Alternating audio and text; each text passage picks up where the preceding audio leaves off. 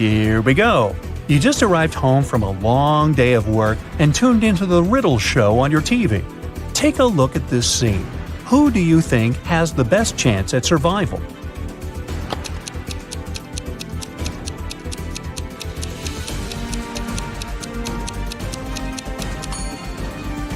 The two guys look pretty stuck in there, but the woman on the right might have a chance. The rope looks a bit loose around her body. She could try to shake it off and then use her free hands to untie her ankles. Which one of these definitely isn't human?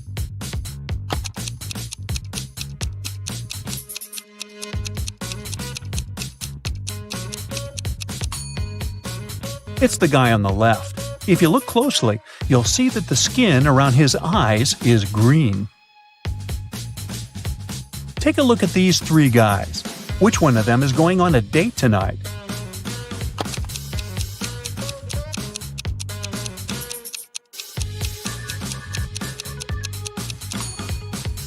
It must be the guy in the middle. He's holding a chocolate box in the shape of a heart. It's wrapped with a bow and everything. Alice, Beth, Cece, and Diana are standing in line to get a new video game. Alice is standing between Beth and Cece.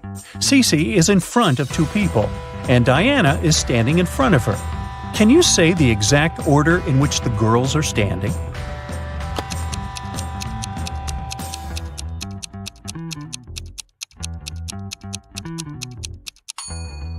Let's see, there are four of them.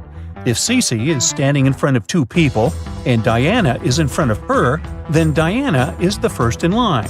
Cece is the second one. Then Alice is standing between Beth and Cece. So the third person is Alice, and the last one is Beth. There are 10 students in the class. 6 of them learn French. Oui, oui. 7 of the students in the class learn Spanish. Olé! If every student learns at least one foreign language, how many students learn both French and Spanish?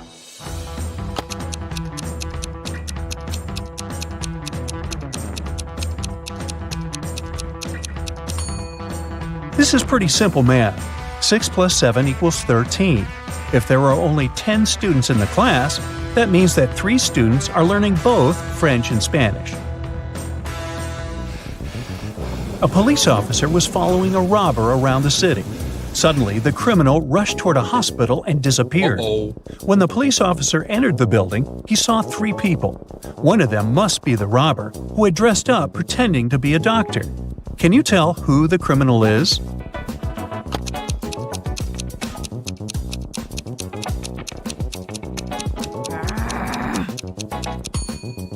It's the girl on the left. Look at her shoes. They're dirty. She probably didn't have time to clean or change them. Theo was getting ready for a job interview when the lights in his apartment went off. He was in a rush and didn't have time to wait for the lights to come back on. He was almost ready. He only needed to put on his socks and boots. Theo had socks of 3 different colors: black, white, and gray. He didn't care what color his socks would be, but he needed 2 socks of the same color. How many socks should Theo take to make sure there would be at least one matching pair?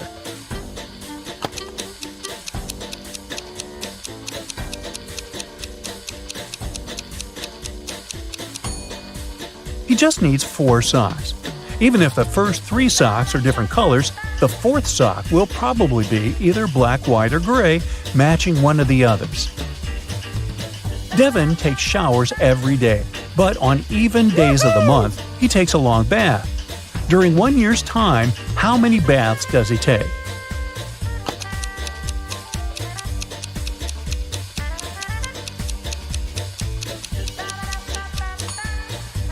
Well, let's see. Except for February, all months have 30 or 31 days. In each month, there are usually 15 even days.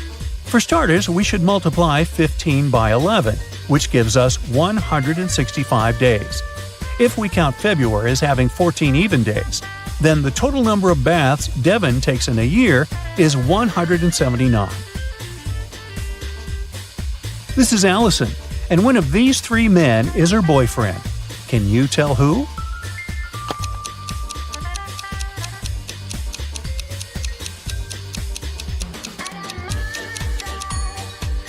It's the guy on the left. Look, they have matching tattoos. Bella landed in New York with a very ambitious career goal. But first thing she needed to do after arriving in the city was to find her apartment.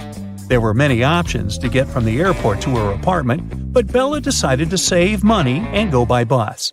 She had to purchase a ticket for $10, but a handsome guy popped out of nowhere and offered her a better deal.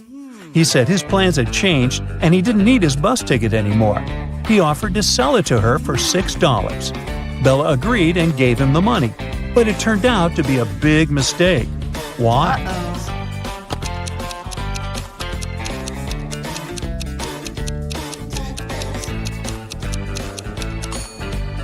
Take a look at the current date on the screen of the vending machine. And now check the date on the ticket. The ticket the man sold Bella expired over a month ago. Finally, Bella managed to arrive in Manhattan and find her apartment. She was sharing a house with 3 other women. Bella introduced herself to them and went to settle in her room. She left her belongings on her bed and went to take a shower. When she stepped out of the shower, Bella noticed that her laptop was missing. Oh no! She got furious and decided to interrogate all of her new roommates. Sarah said she had gone out to get a cup of coffee. She even told Bella to ask the doorman of their building since he had seen her leave. Kelly said that she had taken an afternoon nap with her headphones on. She said she hadn't heard or seen anything strange going on inside the apartment. Shannon said that she had gone to the building's rooftop to take some pictures of the city, since she was a professional photographer. Can you tell who's lying here?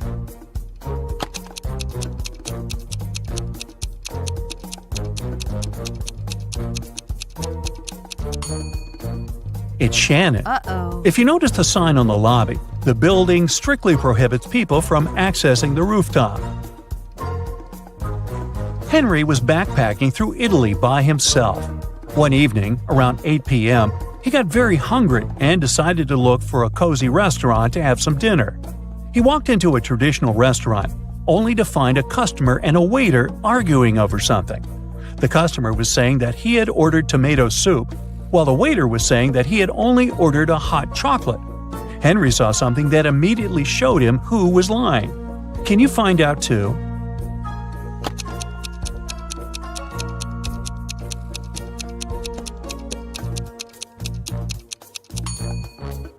The customer is lying. Behind him, there's a huge sign that says the restaurant only serves soup from 1 to 4 p.m. Since it was 8 p.m. in the evening, the waiter would have never accepted the customer's order in the first place. These are Julia and Maria. They are both very attractive young women who have no trouble finding boyfriends. Today is Valentine's Day, and they're both going out with their loved ones. One of them is currently dating 3 people, though, so she's probably going to run from date to date. Just by looking at this image, can you tell which one it is?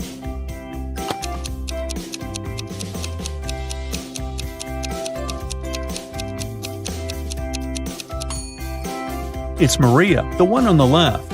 If you look at her workstation, she's got 3 presents lined up, one for each person she's currently seeing. Hey, who am I to judge? Dave, an archaeologist, traveled to Egypt on a very special mission. He spent days excavating ruins hidden under miles of sand, and the only thing he found was a coin marked 10 BCE. When he showed it to his colleagues, they told him the coin was a fake. Why?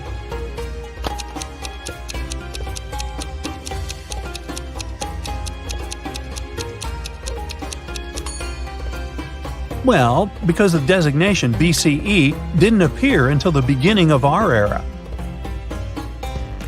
Take a look at this image. Can you figure out which doctor is fake?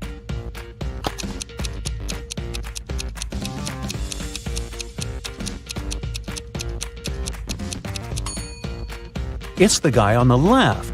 He's got headphones wrapped around his neck. Something's not right there. Harry and Terry's girlfriends went away on a business trip for the weekend. During the whole time, the couples were texting and sending each other pictures. On Sunday morning, both girlfriends asked their boyfriends to send a selfie of where they were. Harry sent a selfie smiling inside the kitchen. Terry sent a selfie of himself in the bathroom. One of the girls knew immediately that their boyfriend was cheating. Who was the cheater, and how did the girlfriend know?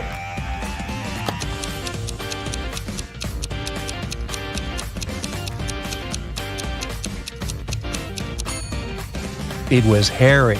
Look at the lipstick mark on the glass on the top of the kitchen counter. Uh-oh.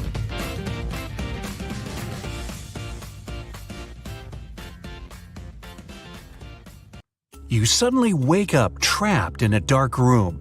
Your only source of light is a candle. There are 2 doors in front of you. Behind one of them, there's a tunnel that will lead you outside to freedom. Behind the other, just a cold brick wall. You have a key that will open only one of the doors, and you can try it just once. So how do you know which door to try?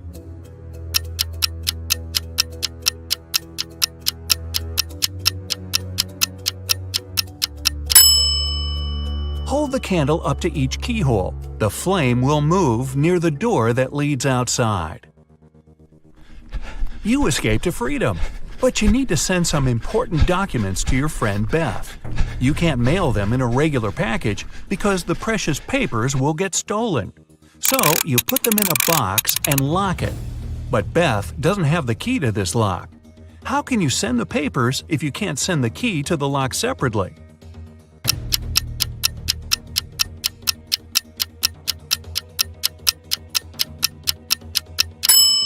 First, send the locked box to Beth. She'll attach her own lock and send the box back to you. Then remove your own lock and send the package again. Beth can then remove her lock and finally open the package. Bad news. You get a call one morning from Beth. She says the crucial documents were stolen from her office. They'd been on the desk the evening before, but are nowhere to be found this morning. You immediately go there to question the employees. In no time, you gather 3 suspects. Sean said he had been at the movies last night. Michael had taken his girlfriend to an amusement park. And Christina was at a prestigious art gallery. Who's lying?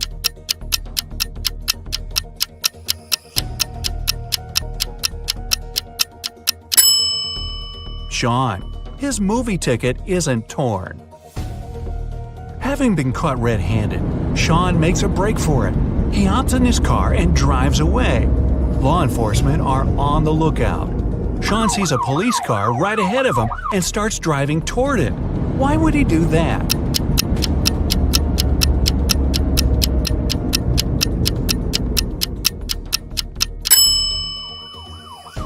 He was on a bridge. He needed to go toward the patrol car to get to the other side and make his escape. No such luck for poor Sean. He gets caught and locked up. But he starts hearing rumors of an inmate planning to break out.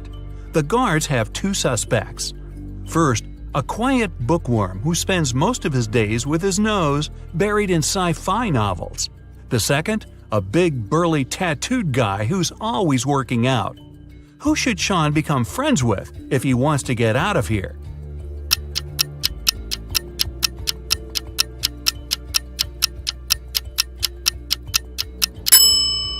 The bookworm. Look closer, and you'll see his bookmark is actually a file. On Friday afternoon, the owner of that same prestigious art gallery discovered that 4 of the most famous artist self-portraits had been stolen during an exhibition. The police show up to do an investigation, and now they have 3 suspects.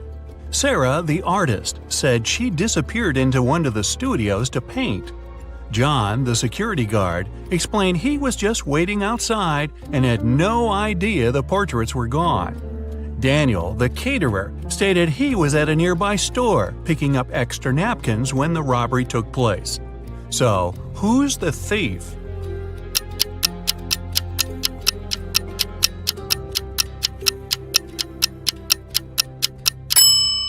It's the security guard. He couldn't have known the stolen paintings were portraits if he was standing outside. As fate would have it, there was another incident that night. Michael, who never really liked what passed for art in modern times, rushed into the gallery and caused millions of dollars worth of damage to several paintings. Yet the gallery's owner thanked him for his actions. How come?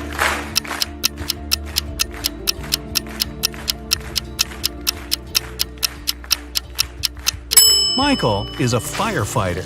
The water from his hose damaged several masterpieces, but he still managed to extinguish the fire and save many more works. They awarded Michael a big check in gratitude. He heads home just in time to get his 5 kids all packed up for a camping trip that weekend. Mike and his wife are really looking forward to having the weekend for themselves to relax. But when they woke up on Saturday, they discovered the check was missing from their safe. Once the officer showed up, they interviewed the 3 people who were in the house that morning. The chef said he was in the kitchen getting school lunches packed. The cleaner said he finished cleaning quickly that day and left early. The butler had just gotten back after taking the kids to camp 3 hours away. Who's lying?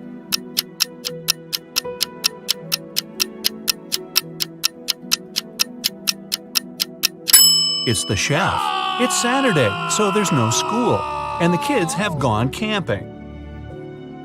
Meanwhile, on the other side of town, a scientist is working on something bizarre.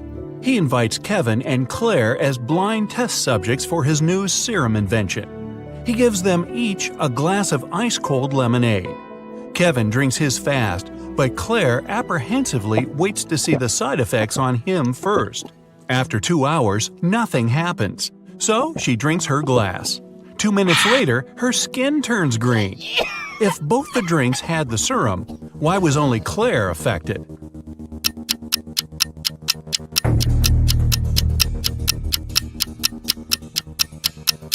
The serum was in the ice.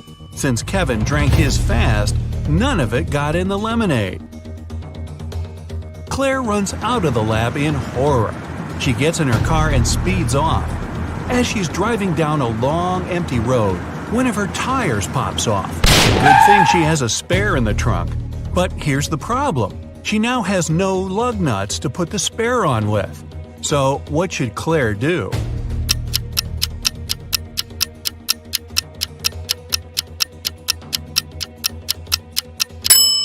Unscrew one lug nut from each of the other 3 wheels and use them to attach the spare tire. It'll be enough to get to the nearest garage safely. As Claire is putting on her spare tire, the scientist catches up to her. He hands her 4 pills and tells her it's a complex cure to the green face serum. 2 of the pills are an antidote, and the other 2 are a catalyst that activates it. Claire must take 1 of each type together. If she takes 2 of the same, her face will stay green forever. Just as the scientist is handing her the pills, he trips and they get all mixed up. They look identical. What should Claire do?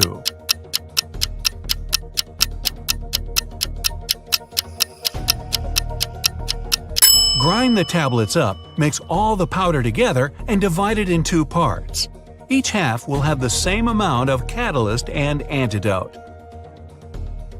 It worked, and just in time. Whew! The next day, Claire has a big calculus exam. But funny enough, all the students in the class refuse to take it. Professor Miller can expel only 1 student for skipping the test.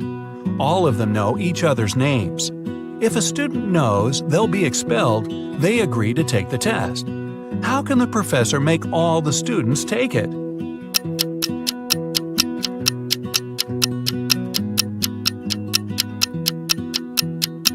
She should tell them she'll expel the student whose name comes first alphabetically. Then this person won't skip the test.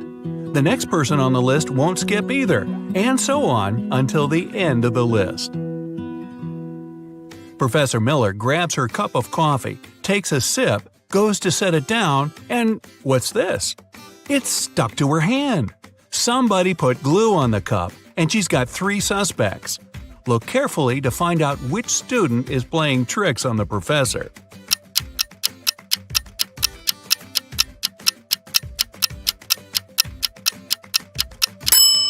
Sure, the first student has an awfully guilt-ridden look on his face. And the second student's smile looks just like pride for a job well done. But look closer at the third student's pocket. Yep, it's the tip of a glue bottle. Professor Miller is so annoyed by her class's shenanigans, she decides to change her career. Wow. She opens a shoe factory. She's so successful that she builds a second one in another city. But despite her success, the problems don't end. Her employees keep secretly taking shoes from the plant. What can she do to resolve the issue?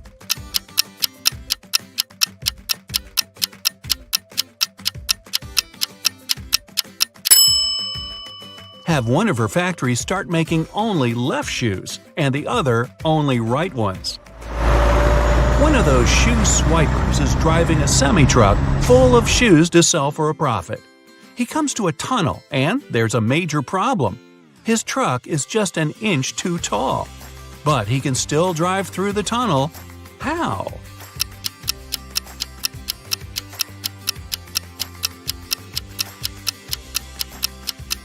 Let some of the air out of the tires. It'll lower the truck just enough.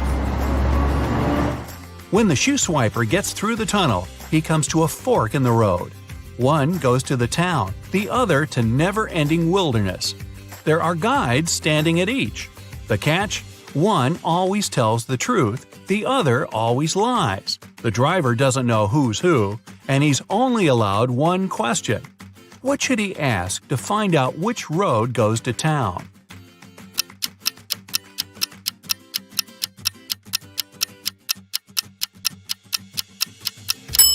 Ask either one of the guides which road the other would say is the right way. Then he must choose the opposite. The truth teller knows the other will lie, so they'll point the driver toward the road to nowhere. If he asks the liar, they'll know the other guard would honestly point him toward the town, so they'll again recommend the road to nowhere. The shoe thief takes the road to town, but he has another puzzle to answer before he's allowed to enter. The guard at the gate asks him one simple question. What's the logic in the order of the following words? Fun, blue, bee, more, and dive.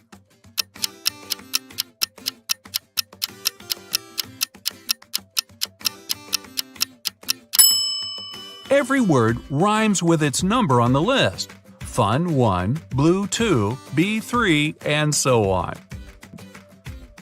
The shoe swiper finally settles down in this new town. Too bad for him, he can only use a payphone to make calls. One day, the phone breaks. He informs the phone company, but they do nothing. He tries again the next day. Same result. The third time, he finally gets them to come out and fix the phone. So, what did he say?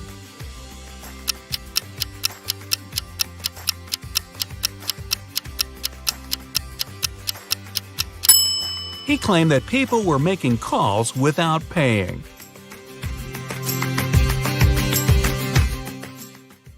Whose wife is a vampire?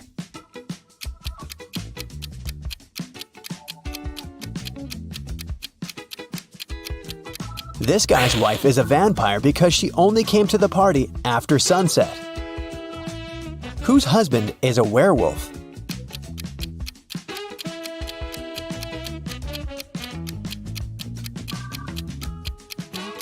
The girl on the left is sweeping up her cat's hair. See? There's a cat in the background. Meanwhile, there are scratches on the floor and walls in the house of the girl on the right. And this shoe has a torn front. Her husband must be a werewolf. Whose wife is actually a ghost?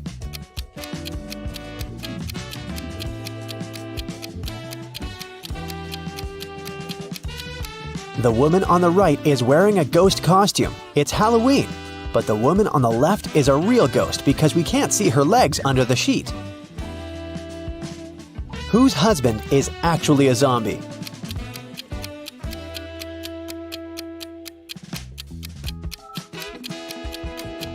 The man on the left is just sick. The man on the right is a zombie because he's the only one who doesn't eat human food and has an empty plate. Water lilies grow on the lake. Every day, their number doubles.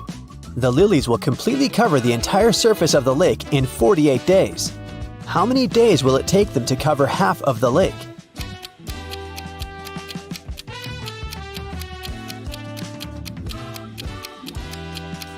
47 days. You see, every day the number of the water lilies doubles. On day 48, the lake will be completely covered with lilies. It means that on day 47, there will be twice as few lilies as on day 48. Jack noticed that someone regularly ruins his lawn. He decided to install a hidden camera and figure out who approached his house most often. After 4 days, he decided to check the footage and immediately realized who the culprit was. Can you guess who it is?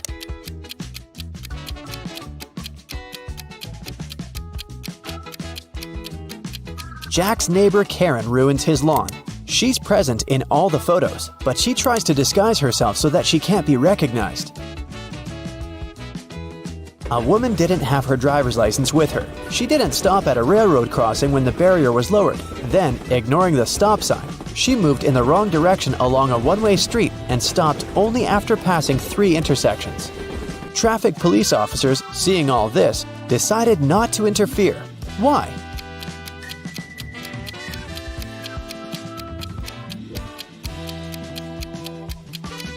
The woman first traveled by train and then walked. Mary is trying to enter an ice castle to save her friend Logan, but there's a combination lock on the gate. Luckily, there's a clue carved on the ice. Here it is. 162. One number is correct and in the right place. 842. 2 numbers are correct, but in the wrong place. 526. Nothing is correct. Can you guess the code?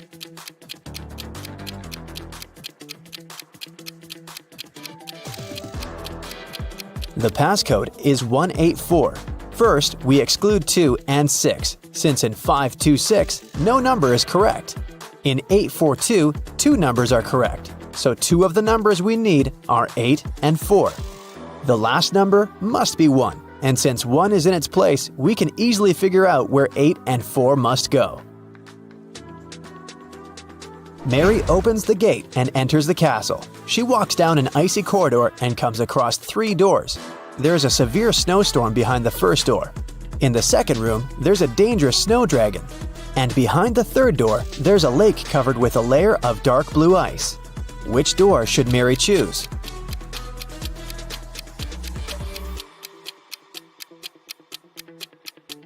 The dragon is a definite no-no. The dark blue ice is thin and unsafe. Mary is likely to just fall into the lake. The first door is the best option. Mary crosses the room and finds herself in a long corridor. The Ice Queen's monsters start chasing her. The girl runs down the hallway and sees another 3 doors made of clear ice. There's a magical snow parrot in the first room. The second room is filled with water. And there's a small black room behind the third door. It looks more like a locker. Which door should Mary hide behind to avoid being found?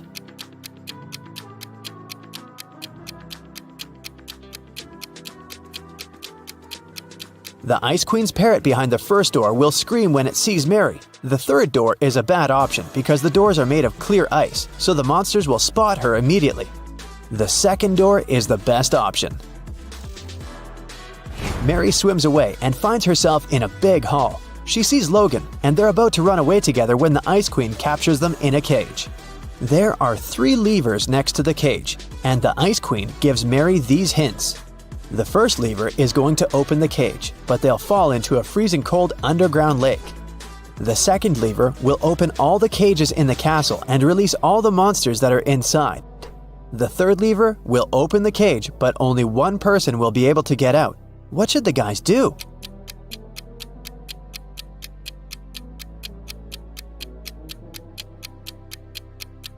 They should pull the third lever and let Logan out. After that, they should pull the first lever. Mary will fall into the water, but Logan will help her get out of the lake. John decided to make a vegetable salad for his friends. To prepare for it, he will need 3 peppers and the same number of tomatoes. And he needs fewer cucumbers than tomatoes, but more than radishes. How many different vegetables will John use in the salad?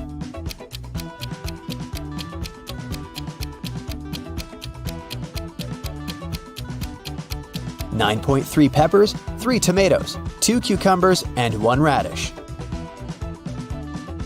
A professor went to have his lunch break, leaving 3 students in the lecture hall. When he returned, he realized that an answer sheet for an important exam had disappeared from his desk. He questioned the students. Kyle said, "10 minutes after you'd left, my mom called me and asked me to meet with her near the college building. When I returned, the sheet was already gone." Brian said, "No one called Kyle. He took something from your desk and left." And Ryan said, "Brian is telling the truth. When we realized that it was an answer sheet, we ran after him outside, but he had already left." Who should the professor believe?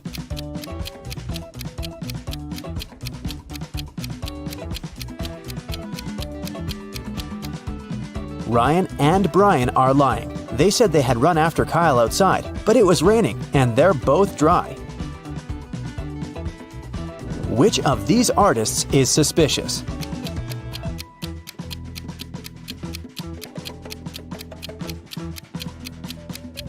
The girl on the right has been using orange paint, not red. Then why do her clothes have red stains?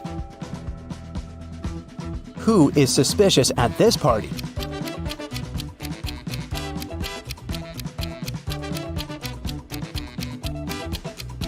The second girl marked this glass to know which of them contained poison. Which of these students is suspicious?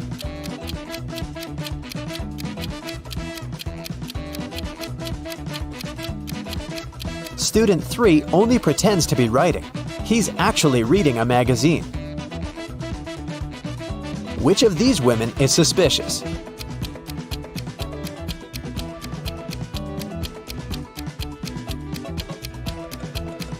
The woman on the right is only pretending to be pregnant.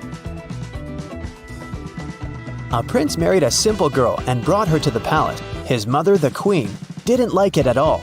She started watching the girl and discovered that she secretly took some jewelry out of the palace and hid it in the ground under an oak tree. The queen immediately went to the prince and told him about it. The prince checked under the oak tree and actually found the jewels. His wife started begging him, "My prince, I swear, I didn't steal it for myself. I'm leaving the jewelry here so that my family can pick it up later." But the queen said, "She's lying to you. She hides the jewelry here because she wants to sell it when she runs away from the palace." Who's lying?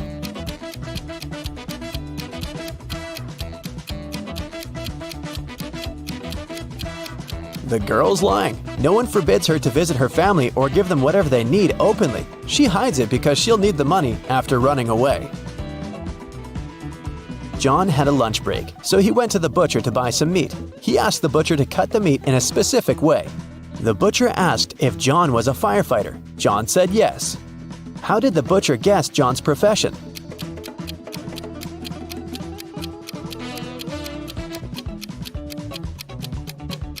John was still wearing his uniform when he went on his lunch break. Mary went to the forest to pick some berries and mushrooms. Sometime later, the girl realized she had gotten lost. Suddenly, she heard the trees crackling behind her back. There was a monster approaching. Mary ran as fast as she could and managed to get away from the monster. She saw a small house and went inside. An elderly lady lived in the house. She said she would help Mary, but Mary immediately realized that this lady was a shapeshifter. She was the monster in the forest. How did Mary know that?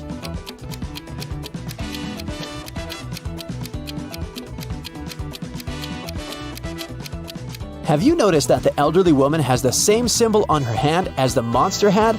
Luckily, it turned out that the woman was not actually evil. She helped Mary to get out of the forest.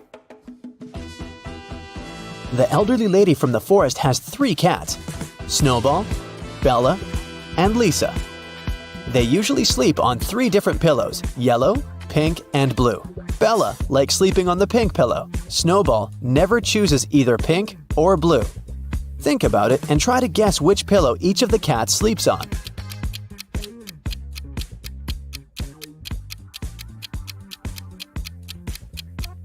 Bella sleeps on the pink pillow, Snowball lies on the yellow one, and Lisa sleeps on the blue one. Now it's time to think fast. Why is Santa Claus so good at karate?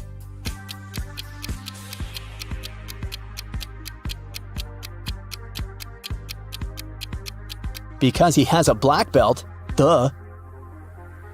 What bear has no teeth?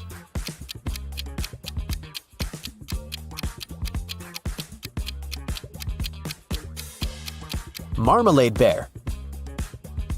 How can you make a rattlesnake cry?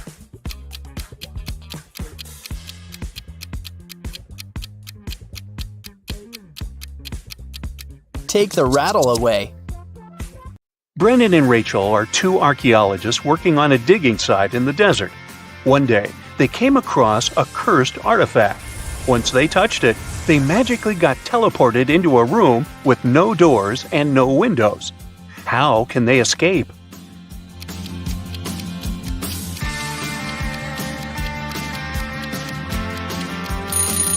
Now, there are 3 signs that suggest they can escape through that wall. The first one is, if you take a closer look at it, you'll notice that the bricks at the center are slightly dislocated. The second one is, there's a wind coming from the direction of the dislocated bricks. You can tell it by looking at Brendan and Rachel shifting clothes. And the third one is, there's also a faint light coming from between the dislocated bricks. So, that can only mean there is actually nothing holding them together. They can just push the bricks and create a hole in the wall. Unfortunately, Brendan and Rachel found themselves inside another room. Unlike the previous, this one was very large, and there were 10 identical-looking ancient statues in it. But take a look at the scene. Do you notice something strange?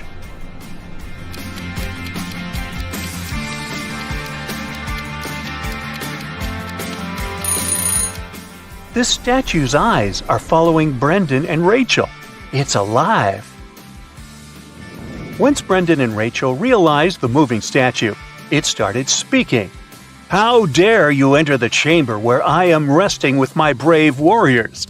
I will turn a blind eye to your disrespect and will let you go only if you answer my question correctly. If you can't, I will turn both of you to stone. I am light as a feather, yet the strongest man can't hold me for much more than a minute. What am I?"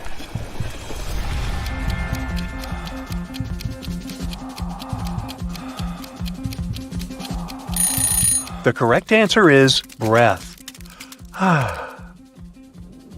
Anna wanted to buy a van to travel the country. She went to the van fair to pick one. There were 3 vans she could afford. Take a look at each of them. Which one should she buy?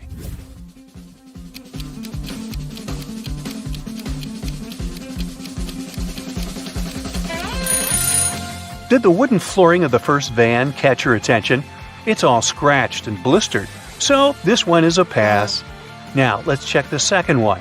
It seems like something is missing. It has no stove. How is she going to be able to cook? It's better she does not waste her money on this one either, so she should buy the third one. David went to the grocery store to buy some fresh fruits and vegetables. At the checkout, he realized that he had forgotten his wallet back home. It was closing time at the store, so there was no time to go home, grab his wallet, and come back to pay.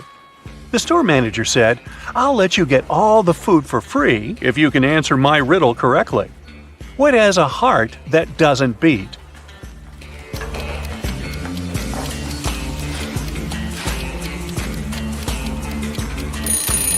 The answer is an artichoke.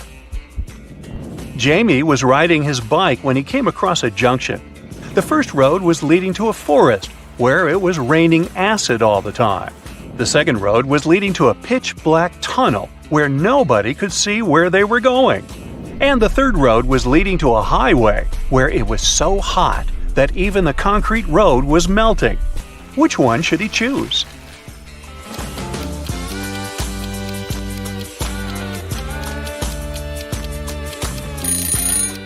Jamie should pick the second road because his bicycle has a headlight attachment here, so he can actually see where he's going. Florence was a contestant at the Who Wants to Be a Billionaire game show. She only had one question left to win $1 billion, and it was this. What starts with an E, ends with an E, but only contains one letter? But she couldn't figure out the answer, so she used her phone-a-friend lifeline and called you. Can you help her out?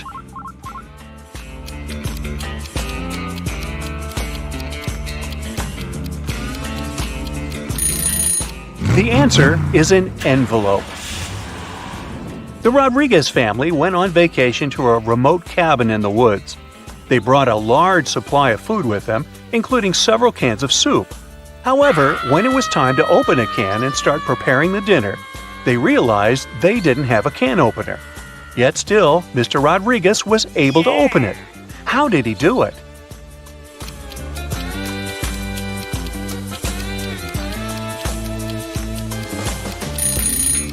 He used this rock on the counter to smash the top of the can.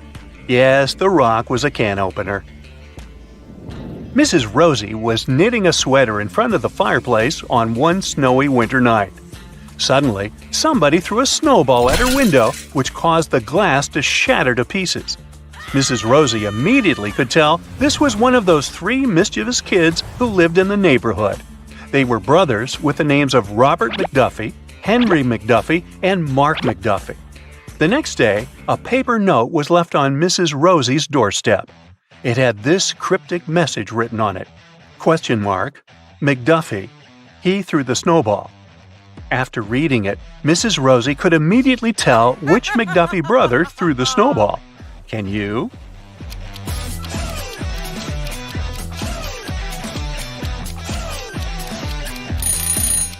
The brother responsible for the broken window was Mark McDuffie. The symbol, ? is called a, question mark. Now the meaning of the message is clear as day, right? ? McDuffie. He threw the snowball. Now the question is, who threw Mark McDuffie under the bus? Ratted him out? Sandra was going to a monster-themed costume party. When she arrived at the venue, she greeted 3 people, but 2 of them were actually real monsters, and only one of them was a human. Can you tell who?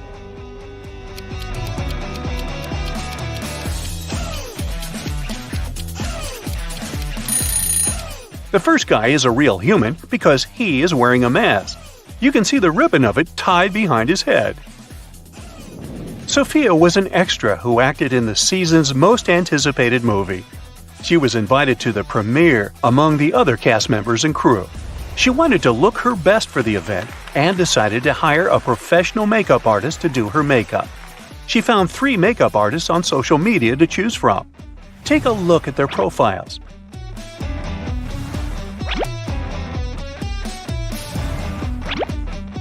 Which one should Sophia choose?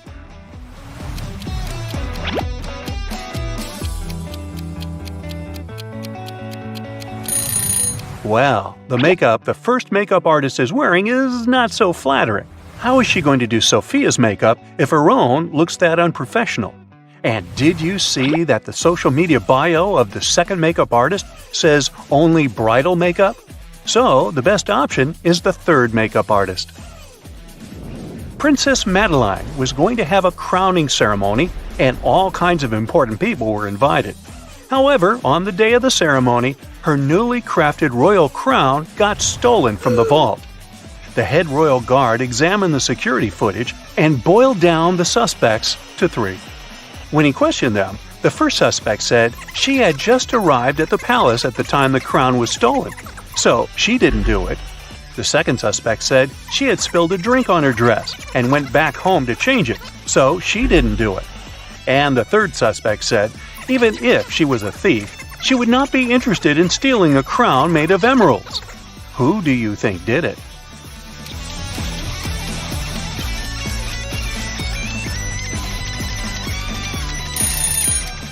Now remember, the crown is newly crafted, so nobody has seen it yet, and there is no way anyone could know what gemstones it is made of.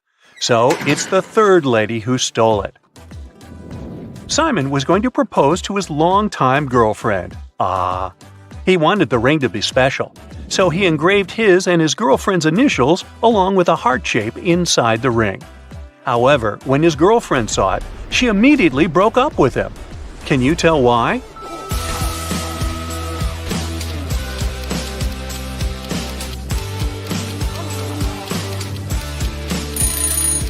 Do you see the necklace Simon's girlfriend is wearing?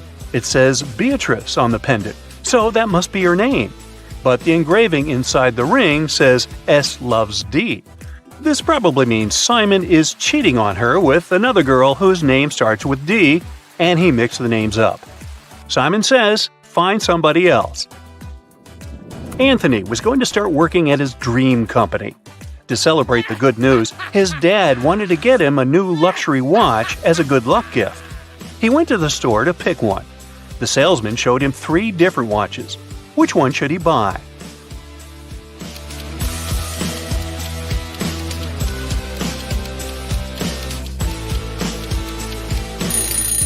Do you see the tiny scratches the second watch has? That must be a returned product, so it's a pass. And the third watch here shows the time wrong. The store clock on the wall says it's 5 p.m., but the watch says it's 4:40 p.m., so it is running behind. Better not risk spending all that money on a malfunctioning watch. So he should buy the first one. Nancy was hiking in the woods. She lost track of time and couldn't find her way back to her car in the darkness. In the distance, she saw a small cottage with lights coming from the windows. She headed there to ask for help. When she knocked on the door, a wizard greeted her and said he would help her only if she could guess what animal his familiar was. Can you help Nancy figure it out?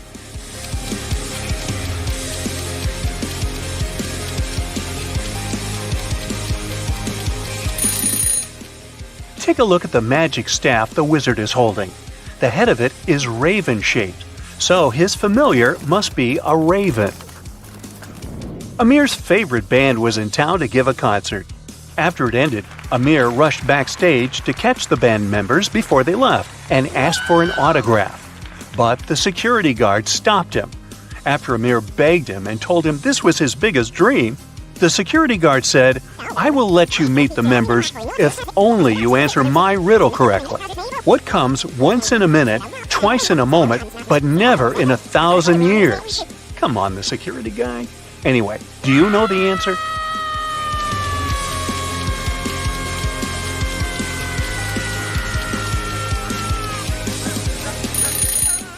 The correct answer is the letter M.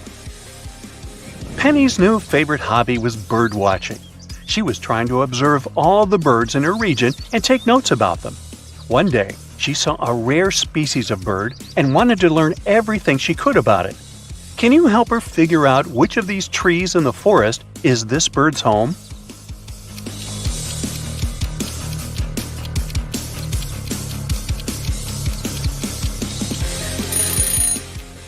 Did you see the leaf that was stuck among the wing feathers of the bird? Only this tree has the same kind of leaves, so it must be where the bird's nest is located. Sally had a history exam the next day, but she had not been attending any of the classes, so she didn't have any notes to help her study. Nellie, on the other hand, was a very hard-working student who had never missed a single class. When Sally asked Nellie if she could borrow her class notes, Nellie said, "I will only allow that if you answer my riddle correctly.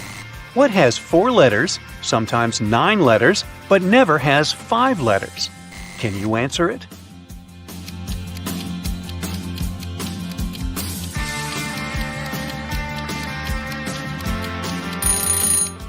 Well, the answers are hidden in the question this time.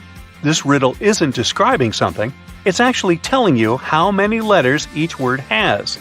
The word what contains 4 letters, the word sometimes contains 9 letters, and the word never contains 5 letters. Since Sally was a lazy student who didn't study, she couldn't answer the riddle and flunked the exam. She was grounded to her home after school for a month. And Nellie ended up with Sally's boyfriend Pete, who everyone said could have done better than old Sally. And now you know the rest of the story. Elsa was 17 years old the day before yesterday. Next year, she'll turn 20. Yay. How come?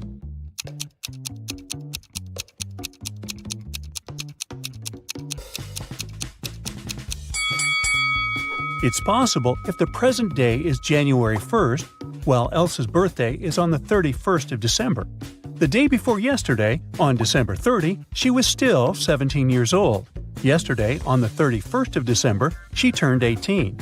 Thus, this year, Elsa turns 19 and next year, 20. Elsa and her sister Helga explore an old attic in their parents' house. It's very dark and dirty. After that, they go downstairs to have some lunch. Helga's face is all covered with dust, while Elsa's face is super clean. But still, only Elsa goes to the bathroom to wash her face. Why?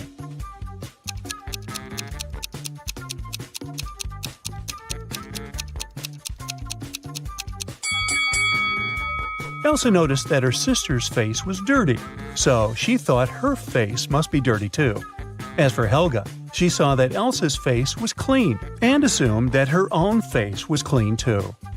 After lunch, Elsa and Helga go for a walk across an enchanted forest. They reach the riverbank, but the bridge is closed for repairs. The sisters notice two dwarfs fishing in a boat near the bridge. They agree to help the sisters, but their boat is very tiny. It can fit either one sister or two dwarfs. Luckily, they manage to solve this issue. Elsa and Helga cross the river on the same boat. How?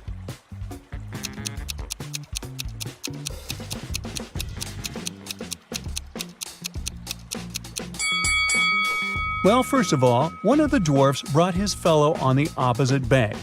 Then he headed back for the sisters alone. Helga got into the boat and crossed the river. She gave the second dwarf the boat, and he returned to the opposite bank. He picked his fellow dwarf and brought him to Helga. Then one of the dwarfs swam to Elsa and passed the boat to her. She crossed the river and joined Helga, and finally, the second dwarf returned to his fellow. Helga and Elsa keep on walking and get lost in the forest. There are 3 roads to the nearest town. The first route is filled with mutant plants which feed on humans. The second path leads through an ice cave with a hungry dragon frozen inside a huge ice cube. The third route leads through a village of fairies. Their magic makes humans lose their minds. Which way is safe?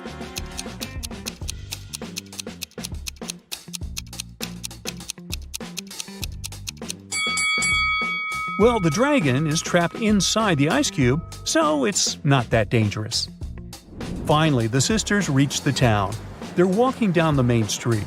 Suddenly, someone throws an orange right at Helga's head. Elsa identifies the apartment from which the fruit fell out and goes there to complain. She knocks, and a young man opens the door right away. Elsa explains that her sister was hit by an orange that fell from his window. But the guy says, "I was washing my dog when you knocked. Only me and my pet live here, so you confused the floors." But Elsa didn't believe him. Why?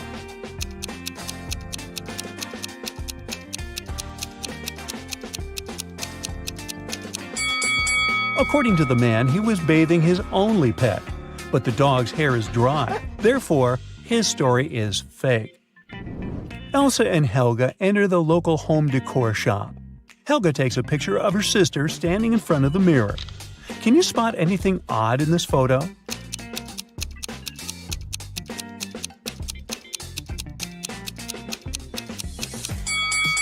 Take a closer look at the mirror. Elsa's hands are reflected wrong, as well as the sale poster behind her.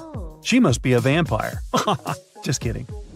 The sisters continue exploring the shop, but suddenly Elsa begins to scream and runs away.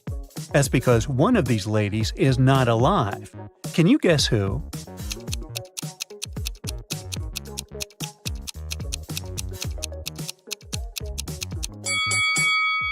The first woman is an ordinary human. There's a mirror behind her. The third lady has a painting of herself in the background. And the second lady, who's looking over her shoulder, is a phantom. Her reflection in the mirror doesn't match the reality. Elsa decides to hide in a building nearby. Surprise! It's a pet shop. Elsa wanders around it and spots one weird detail. Can you see it too?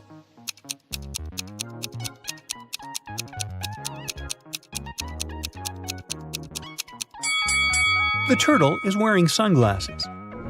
The locals tell Elsa and Helga about a creepy werewolf who has been scaring the citizens for several weeks. They only know that this werewolf is a lady, and she has a husband. He's the only person who can calm her down. Elsa finds 3 suspects who might be the werewolf's husband, but none of them admits it. Can you find him?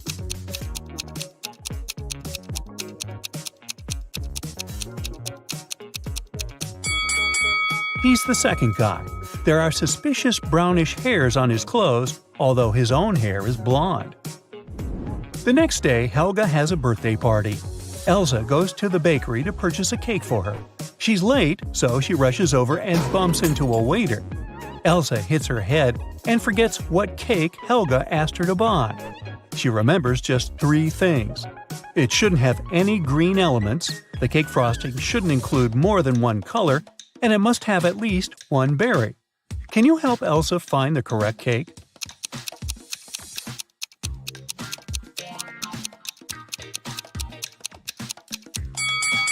Elsa should take the 4th cake. It's a chocolate cheesecake, so it doesn't have anything green. The glazing is brown and is decorated with cherries. A perfect match. Elsa buys the cake and leaves. The bakery is located inside the highest tower in town. Elsa enters the elevator to go down, but she hits the wrong button and finds herself on the roof. She decides to take some pictures with the iconic huge clock installed at the top of this tower. Oops! Elsa drops her phone from the roof. She decides to leave, but someone has already locked the door, and the elevator won't work, so she's trapped on the roof. Luckily, Elsa can still change the time of the clock.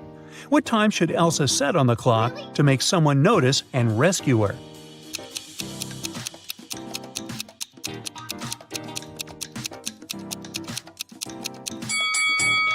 If she sets 5:05 on the clock, it'll look like an SOS signal.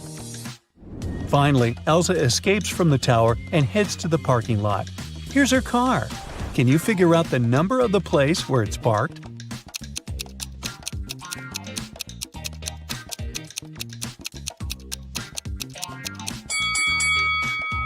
'87. Elsa arrives home. Helga shows her vacation photos sent by her new boyfriend, Kyle. In this case, you can see Kyle, his friend Bob, and a humanoid robot, Neo. Neo is standing next to Bob. A person wearing the yellow mask is not a man. What color is Kyle's mask?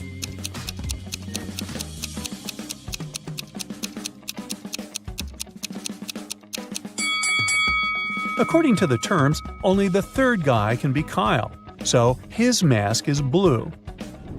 The birthday party is going well.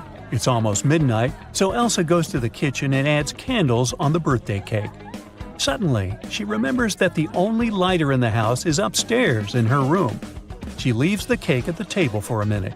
Then Elsa returns and sees the cake smashed all over the floor. Oh, no. She questions 3 suspects.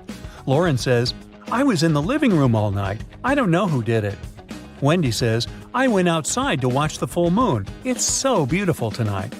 Kyle says, "I was shooting a TikTok dance with Helga." Who ruined the cake?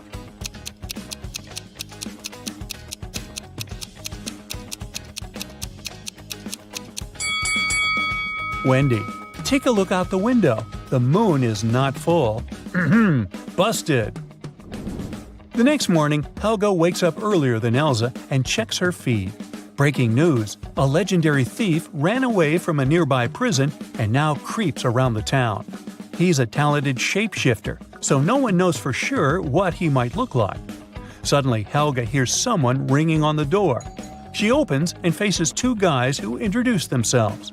Bob is a gardener from a nearby park, and Peter is a garbage man. Both guys want to use a bathroom, so they ask Helga to let them in.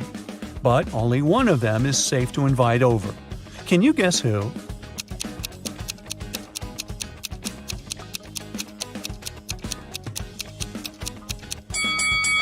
Bob is wearing clothes with red stains, but he's also holding a brush, so he was probably just painting a fence. Let's take a closer look at Peter's facial hair. One mustache has come unglued. It's fake. So he must be the runaway criminal from the news. Jenny and Ben were about to get married. They wanted to book a hotel for their wedding ceremony in the party. So they went to a wedding planner to look at some options. She told them only 3 hotels were available for the day they wanted and showed them the pictures. Which one should they choose?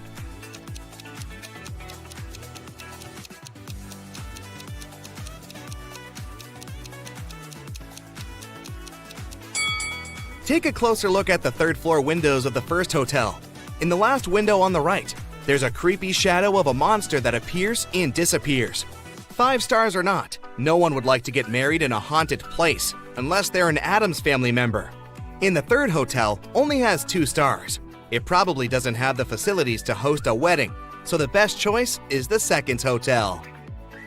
Great choice, the wedding planner said, and you're in luck because they actually have a great discount offer. If you can answer this riddle correctly, you won't have to pay for the ballroom rental. Here it is. Those who have it, do not say it. Those who take it, do not know it. Those who know it, do not want it. What is it? Do you know the answer?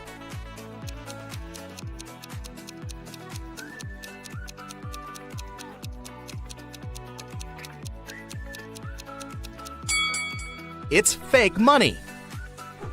The next day, Ben and Jenny went to the hotel to pick the best ballroom for their party. The hotel manager took them to 3 different rooms where they could host everything, from the ceremony itself to the dinner and after party. Which one should they pick?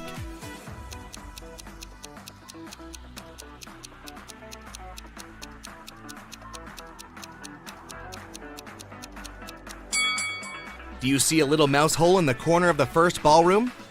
The couple wouldn't want such uninvited guests at their party. As for the second ballroom, the chandelier looks like it might fall down any minute. Not the safest option, so they should pick the third ballroom. It was time for Ben and Jenny to pick the wedding menu. Since they were not paying for the venue, they wanted to spare no expense in serving food that the guests would never forget. That's why they called 3 different Michelin star chefs. Each of them prepared a different dish and presented them for a tasting. Which chef, and therefore which dish, should they go for?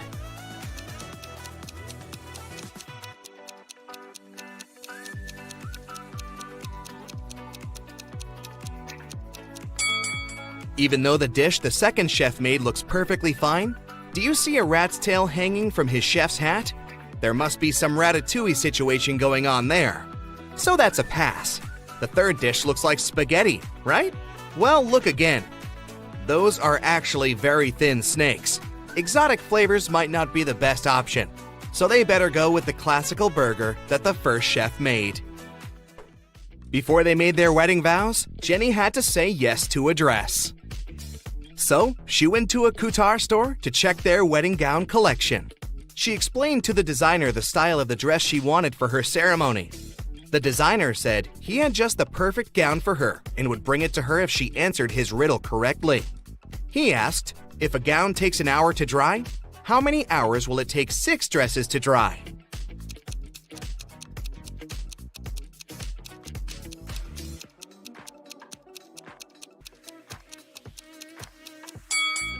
It'll still take 1 hour because they'll all dry at the same time. Ben had one last item to buy on his wedding shopping list, and it was what fastens 2 people yet touches only 1. Can you figure out what it is?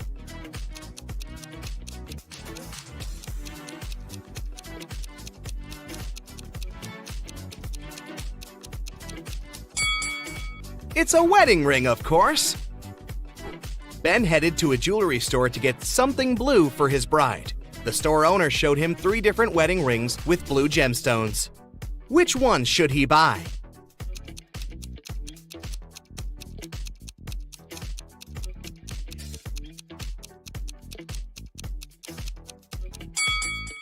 The second ring has an engraving inside, so it must have belonged to someone else before. The gemstone on the third ring has a tiny crack in it. That can only mean it's made of glass or even plastic. So, Ben should buy the first ring with a sapphire. Next, Ben and Jenny were going to send out invitations. One print shop offered them 3 different versions of invitations. Which one should they choose?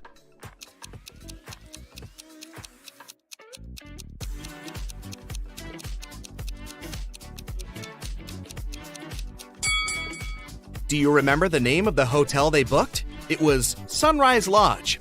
But the first invitation says Sunset Lodge. So this one won't do. And on the third invitation, their names are printed as Benny and Jen. That's not our couple, so they should choose the second invitation. Before the wedding, 3 of their friends paid them a visit. One of them brought a painting as a wedding gift, but all three claimed that they were the artist who had created it. Two of them must be lying. Can you figure out who the actual artist is?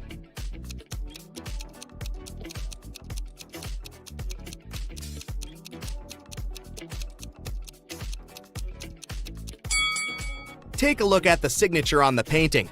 It says Denise. Now look at the third friend's necklace. It has the letter D, so she must be Denise, the artist who painted the painting.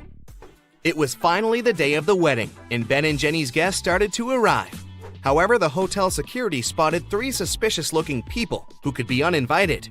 Take a look at these three guys. Can you tell which one is not supposed to be at the wedding?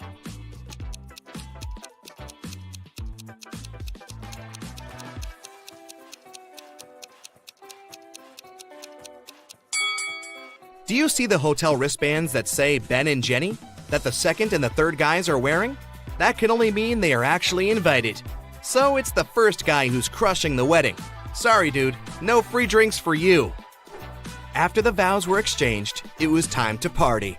As Ben and Jenny were dancing, someone spilled their drink on Jenny's dress, but no one saw who it was. Jenny spotted three people who could have done it. Take a look at them. Can you tell who ruined her dress?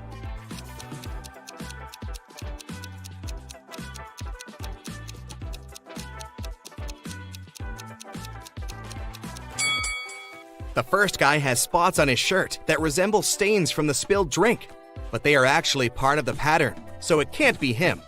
The third lady looks clean, but the hem of the second lady's skirt looks dirty, so it must be her who did it. After the ceremony ended, Ben and Jenny wanted to take a photo to capture the moment forever. But take a look at it. There's something strange about it. Can you spot what it is?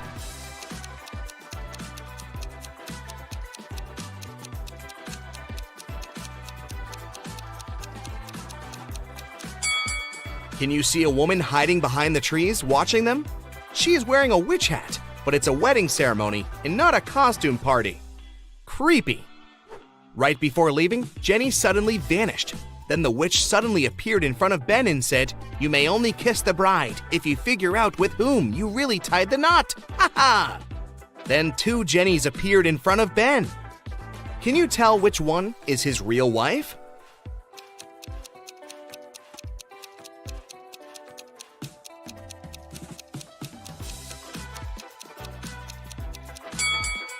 Remember the wedding photo? The Jenny on the left is the real one because her tattoo is on the same side as in the photo. Now that Ben and Jenny's wedding was over, phew, it was time for them to pick a honeymoon destination. They went to a travel agency to book a tour. The travel agent offered them 3 different holiday destinations: Ibiza, Cannes, in the Caribbean. Which one should they go to?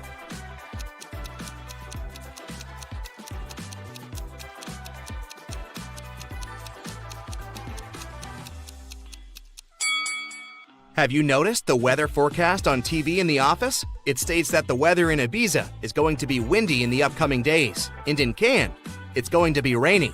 So they should pick the Caribbean and enjoy the sun. The travel agent said she could upgrade their plane tickets to business class for free. It would be her wedding gift to them. But they had to crack this riddle. What can travel around the world while staying in a corner?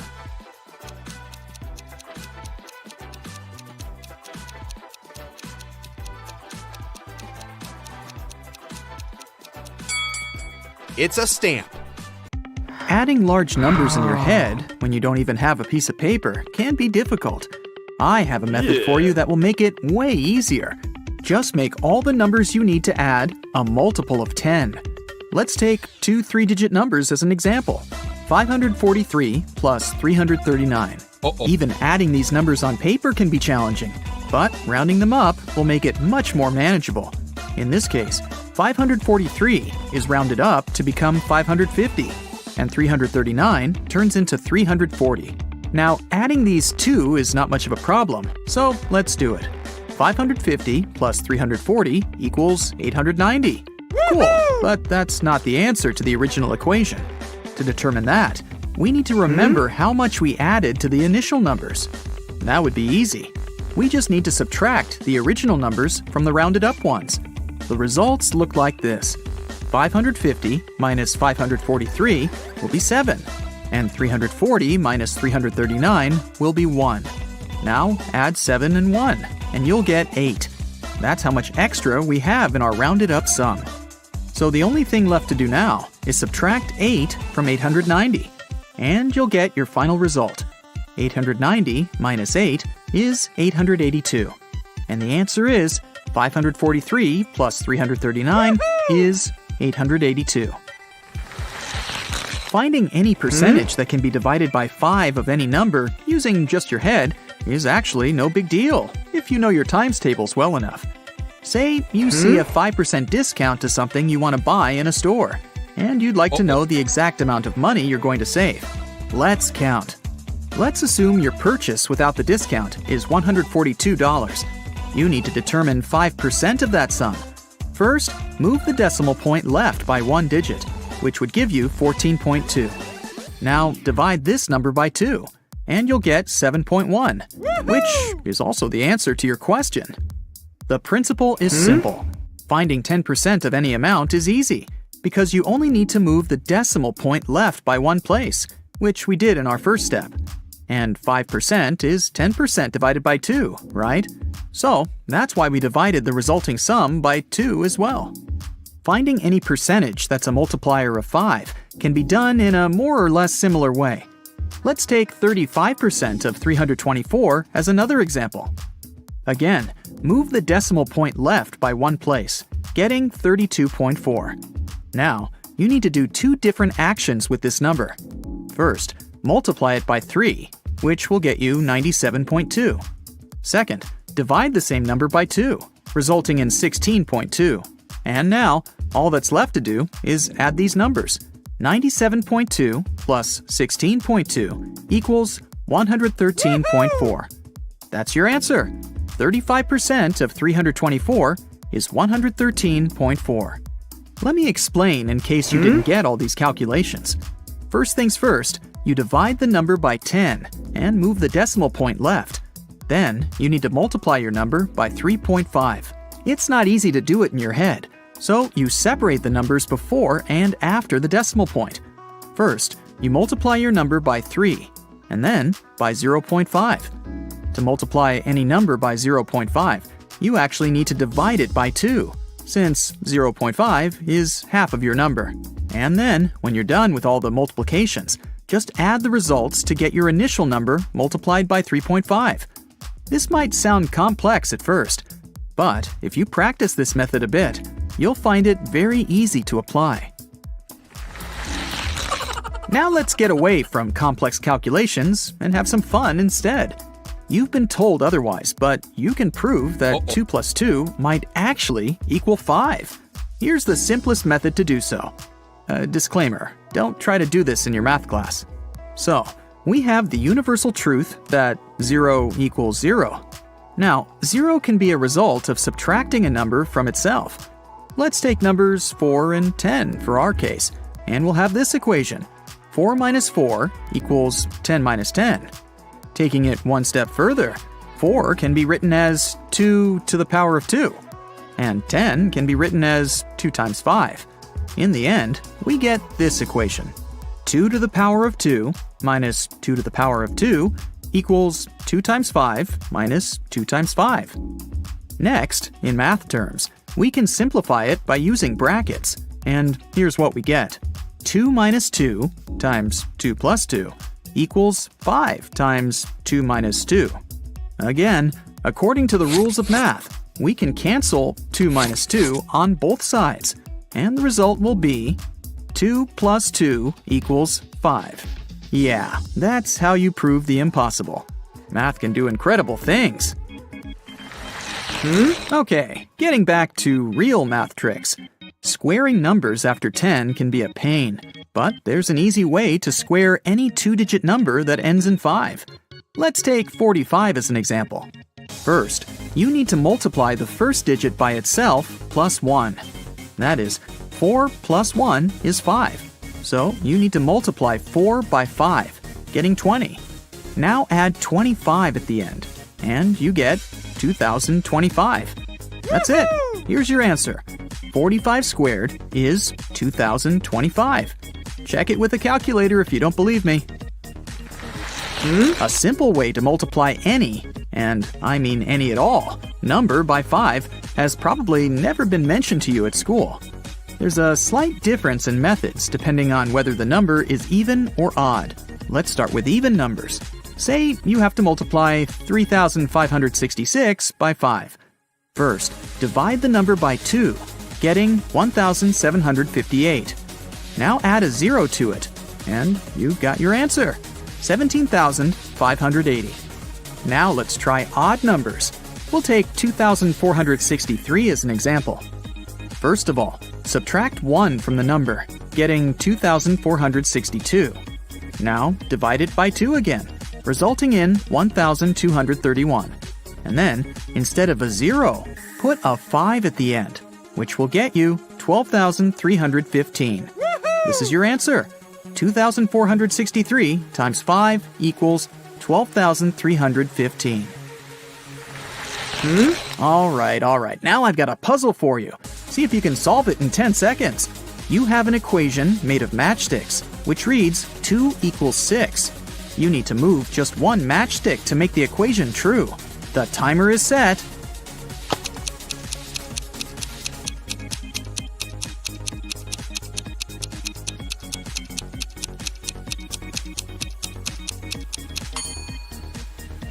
Again, this is a puzzle, so there's no conventional solution to it. If you move one matchstick from the left side and put it so that its middle is on top of the 1 on the right side, you'll get a square root symbol, and thus the equation is true. 1 equals the square root of 1. But there's also a second solution. You can move one of the matches forming a V in the right part so that they form an X instead. This way, you'll get 11 written in Arabic numerals that equals 11 written in Roman numerals. Problem solved. Let's have another math riddle, shall we? A book costs $1 plus half its price. How much does the book cost?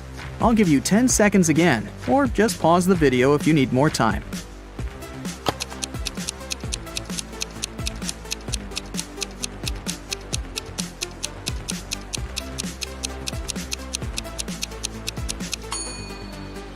To solve this riddle, you need to build an equation where B is the cost of the book, and you have to find it. The equation will look like this. B equals 1 plus B over 2. Because to find B, you need to add 1 and half the B. To make it simple, let's write B as B over 2 plus B over 2 in the left side, getting B over 2 plus B over 2 equals 1 plus B over 2. Now we can transfer B over 2 from the right side over to the left and get B over 2 plus B over 2 minus B over 2 equals 1. Subtracting B over 2 from itself leaves us with B over 2 equals 1. So the only thing left to do is multiply 1 by 2, and you'll get B. The answer is B equals 2. Now, if you solve this puzzle on your own, you just might get to Oxford University. In the finals of a logical game, 2 players are contesting for the prize. The prize itself is placed under one of 5 objects you can see on the screen. Sheila was privately told the shape of the object under which the prize was hidden. Colin was privately told the color of that object. Both players are mathematicians and use perfectly logical reasoning to find the answer. And either of them knows that the other was told the shape or the color of the object. The host asks them, "Do either of you know where the prize is?" The players say no. The host then asks, "Do you know now?" They both shake their heads. The host asks again, "Do you know now?" And the players answer yes in unison. How can this be? And where is the prize? Pause the video if you want to try to crack this puzzle on your own, or watch further to find out the answer.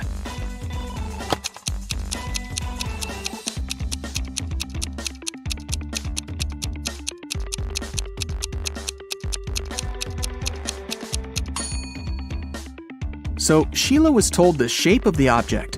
So for her, it would be either the red or green triangle, either the green or purple circle, or the only square there is, the red one.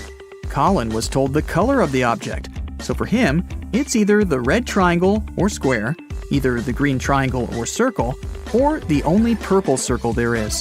When the host asked whether either of them knew where the prize was, and they answered no, they both got new information. For Sheila, it was definitely not the square, and since Colin didn't know the answer either, it wasn't the purple circle. Colin used the same reasoning, so they both eliminated 2 options. After the second question, neither of them still knew the answer, and they got new info again. Sheila was left with 2 triangles and 1 circle. She knew the shape of the object, so if she still didn't know where the prize was, it couldn't be the circle. And Colin was left with 2 green and 1 red shape. Since he knew the color but didn't know the answer, it couldn't be the red one. Thus, 2 more objects were eliminated for both. And finally, after the third time the host asked them about the prize, they knew for certain that it was the green triangle, using only their initial information. Adding large numbers in your head when you don't even have a piece of paper can be difficult. I have a method for you that will make it way easier. Just make all the numbers you need to add a multiple of 10. Let's take 2 3-digit numbers as an example. 543 plus 339. Even adding these numbers on paper can be challenging, but rounding them up will make it much more manageable. In this case, 543 is rounded up to become 550, and 339 turns into 340. Now, adding these 2 is not much of a problem, so let's do it. 550 plus 340 equals 890. Cool, but that's not the answer to the original equation. To determine that, we need to remember how much we added to the initial numbers. That would be easy. We just need to subtract the original numbers from the rounded up ones. The results look like this. 550 minus 543 will be 7, and 340 minus 339 will be 1. Now add 7 and 1, and you'll get 8. That's how much extra we have in our rounded up sum. So the only thing left to do now is subtract 8 from 890, and you'll get your final result. 890 minus 8 is 882. And the answer is 543 plus 339 is 882. Finding any percentage that can be divided by 5 of any number using just your head is actually no big deal if you know your times tables well enough. Say you see a 5% discount to something you want to buy in a store, and you'd like to know the exact amount of money you're going to save. Let's count. Let's assume your purchase without the discount is $142. You need to determine 5% of that sum. First, move the decimal point left by 1 digit, which would give you 14.2.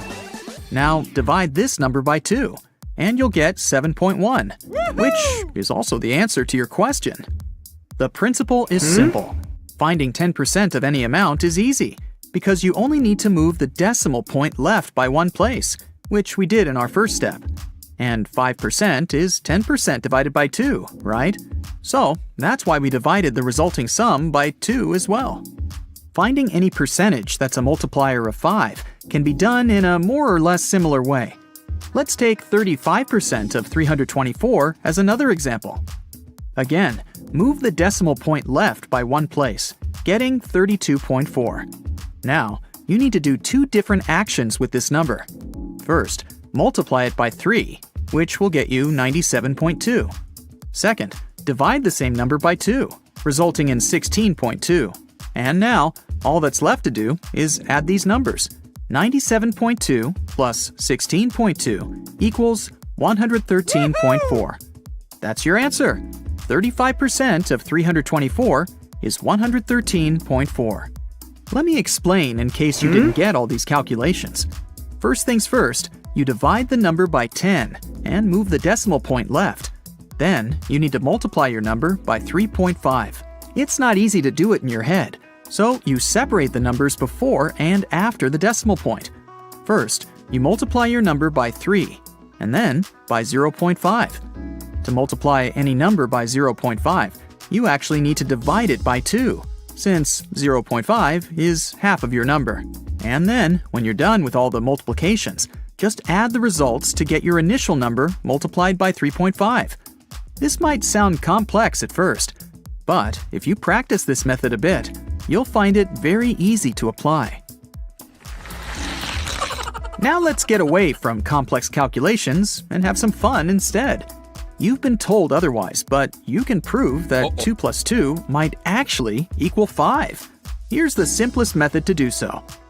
Disclaimer, don't try to do this in your math class. So, we have the universal truth that 0 equals 0. Now, 0 can be a result of subtracting a number from itself. Let's take numbers 4 and 10 for our case, and we'll have this equation. 4 minus 4 equals 10 minus 10.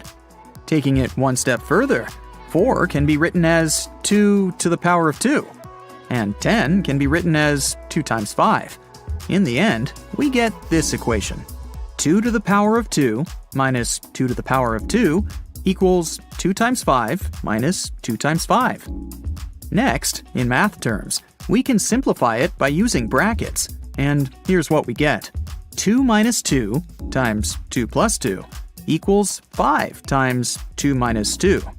Again, according to the rules of math, we can cancel 2 minus 2 on both sides, and the result will be 2 plus 2 equals 5.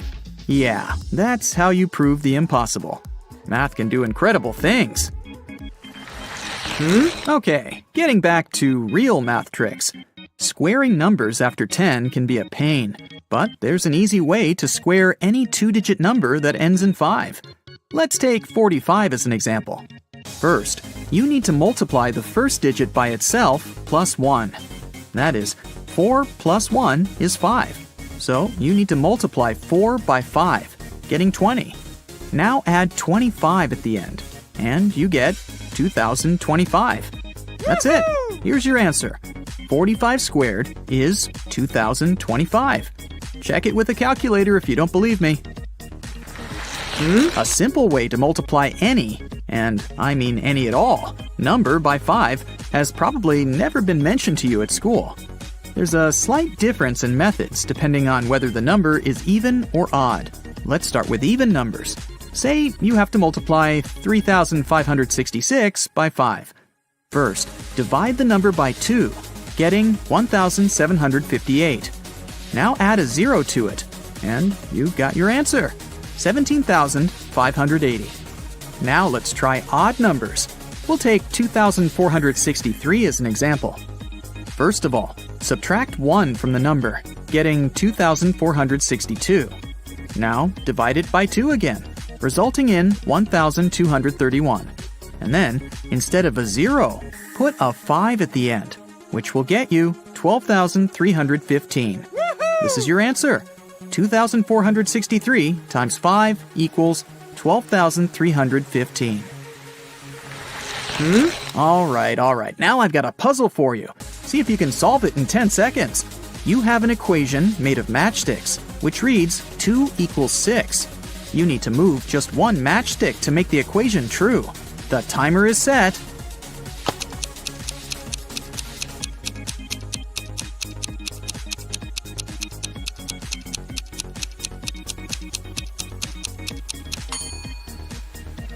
Again, this is a puzzle, so there's no conventional solution to it.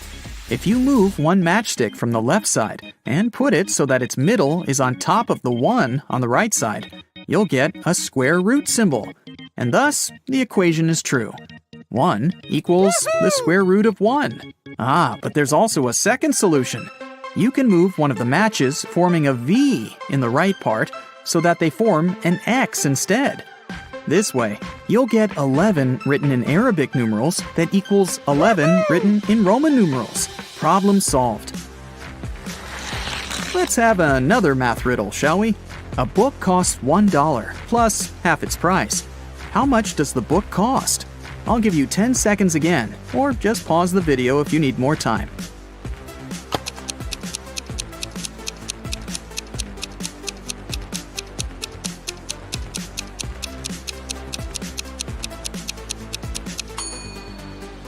To solve this riddle, you need to build an equation where B is the cost of the book, and you have to find it. The equation will look like this. b equals 1 plus b over 2. Because to find b, you need to add 1 and half the b. To make it simple, let's write b as b over 2 plus b over 2 in the left side, getting b over 2 plus b over 2 equals 1 plus b over 2. Now we can transfer b over 2 from the right side over to the left and get b over 2 plus b over 2 minus b over 2 equals 1. Subtracting b over 2 from itself leaves us with b over 2 equals 1. So the only thing left to do is multiply 1 by 2, and you'll get b. The answer is b equals 2. Now, if you solve this puzzle on your own, you just might get to Oxford University. In the finals of a logical game, 2 players are contesting for the prize. The prize itself is placed under one of 5 objects you can see on the screen. Sheila was privately told the shape of the object under which the prize was hidden. Colin was privately told the color of that object. Both players are mathematicians and use perfectly logical reasoning to find the answer. And either of them knows that the other was told the shape or the color of the object. The host asks them, "Do either of you know where the prize is?" The players say no. The host then asks, "Do you know now?" They both shake their heads. The host asks again, "Do you know now?" And the players answer yes in unison. How can this be? And where is the prize? Pause the video if you want to try to crack this puzzle on your own, or watch further to find out the answer.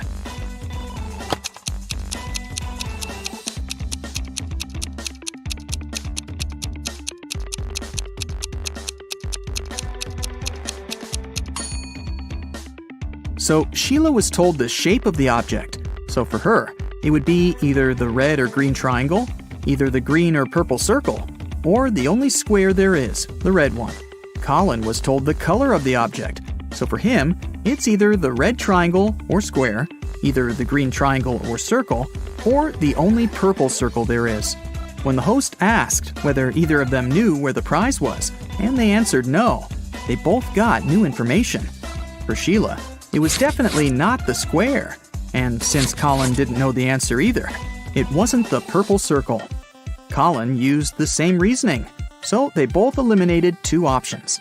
After the second question, neither of them still knew the answer, and they got new info again. Sheila was left with 2 triangles and 1 circle. She knew the shape of the object, so if she still didn't know where the prize was, it couldn't be the circle. And Colin was left with 2 green and 1 red shape. Since he knew the color but didn't know the answer, it couldn't be the red one. Thus, 2 more objects were eliminated for both. And finally, after the 3rd time the host asked them about the prize, they knew for certain that it was the green triangle, using only their initial information. Jim goes hiking and gets lost in the woods. After a while, he gets really hungry. Jim wanders around and finds these 3 options, but only one of them is safe. Can you help Jim make the right choice?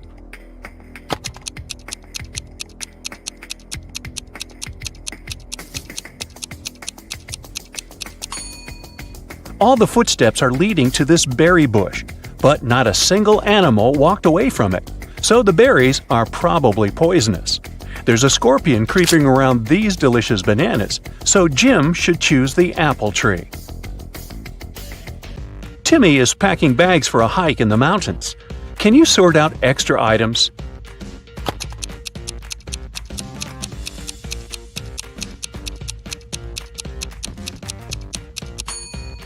It's unlikely he's going to need a hairdryer. Timmy's already taking a flashlight, and he probably won't have access to electricity. Therefore, he doesn't need this table lamp. And finally, he shouldn't take this heavy silver cutlery.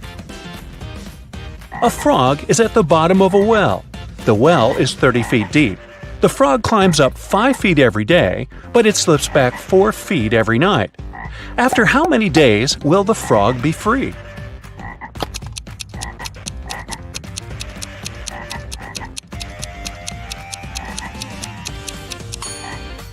"26 days. Wow. The frog climbs up by just 1 foot per 24 hours. So in 25 days, it will be at the level of 25 feet. And on the 26th day, it will make the final 5 feet jump and get out of the well. Billy here wakes up in a creepy cave and finds 4 tunnels leading outside. He only has one chance to escape. There's a hungry tiger inside the first tunnel. The second tunnel is filled with dust and spider webs. Yuck! There's a water-filled tank with sharks inside the third tunnel. And the fourth tunnel is full of venomous snakes. Which tunnel is more or less safe to enter?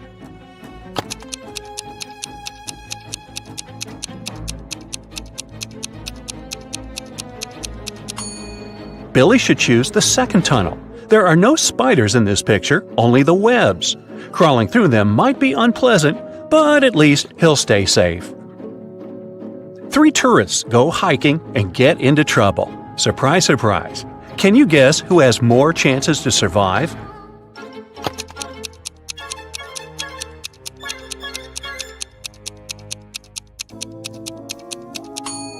The third person. Although rats are gross, they're not fatal. Diana's boat was wrecked, and she ended up on a tropical island.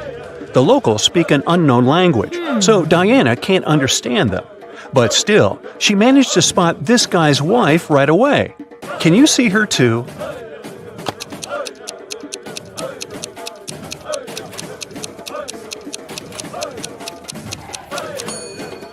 It's the third lady. They have similar tattoos. Wendy is walking in the woods and falls into the trap of evil elves. She offers their king a deal. If I write your exact age on a piece of paper, you'll let me go. The king agrees and gives Wendy a piece of paper and a pen. In a minute, he lets her go. How did she do it?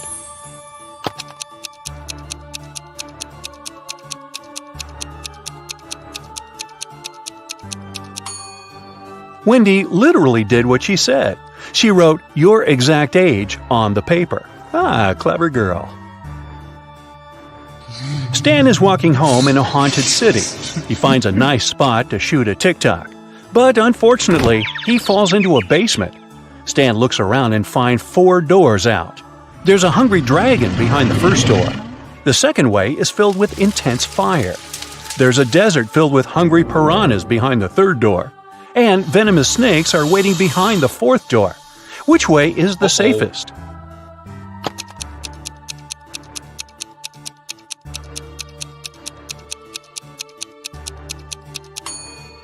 The third one. Piranhas live in water, so they wouldn't manage to survive in the desert. Therefore, they're not dangerous for Stan. Jessica gets lost in the desert with just one small bottle of water. She has no clue where the nearest water source is. What would you suggest? Run as quickly as possible to find more water? Pour all water on her head to avoid sunstroke? Find a shady place and rest? Stay where she is and shout for help as loud as possible.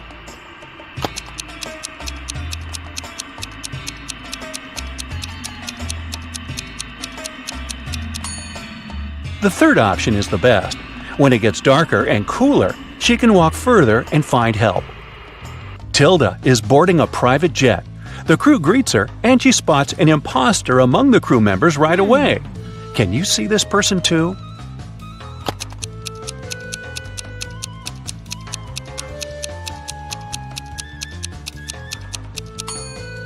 The pilot is wearing a badge with a female face and name on it. Therefore, he had stolen someone else's ID. Tyler wakes up in the morning and finds out that his shadow is gone. He goes to the local witch. She offers to choose from these 6 options, but only one of these shadows really belongs to Tyler. Can you spot which one?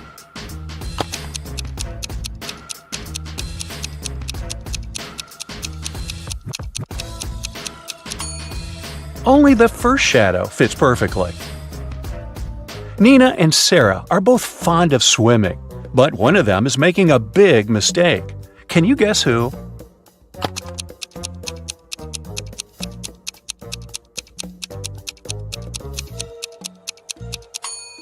Nina. The sign says that the water in this river contains toxic waste. Meanwhile, Sarah can easily surf in large waves. Kyle and Betty go to a remote village to spend a romantic weekend. They see a cute little farm on the way and buy some pomegranates. They go on a picnic and enjoy the fruits. Each of them eats half of the pomegranate. In 10 minutes, Kyle gets very sick. Betty takes him to the hospital. Doctors check everything and come to the conclusion the pomegranate was poisoned. Kyle and Betty ate the same food and drank the same drinks all day. How is it possible that Betty still feels well?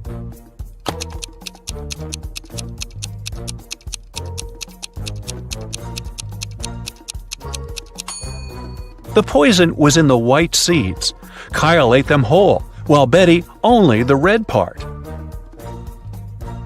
Allison is jogging in a park. Suddenly, she comes across an angry brown bear. It's getting closer and closer, but Allison manages to survive. What did she do? Started running as fast as she could? Fell to the ground and pretended to be unconscious? Or stood still and didn't move? What do you say?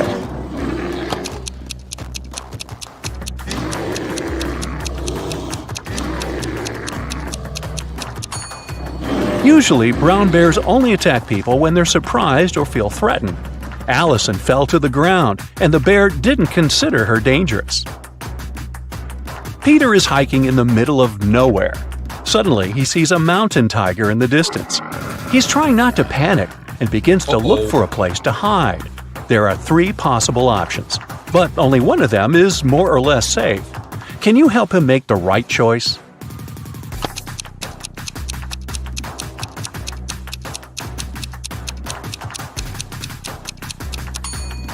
If Peter climbs this tree, the tiger can easily get him there. Tigers actually like to swim. That's why it's not safe for Peter to escape by boat. But if he hides in this cave and blocks the entrance with a stone, he can call rescuers and wait for evacuation. Alice is 45 years older than her son Tom. Both of their ages contain prime numbers as the digits. Also, Alice's age is the reverse of Tom's age. Can you figure out their ages?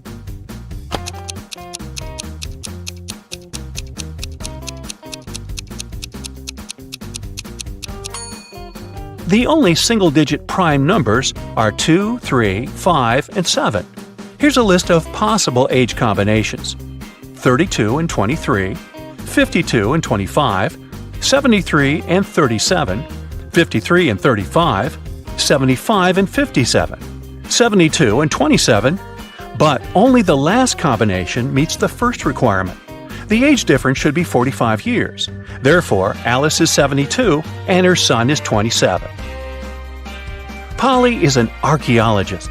She excavates an ancient city. Suddenly, she finds a beautiful antique vase, or vase if you prefer. But one piece is missing. Polly also finds these ceramic fragments. Can you help her find the missing piece of the vase?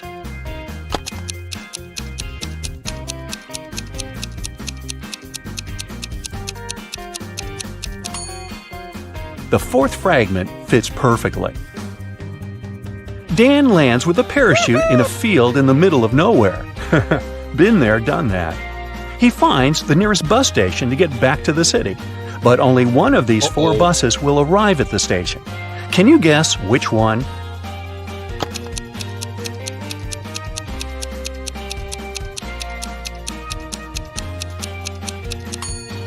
It's the second bus. You can crack this maze much easier if you start drawing from the final destination. Amy leaves her workplace to go to the bathroom. She returns and finds out that someone had stolen all the cash from her wallet. Amy checks the wallet surface for fingerprints, but she only finds her own. The next day, Amy questions 3 of her coworkers. Mike says, "Sorry, I've been out for lunch when the robbery took place." Oliver says, "I've been feeling sick all morning, so I went home early." And Will says, "I've been having a conference call with our clients." Can you spot the thief?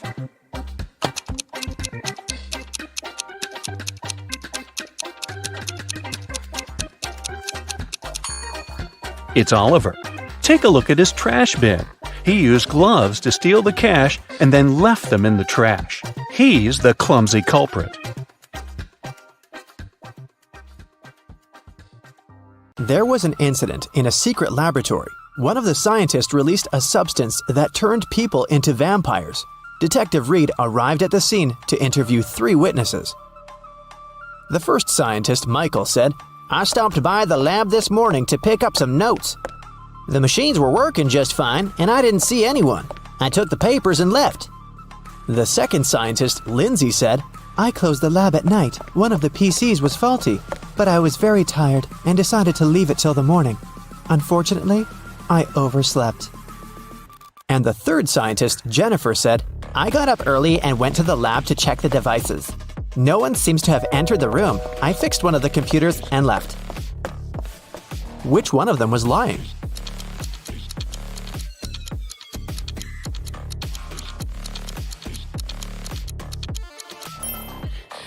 Michael is lying. One of the computers was actually faulty, and Jennifer spent the whole morning fixing it. If Michael had walked into the lab, he would have known about it, or Jennifer would have noticed him. So he must have entered the lab after the others had already left. But why would someone release such a dangerous substance? Michael didn't want to confess, so Detective Reed decided to investigate the crime scene to find out who was behind this. Take a look at this picture. Is there anything suspicious?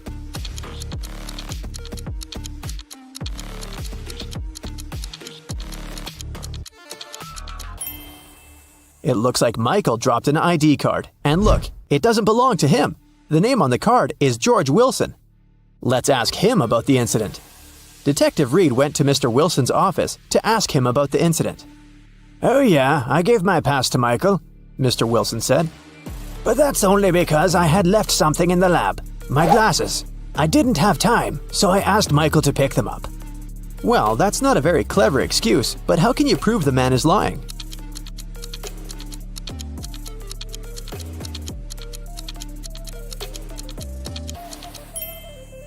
There's an open glasses case on the table, and the glasses are inside. But Mr. Wilson, didn't you say that you left them in the lab? "Oh, did I say my glasses? Sorry, I meant my papers. I made this mistake because I asked my secretary Shirley to look for my glasses yesterday." Find something to prove Mr. Wilson is lying.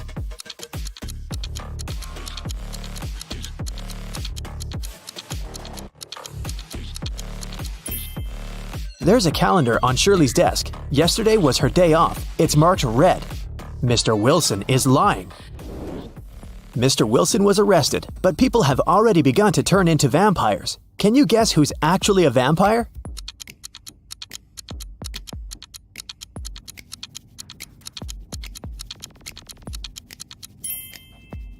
The woman on the right. She's putting on her makeup, but do you see? She isn't reflected in the mirror. Meanwhile, those who haven't turned into vampires gather everything they might need to survive. Which of these people is more likely to stay alive?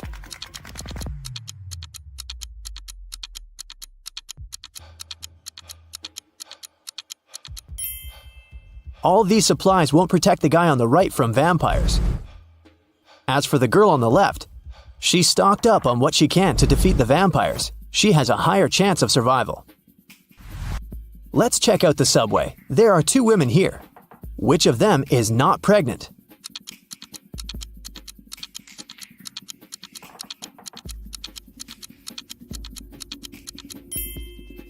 The girl on the left is not pregnant. Look, her belly is of a very strange shape. That's because she has hidden her survival supplies under her clothes. Vampires decided to throw a party. Who among those present is actually an undercover human?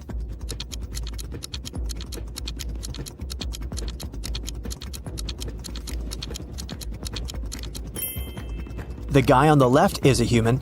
He's wearing makeup and false teeth. Nikki is also trying to survive. She packed her things and decided to move to a neighboring town. But suddenly, a vampire charged at her car. He damages the vehicle and takes away some supplies. Fortunately, he doesn't manage to bite Nikki. She escapes. Nikki has to stay home. The next day, a young man knocks on her door and asks for help. Is it okay to let him in?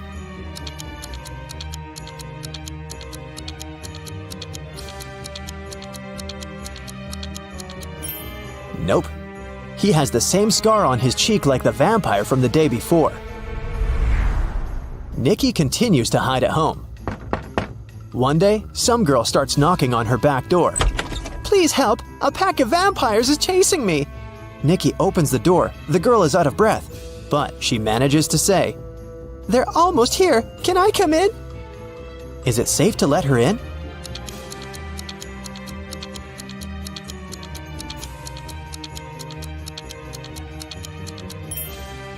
No! This girl is a vampire. Anyone in this situation would immediately run inside the house, but vampires can't come in without an invitation. Nikki was checking her house and suddenly noticed that there was someone in the attic. She approached the shadows. It was a father and daughter. "Please don't kick us out." "Sorry, we snuck in without permission. We've been trying to hide from the vampires." The father said, "Is it safe to let them stay?"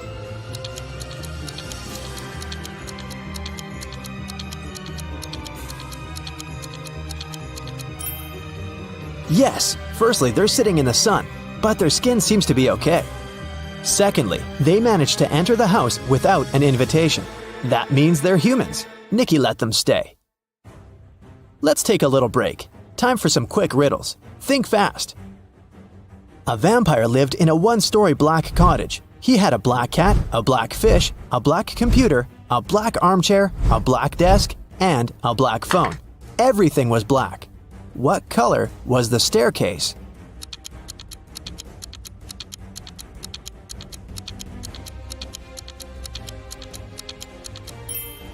There was no staircase in that house because it was a one-story cottage. Three vampires are walking fast. The first vampire says, "Two other vampires are walking behind me."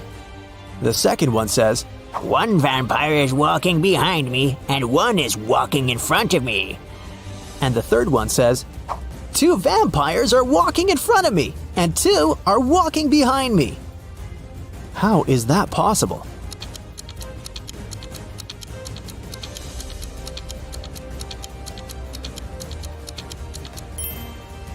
These vampires are walking in circles. Humans, vampires, and werewolves gathered in one mansion. There are as many werewolves as there are vampires. There are as many vampires as there are humans.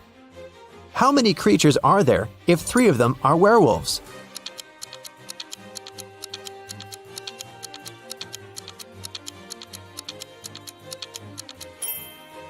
There are 9 creatures in the mansion, 3 werewolves, 3 vampires, and 3 humans. Now let's go back to Nikki and her adventures. Nikki, Peter, and his daughter Becky decided to go to another town together. It takes 2 days to get there. They drove all day until night fell. Now they have 3 options. First, they can continue driving until the morning, despite the fact that they may meet a lot of vampires along the way. Second, they can spend the night in the nearest cave with bats. And third, they can sleep in the car. Which option would be the safest for them?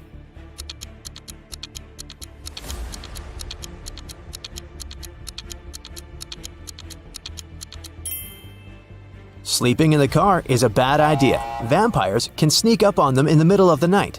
A night in a cave is also a bad option. Vampires can hide among these bats. The safest option is to keep driving. Although they'll probably meet vampires, they have a chance to survive if they drive faster. They drove really fast and managed to reach the city by the morning. But when they got out of the car, they discovered they were surrounded by vampires. To escape, they need to choose one of 3 roads. On the first road, there's a pack of vampires. They're coming straight at the guys. There are wild hogs on the second road. The third road leads through a dark alley with hundreds of bats. Which of these 3 ways is the safest?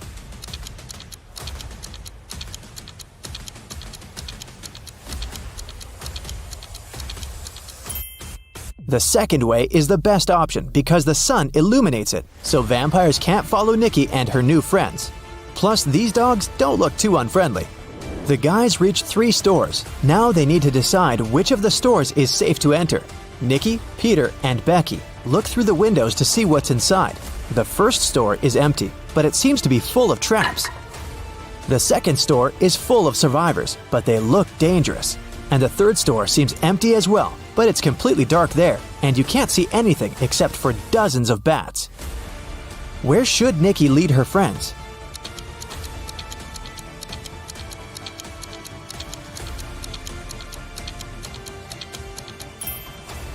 The first store is the safest. If Nikki, Peter, and Becky notice these traps, then the chances are high they'll be able to avoid them. It's worth a try. There's a man in the city who's trying to survive by hiding among vampires. Nikki spent a week photographing vampires to figure out who he was. Will you be able to see who is actually human in these photos?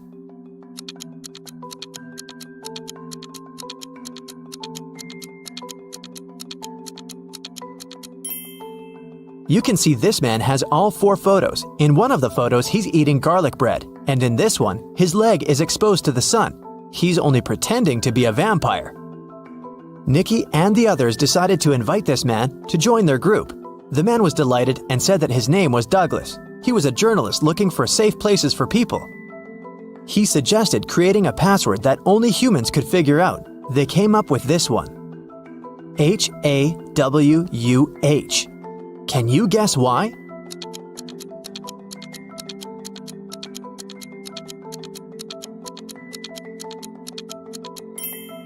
If you look at the reflection of this word in the mirror, you will see Huwan, or Huwan.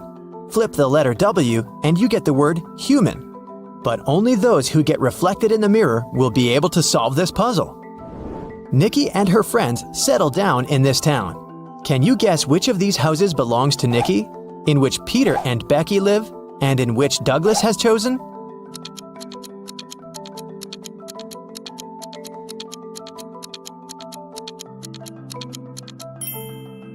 House number 1 belongs to Peter and Becky. There are 2 bicycles next to it. House number 2 belongs to the journalist. Do you see his equipment? And the remaining house, house number 3, belongs to Nikki. Kim and Ashley are best friends. They decided to spend summer vacation in Italy together. They were very lucky to buy cheap plane tickets. Their flight was at 10 a.m. Unfortunately, when the girls arrived at the airport, they realized it was the wrong one. Now they have 2 options: take a high-speed train for $100 to go to the right airport, or stay here and buy tickets for a later flight for $400. What should they choose?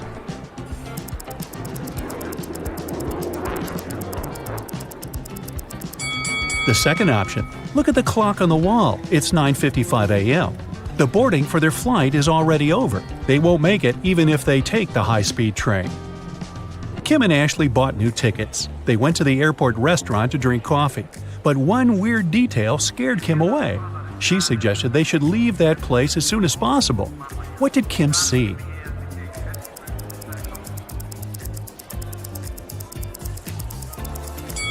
This woman over there is a zombie. Wow, how did she get through security? When it was finally time to board the plane, it turned out there were no more economy class seats left. Kim and Ashley were offered to fly in business class. There, the girls saw 3 people. When the flight attendant served them fresh juice, she whispered that Kim and Ashley were extremely lucky. They were about to travel next to a famous Italian billionaire. Can you guess which of these passengers is the billionaire?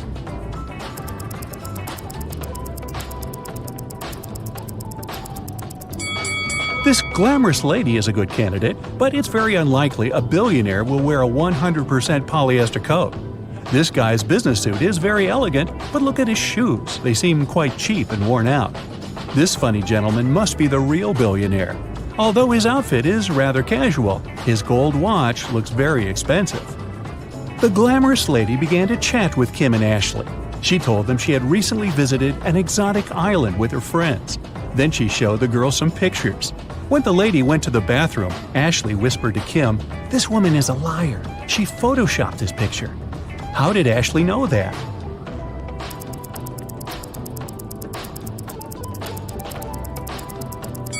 It's all about the shadows. They all look natural except for this one. The glamorous lady took a sip of her juice and started coughing. Suddenly, she fainted and fell into the billionaire's arms. He was ready to shout for help, but Kim stopped him, saying the woman was faking it.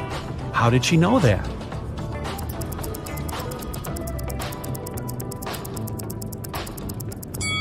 Look at the content of her bag. It's full of the billionaire's pictures and magazine articles. She also has a tattoo with his portrait on her leg. This woman is obsessed with him. It was lunchtime, and the billionaire offered Kim to play a game. There were 3 boxes. One of them contained a meal. There was a statement on each box, but only one of them was true. Can you help Kim figure out which box has food inside?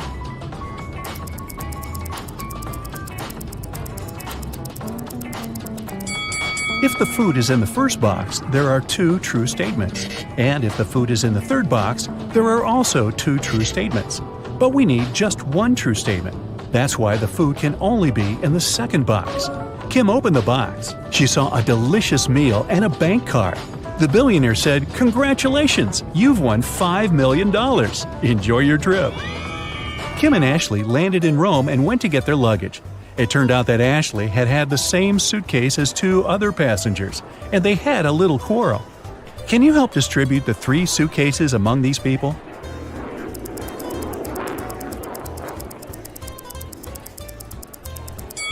The first suitcase belongs to this woman. It's covered in her dog's hair. The second suitcase has some traces of a star sticker. You've probably noticed it before on Ashley's bag. And the third suitcase belongs to this man. Since Kim and Ashley were now very rich, they decided to find a real estate agent who could help them rent a luxurious villa. They wanted to spend their vacation there. The agent showed them 3 houses. Can you help the girls choose the best one?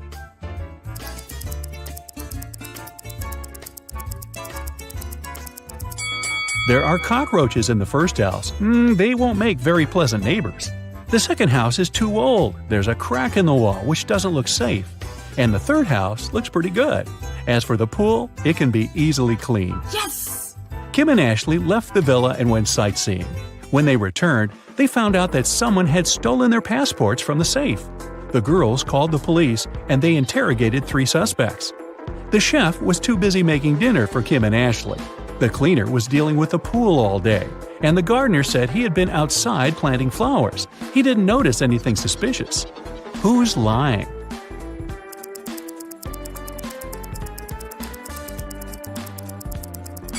The gardener. If he planted the flowers, where are they? The police returned Kim and Ashley their passports and arrested the gardener. The next day, the girls went shopping. Sellers wanted to take advantage of rich and naive tourists and offered them overpriced souvenirs. Only one of these 3 items is a good deal. Oh. Can you guess which one?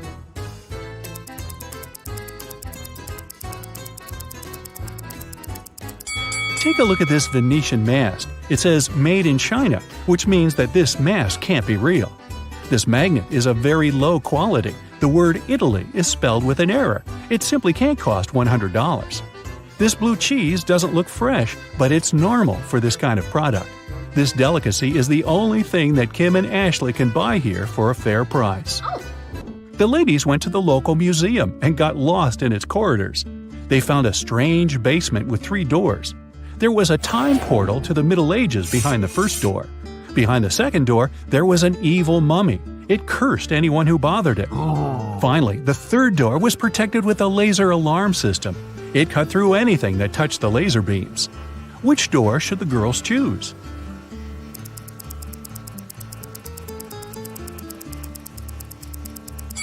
The second one. The mummy is sleeping peacefully inside its sarcophagus. If Kim and Ashley are quiet and don't come close, they can just walk by it. When the girls got outside, they saw a crowd of reporters around the museum. Someone has stolen the most expensive painting. The police questioned 3 suspects. Giovanni, the cleaner, said he had been washing the bathroom when the theft happened. Luca, the museum guide, saw a suspicious woman with a large folder not far from the crime scene. And Bianca, the suspicious woman, was just drawing sketches as part of her art school homework. Who's lying?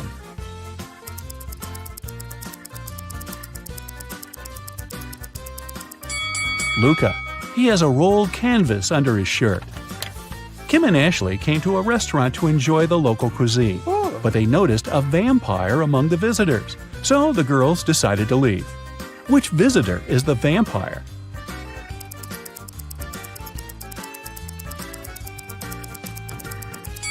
This elderly lady is wearing sunglasses in the evening.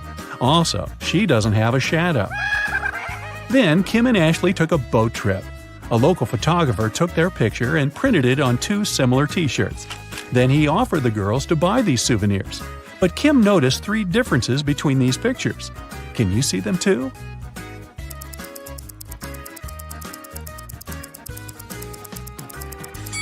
Here they are. The ladies came to a bakery. Kim ordered a salad and coffee, while Ashley wanted to eat something sweet. The barista offered her 3 remaining options. Help Ashley make the right choice.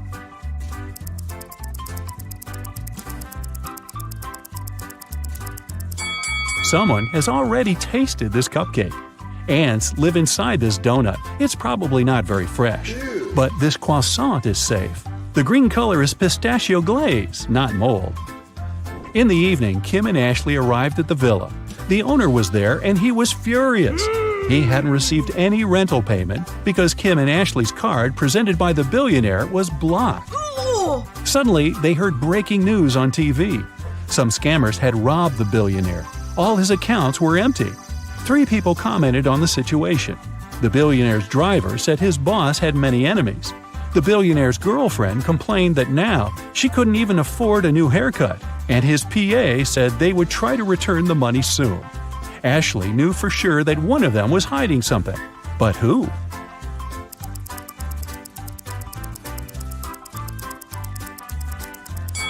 The girlfriend.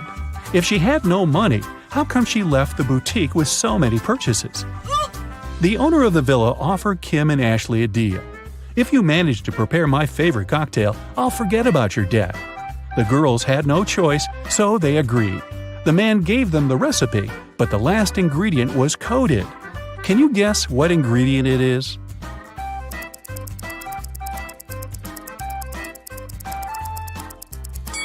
If you mix blue and yellow, you'll get green. So the ingredient must be green grapes. Next morning, Kim and Ashley woke up locked in a room with 2 doors as the only exit. If they chose the wrong door, they would stay in the room forever. And if they picked the correct door, they would end up with loads of jewelry, money, and designer clothing that would be enough for the rest of their lives. Wow. 2 guards were standing in front of them. One guard always lied, while the other always told the truth. Kim and Ashley didn't know their identities. The girls could only ask one question. What should they ask?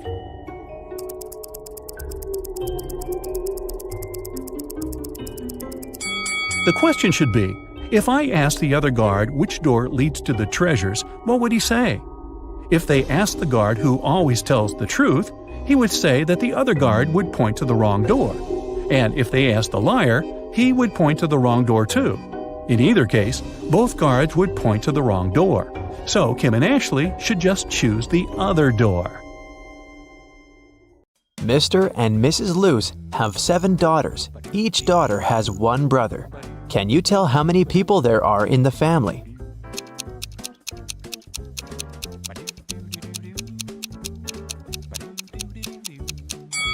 The correct answer is 10. Mr. Luce, Mrs. Luce, 7 daughters, and 1 brother.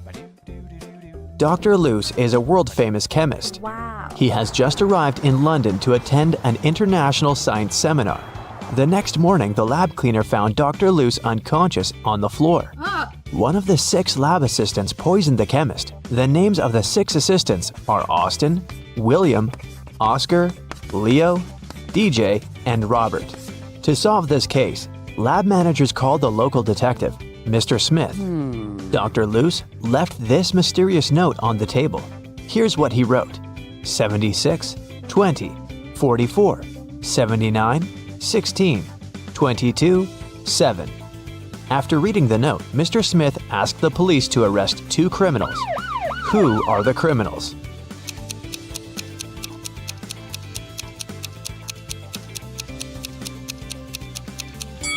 Oscar and Dustin.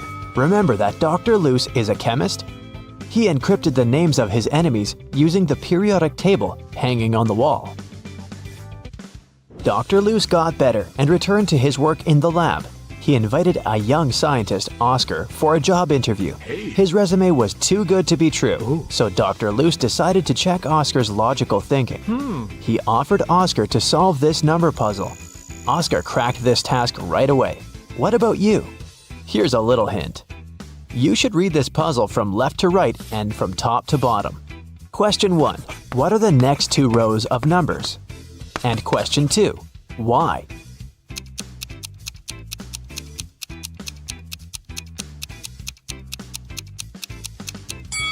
Here's the correct answer. Line 3 represents 2 1s. Line 4 then becomes 1 2 and 1 1.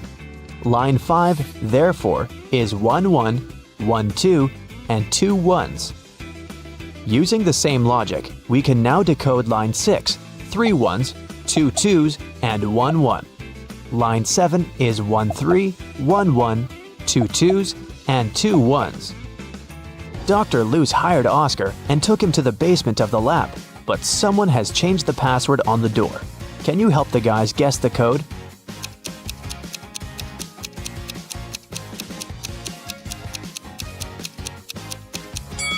This rebus is a hint.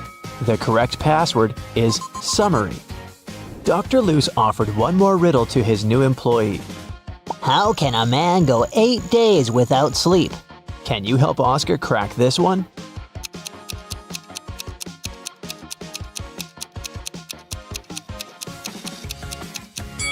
The correct answer is easily, because people sleep at night. In the basement, Dr. Luce found out that someone had stolen his latest innovation, a superhero costume. Oh no! He had questioned 3 suspects. Jack, the cleaner, said, I've been cleaning the floor in the hallway all morning. I haven't entered your office yet. Peter, the lab assistant, said, I was working on my own project, and besides, I don't have a key to your private office. And Dr. Luce's wife, Helen, said, You never tell me anything about your work. How would I know what to steal? Dr. Luce took fingerprints from the closet where the costume was. But he found only his own fingerprints. Who stole the costume?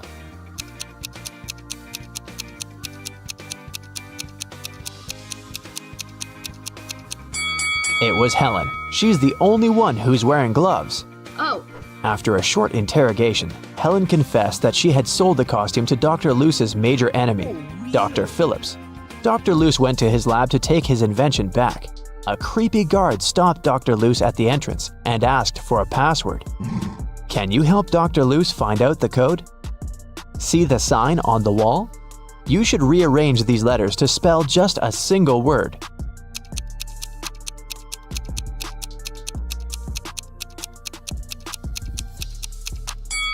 So, the correct password is a single word.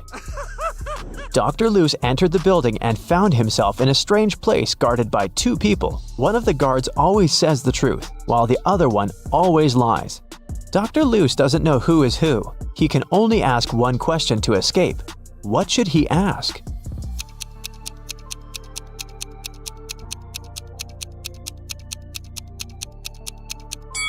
If he asks the guard who always tells the truth, he would tell that the other guard would point to the dangerous door. And if he asks the guard who always lies, he would tell the opposite door of the truth-telling guard and point to the dangerous door. In either case, both guards will point to the dangerous door, and then Dr. Luce should just choose the other door. Dr. Luce entered the room and saw this group of scientists. Can you spot anything weird in this picture?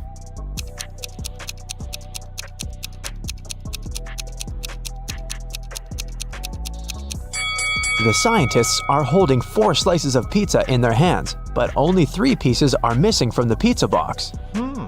Dr. Luce entered Dr. Phillips's office. The room was empty. Can you help him find anything suspicious?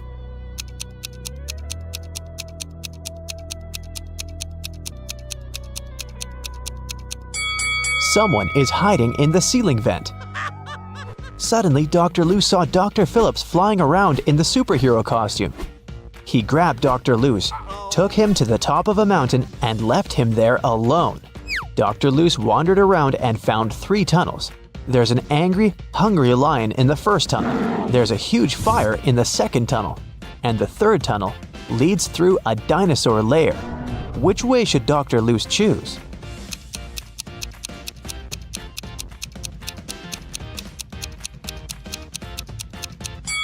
The third one. Dinosaurs became extinct millions of years ago.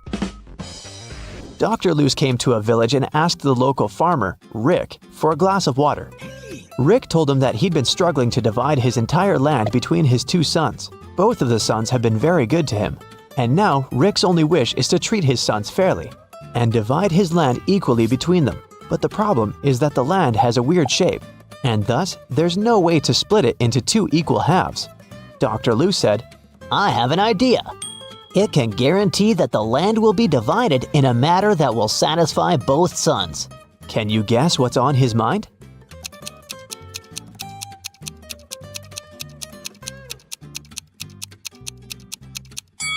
All Rick needs to do is ask one of his sons to divide the land into two parts and tell him that the other son will have the choice of selecting one of those two halves. In this manner, both of them will avoid any tricks and divide the land equally. Dr. Luce was sitting at the local restaurant. He was sad because he'd lost his wallet during his adventures. He noticed a man next to him pulling a wad of $100 notes out of his pocket. Dr. Luce turned to the rich guy and said, Hey, I have an amazing talent. I know almost every song that has ever existed. The rich guy laughed. Dr. Luce then said, I'm willing to bet you all the money you have in your wallet that I can sing a genuine song with a lady's name of your choice in it. The rich man laughed again and said, Okay, how about my wife's name? Helga, Fiona, Mary, Rose, Holmes. This evening, the rich man went home poor, and Dr. Luce went home rich. What song did he sing?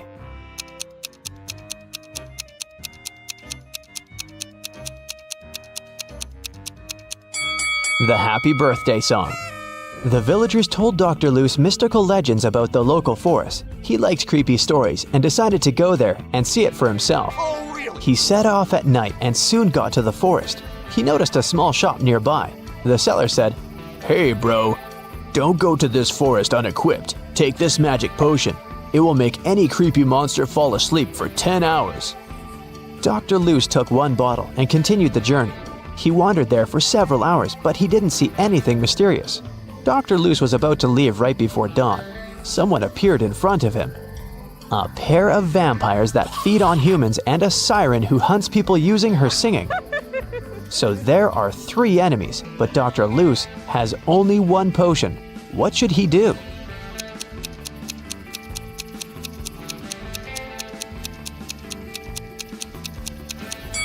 The sun will rise in a few seconds and vampires will run away.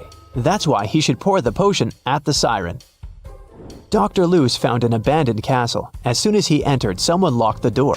Dr. Luce found 3 ways out, but all of them were dangerous. The first path was full of hungry wolves. It was impossible to get through. The second passage was guarded by 5 vacuum cleaner robots that were reprogrammed to hunt down humans. And the third passage was filled with molten lava. What door should he choose?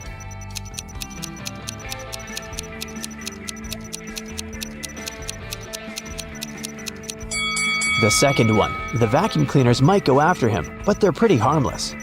Finally, Dr. Luce returned to his hometown. He's also a college teacher. Unfortunately, he didn't have enough time to prepare for the upcoming class. Therefore, he offered the students this tricky lesson. There was no homework, assignments, or tests, but there was a final test that would have only one question on it. When everyone received the test, it was a blank sheet of paper with a question on it. What is risk? Most students managed to give their answers, but only one student deserved the highest grade. Yes! That's weird because he only wrote down one word. What did he write?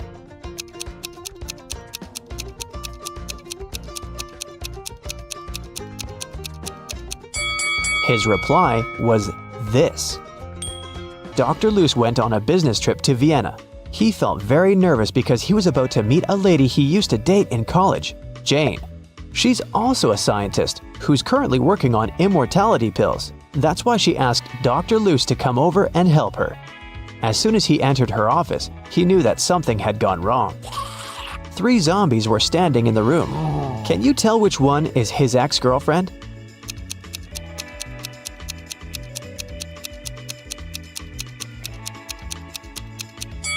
Take a look at Dr. Luce's hand. He has a tattoo, T plus J. So his girlfriend is the second zombie because she has a tag on her foot that says Jane.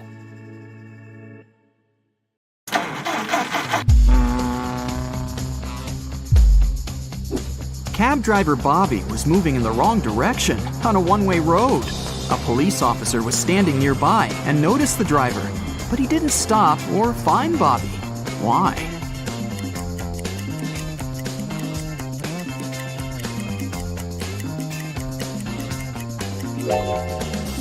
Because Bobby was going on foot. We've never mentioned that the cab driver was driving the cab, so this makes perfect sense. Bobby arrived at the local car service. He decided to give his car 3 coats of paint. Can you guess which coat would go on first?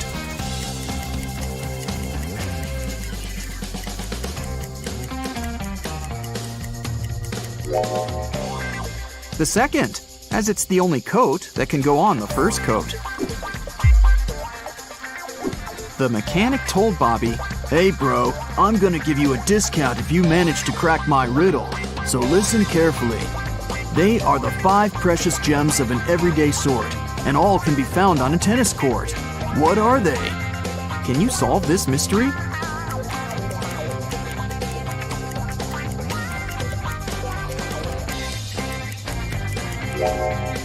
And the correct answer is the vowels A, E, I, O, and U.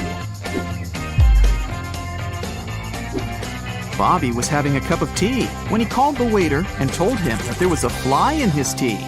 The waiter took away the cup and brought another one. But 2 seconds later, Bobby called the waiter again and said, "Hey, that's the same cup of tea." How did he know?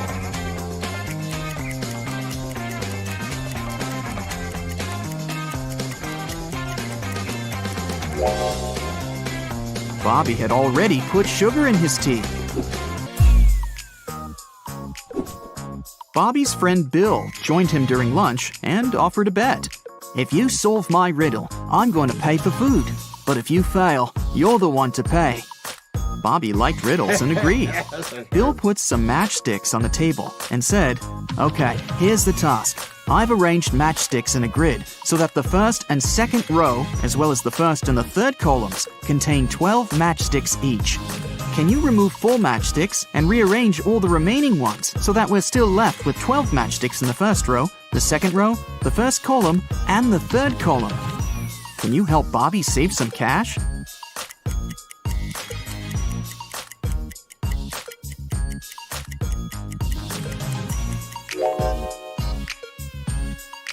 Here's the solution.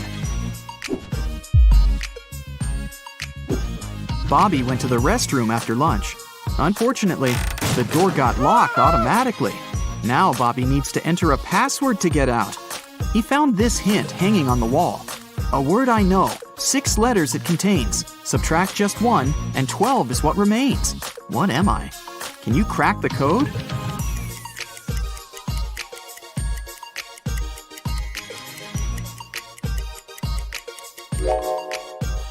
The correct answer is dozens.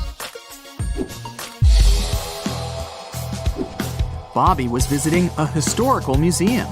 He entered the wrong door and got stuck in a creepy dungeon. There, he found a sufficient supply of buckets filled with food, medicines, and drinking water for a week. But Bobby didn't want to stay there that long. He searched for ways out and found these 3 doors. A hungry bear and a cub are hiding behind the first door.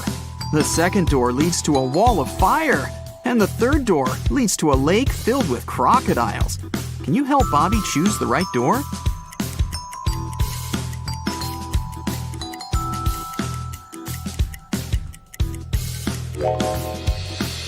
The bear will try to protect the cub, even if you offer them all of your food. Swimming through a lake with crocodiles is also a bad idea. But Bobby can distract the crocodiles with food and use water from the lake and the bucket to fight the fire. So, he should choose the second door. Bobby found out that his favorite rock band was playing a private concert for VIP clients in a luxury club. He decided to sneak inside the club through the backyard. But unfortunately, Bobby faced a strict guard behind the door. He refused to let Bobby in without a password. Can you help Bobby figure out the password?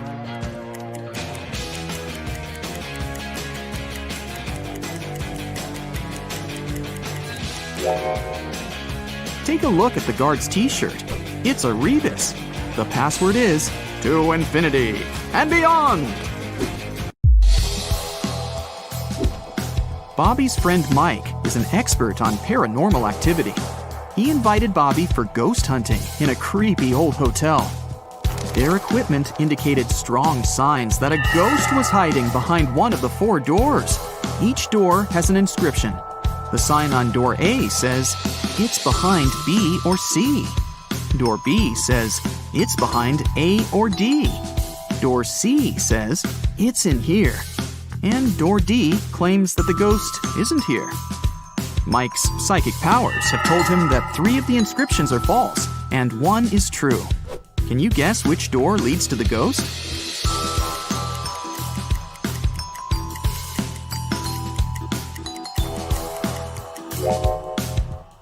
Door D leads to the ghost.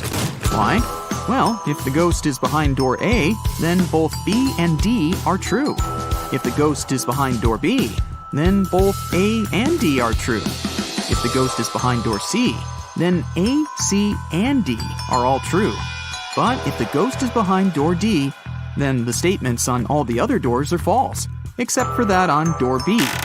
This matches the rules. Mike was standing on a 100-foot, 30-meter ladder. He slipped from the ladder and fell to the ground.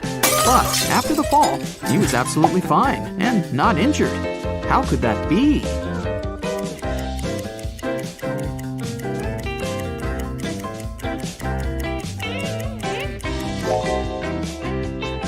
Mike was standing at the bottom of the ladder. Bobby's friend brought him to a round desert island by helicopter and left him there. Bobby wanted to spend some time alone, but something went wrong. He met a lonely lion. Bobby and the lion are standing on the island that measures 1 unit in radius. Both of them can effortlessly run at the speed of 1 unit maximum. Let's suppose that the lion is very hungry. Will he be able to eat Bobby? And if yes, how long can Bobby survive on the island?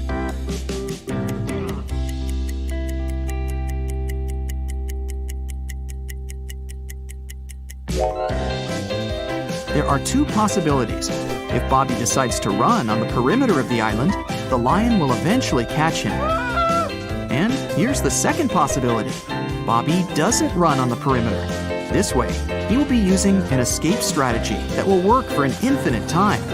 So, Bobby should probably choose the second strategy and just wait for the helicopter to come back and pick him up. Bobby and his friends went on vacation to a country house, but unfortunately, it was raining heavily. It kept raining for 13 days. When it rained in the morning, the afternoon was beautiful and clear. And when it rained in the afternoon, the next day was blessed with a clear, nice morning. Overall, the guys experienced 11 nice mornings and 12 nice afternoons. Can you find out the total number of days they spent in the country house?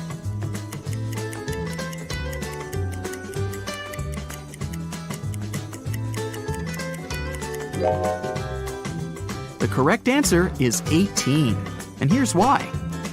Let's call clear afternoons X, clear mornings Z, and no rain period O. This equation represents the number of days with rain. X plus Z equals 13. And here are the days with clear mornings. Z plus O equals 11. And this equation represents days with clear afternoons. X plus O equals 12. If we solve these 3 equations, we'll learn that X equals 7, Z equals 6, and O equals 5. So, the total number of days is 18. Bobby started his morning by jogging around a park near his house. When he returned, he faced very unpleasant news. Someone had stolen his cab car. He questioned 3 people standing nearby. Henry said, "Sorry about your car, bro. I've been playing video games for 24 hours. I haven't seen anything suspicious because I didn't leave my basement." Rosie said, "I'm a gardener. I've been planting daisies in the public area all morning. I think I saw a suspicious man who opened the cab car using a knife." Jack said, I saw your car when I went out for groceries, but when I returned home, it was gone. Who's lying?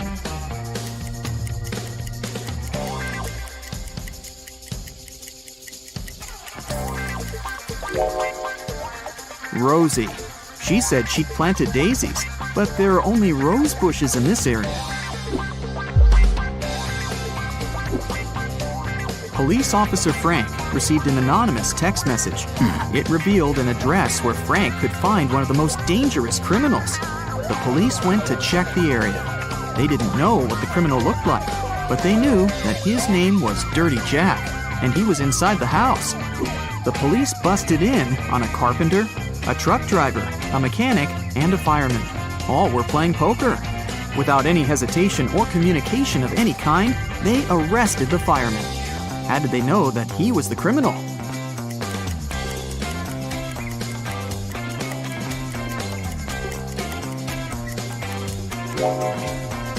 The fireman was the only male in the room. The rest of the poker players were women. Dirty Jack wanted to escape from prison and found 3 possible ways out. The first exit is guarded by hungry dogs. The second exit has a tricky trap. A cage will fall from the ceiling and catch anyone who steps on the floor in this room. And an angry guard is hiding behind the third exit. No prisoner can escape from him. Which door should he choose?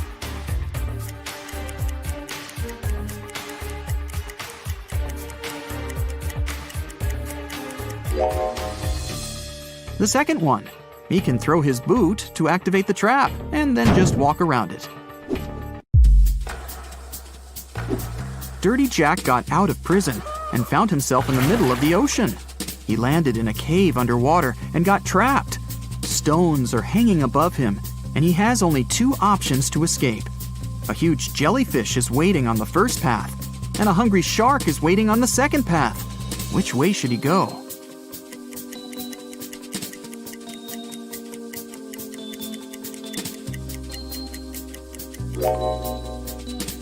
Dirty Jack should choose the second option. Take a closer look.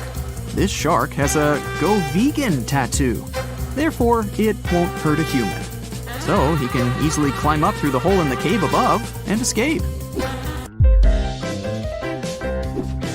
What will be the resulting figure if we fold this open cube?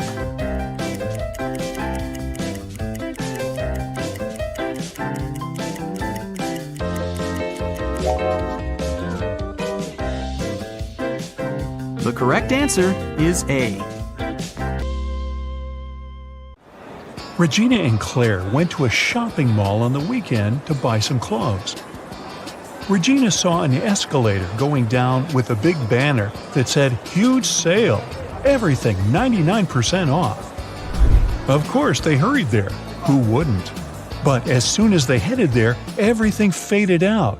The mall and the part of the escalator behind them vanished. It got all dark, and they had no other option but to go where the escalator would take them. They arrived at a place where they couldn't see anything. Regina yelled for help. Suddenly, 3 signs appeared in front of them. The first one said, "This leads to a sea filled with flesh-eating mutant sharks." The second went, "This leads to a forest with brain-sucking zombie mosquitoes." And the third one said, "This leads to a cave covered with sharp rocks and bats with giant claws." Which one should they choose?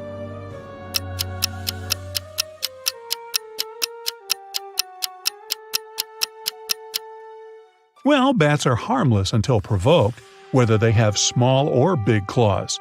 So they should choose the third one. And as for the sharp rocks, they just need to watch their steps. They started walking in the direction of the cave when suddenly a peculiar tiny monster cut their way.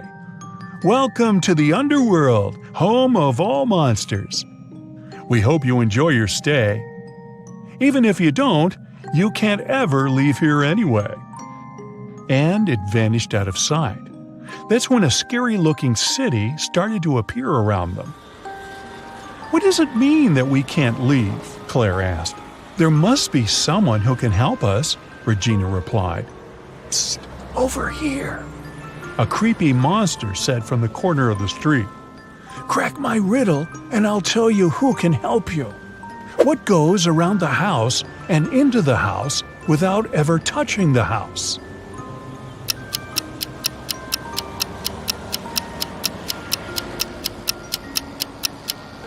It's the sun.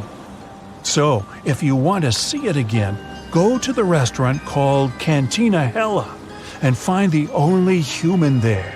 He might help you. And the monster left.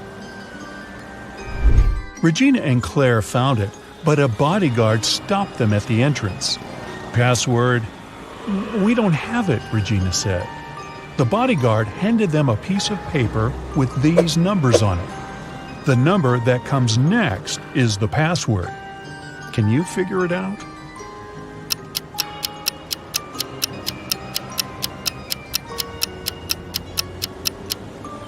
Every next number is made by moving the first digit of the previous one to the end. So the password is 1793. Regina and Claire walked in. The place was super crowded with human-looking monsters everywhere. It seemed impossible to spot the only real human in there. Can you see him?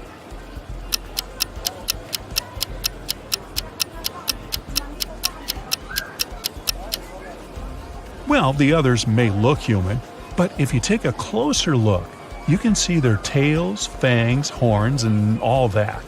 But this guy here doesn't have any of that, so he must be who they're looking for. Regina and Claire approached the man. His name was Eddie. They told him all about what they'd been through. He said, "I know how you can get back. I do travel to Earth and back here all the time. I'll help you. Meet me here in an hour." Then he gave them his card and left. On it, there was strange writing. Can you decipher it?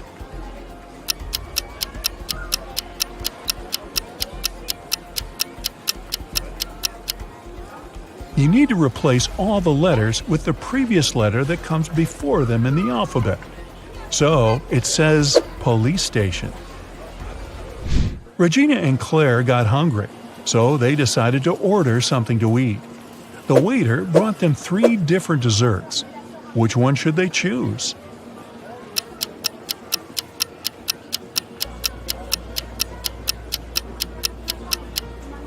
Did you notice that the eyes on the first one are actually blinking? I wouldn't eat that. And the teeth inside the second one are real. Well, that's creepy. But the worms inside the third one are just gummy worms.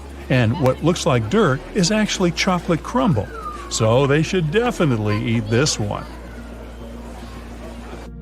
After eating, they headed to the police station to find Eddie. When they arrived, they saw Eddie was really panicked. "I'm a monster hunter, like a detective of the underworld, and I caught this extremely dangerous monster called Winona. But she escaped from her prison cell. I don't know how." But Claire immediately figured out how she escaped. Can you?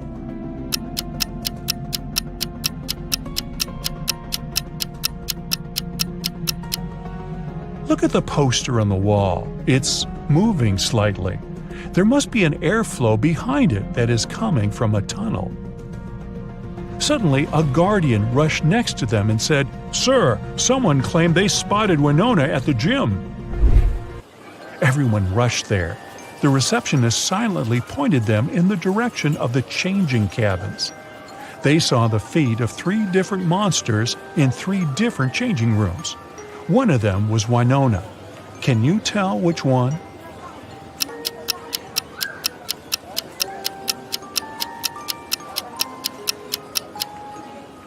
Do you remember what the other prisoners were all wearing?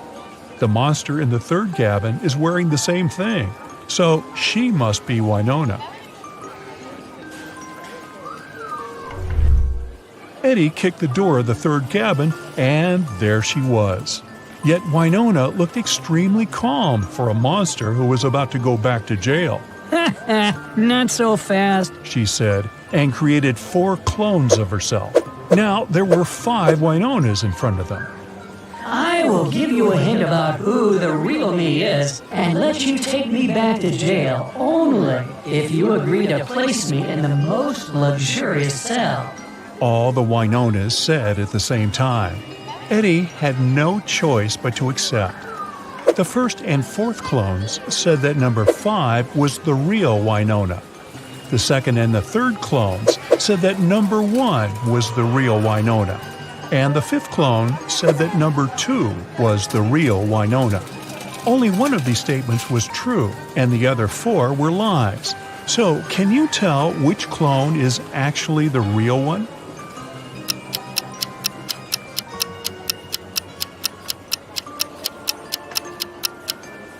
If only one of them told the truth, then neither the first nor the fifth clone could be the real Wynonna, since that would mean 2 clones told the truth. Nor could the real Wynonna be the third or the fourth clone, since that would mean no one told the truth. So the only way one of them told the truth is if the second clone is the real Wynonna. After Eddie placed Wynonna in her new luxury cell, it was time to help Regina and Claire get back home. He took them to a place called the Hound Tattoo Studio and explained that the only way they could go back home was to get a key-shaped tattoo, which would open a portal to Earth. The tattoo artist showed them his key symbols catalog and said each different key shape opened a portal to another land, and they needed to pick the one that would open a portal to Earth, because if they can't, nobody knows where they travel. Can you help them?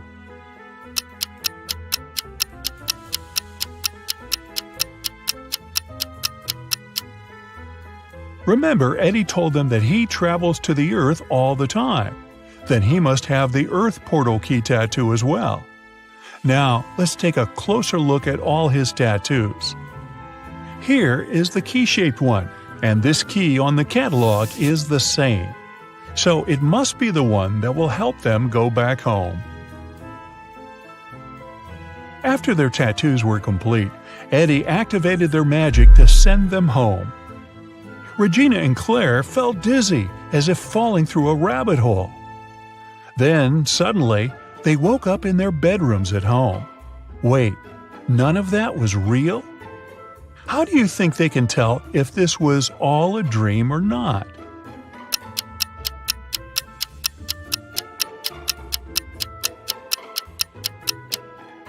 Simple. They should just check if they really have tattoos now. Yup, there they are. They definitely didn't have them when they were at the mall. Well, that was weird. Get your eagle eyes ready for detail spotting, because this logo quiz will put your observation skills to the test. Amazon sells everything from A to Z, but which of these logos was printed on your last delivery package?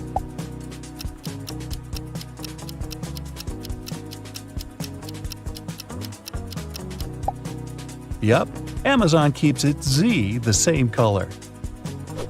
Which way does Dunkin' Donuts coffee cup lean?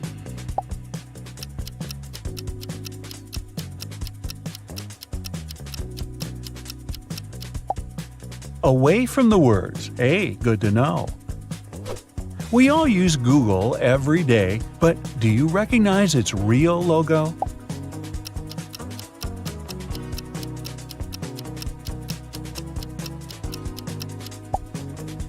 It's the one on the left. Subway or Subway?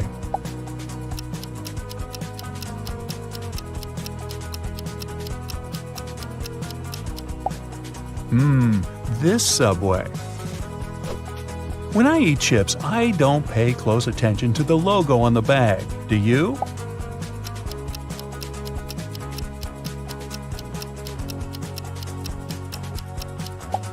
The real Lay's logo is this one.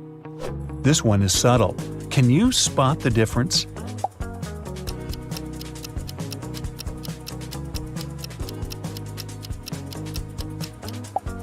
Adobe's logo actually looks like this one. Are you a space fiend? Can you pick out NASA's real logo?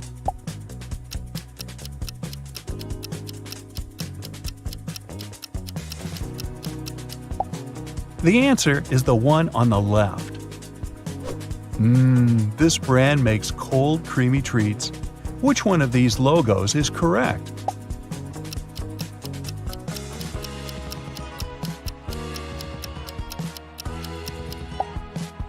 The heart faces this way. Do you have the energy to figure this one out?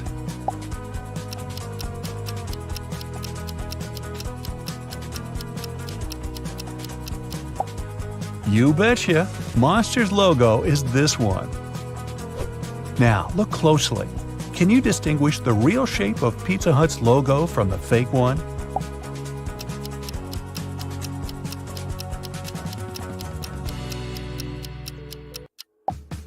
This one is the real deal.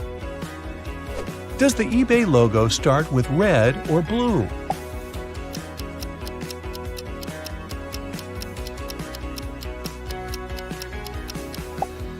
If you got that one right, I know you'll always get the best deals online. Starbright, Starlight, which amount of stars is correct?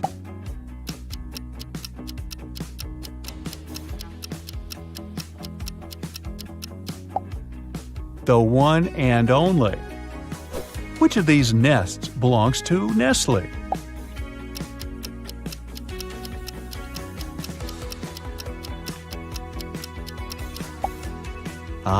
Mama Bird is on the right. Do you have the Intel on Intel's logo?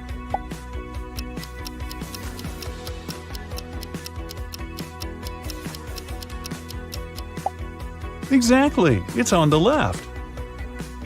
LG's logo looks like a face, but how many eyes does it have?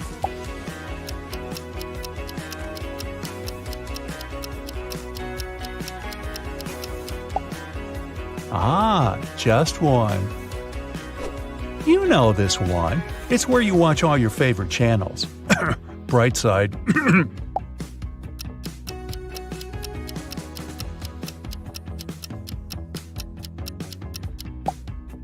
Yep, I knew you'd get this one. Nay. Or more like vroom vroom. Which one is Ferrari's logo?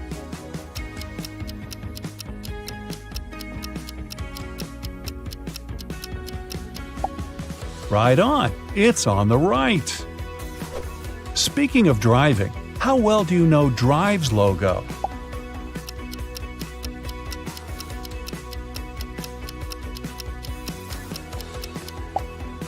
The answer is on the left.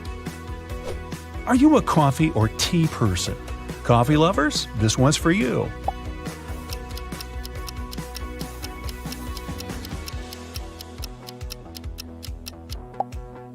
It's the one on the left. What position is correct for the S in the M&M's logo?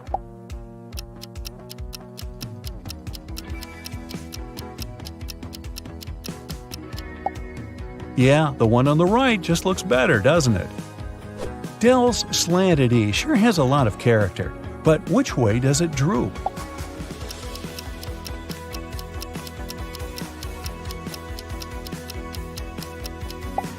It's doing a trust fall with its best friend, the letter D. How often do you eat Doritos?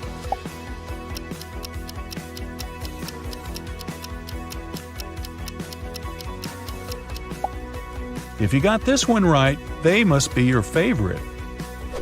Sprite is lemon-lime flavored, or is it lime-lemon? You tell me.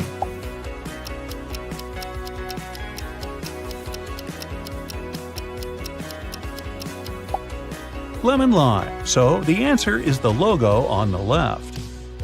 Can you tell which of these is the way that Frito's logo is actually angled?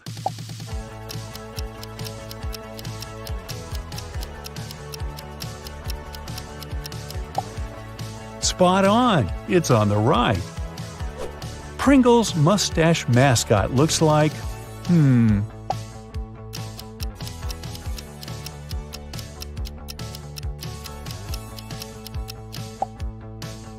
this one.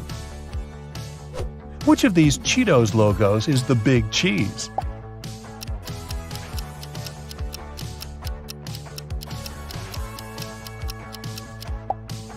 Exactly.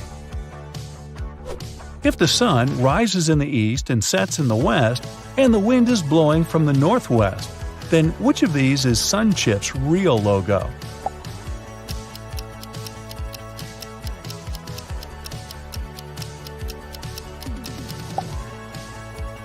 This one, of course. Ready for round 2? Can you name these brands from these simplified designs? First one. Can you make out what these shapes actually are?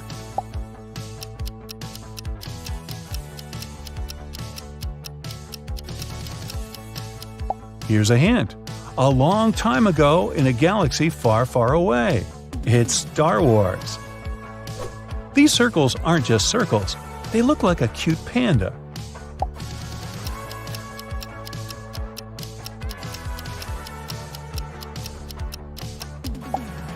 This panda belongs to the World Wildlife Foundation. Orange circles and pink circles. What could that mean?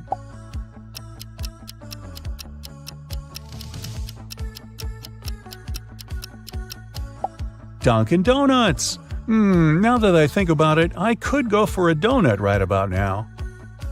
I won't lie, this one just looks like circles to me. Can you see what it really is?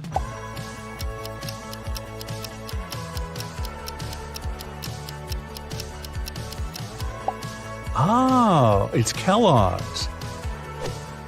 I recognize these colors.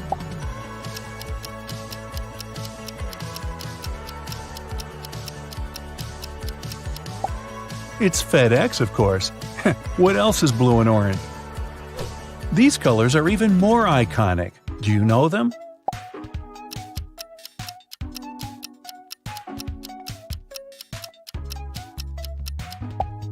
These hallmark shades of red, blue, green, and yellow belong to Microsoft. This circle has a big bite taken out of it.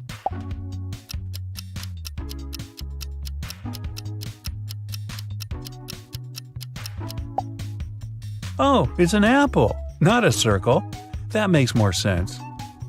A big dot and some small dots. They look oddly familiar.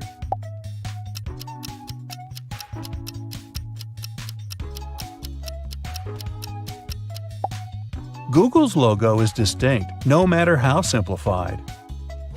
This one looks like a cloud, right? Is that a hint?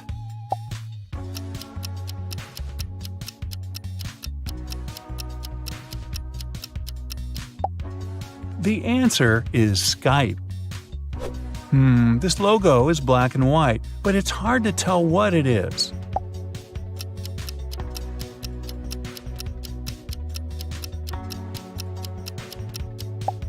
Did you say Adidas? You'd be right. This one looks really familiar, really familiar.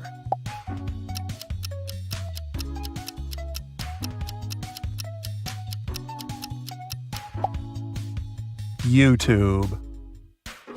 Are these dots Morse code?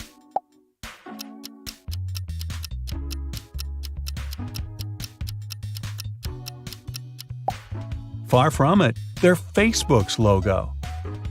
This one could be abstract art.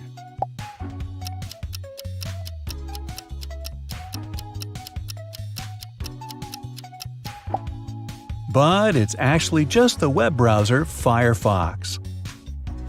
What logo looks like a yellow daisy lying on its side?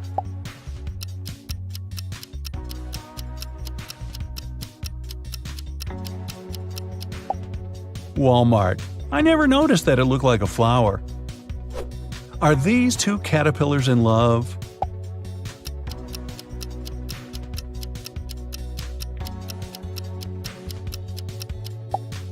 Nope, it's the ice cream shop Baskin Robbins. What brand does this complicated emblem belong to?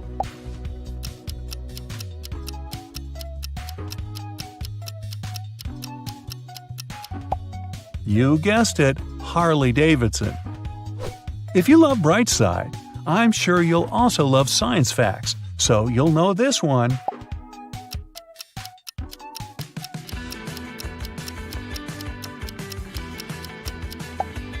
It's National Geographic. You might know this logo from childhood.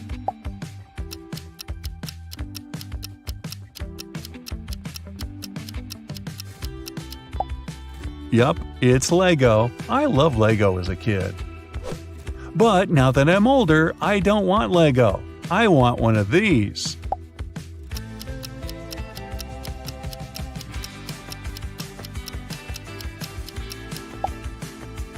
A Ferrari. Tyson was thinking about buying a gym membership. There were only 3 gyms in the area where he lived. The first one was called Iron Muscles Gym. The second one was called Stronger You Gym. And the third one was called Fit for Life Gym. Now take a look inside all of them. Which one should he choose?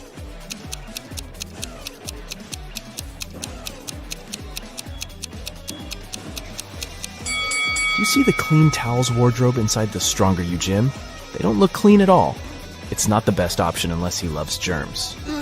And take a closer look at the running mill inside the Fit for Life Gym. It's broken. That's an accident waiting to happen. So he should pick the Iron Muscles Gym. Ellie and Ollie were looking for a nice hotel to spend their vacation together with their puppy. After checking out some places online, they brought down their options to 3. Take a look at the website of each of them. Which one should they pick?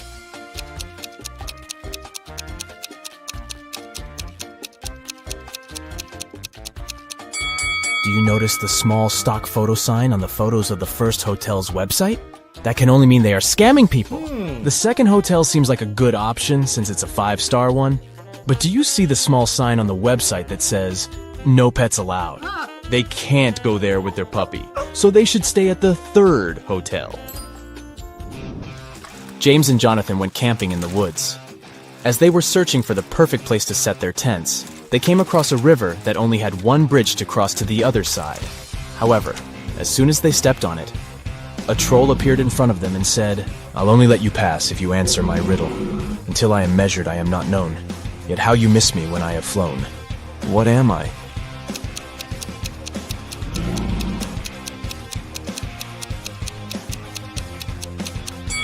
The answer is time. Hillary was sitting in her hotel room when someone knocked on her door. She opened it and saw a man whom she had never seen before. He said, "Oh, I'm sorry. I have made a mistake. I thought this was my room." He then walked back to the elevator. Hillary immediately locked the door after him and called hotel security. What do you think made her so suspicious?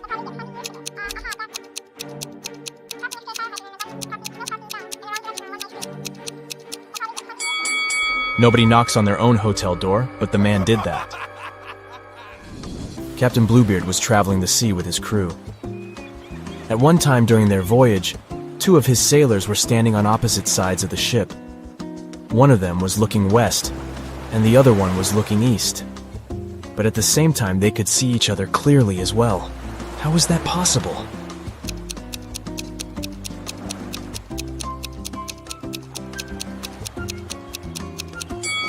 The sailors had their backs against either ends of the ship.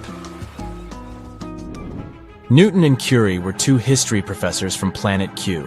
To complete their planet Earth research, they had to explore a place the Earthlings used to call a school. There, they found a piece of paper with a handwritten number on it, but couldn't come to an agreement about what the number was.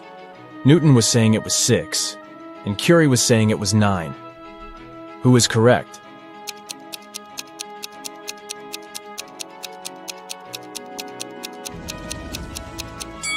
Do you see this teeny tiny dot here?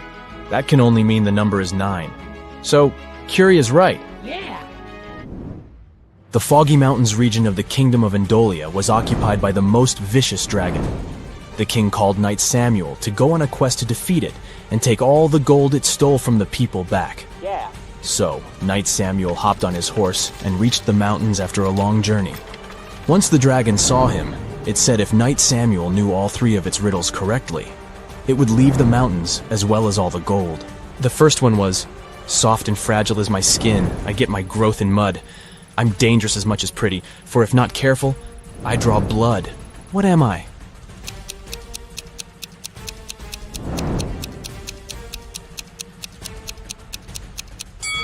It's a thorn. You're a clever one, Knight Samuel, the dragon said. Here's my second riddle. I am a box that holds keys without locks, yet they can unlock your soul. What am I?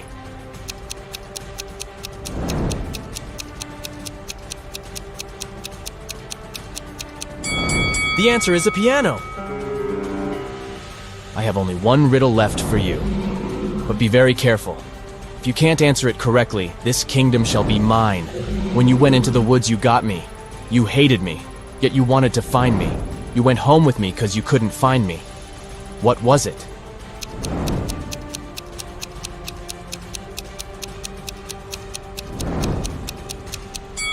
The answer is a splinter. Annie forgot her computer in her dorm room, but she urgently needed to use one to submit her school paper. Her mom had a laptop in the study room, but it was password protected. However, she was easily able to figure out the password. How did she do it?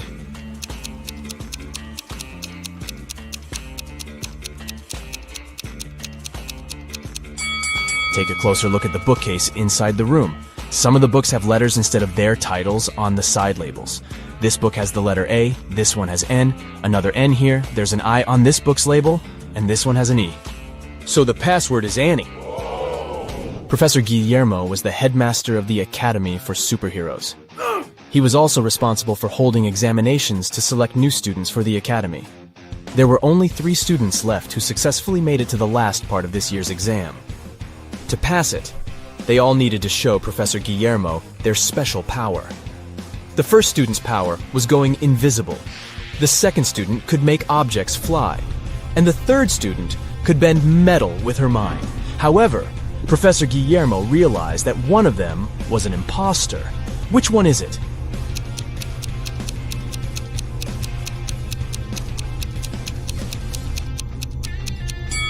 Take a closer look at the object that the second student is levitating. Do you see the small on-off button here?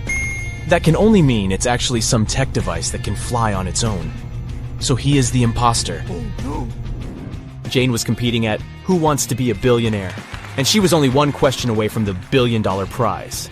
The question was, it's true, I bring serenity and hang around the stars, but yet I live in misery, you'll find me behind bars. With thieves and villains I consort, in prison I'll be found, but I would never go to court unless there's more than one. What am I?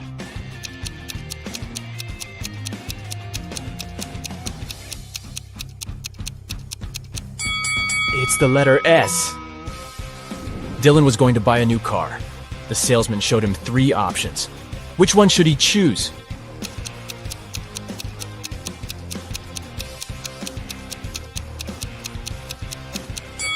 Take a look at the side door of the first car.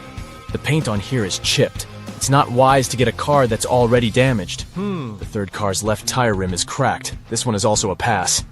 So he should get the second car. Oh, yeah. Catherine has 4 daughters, and each of her daughters has a brother. How many children in total does Catherine have?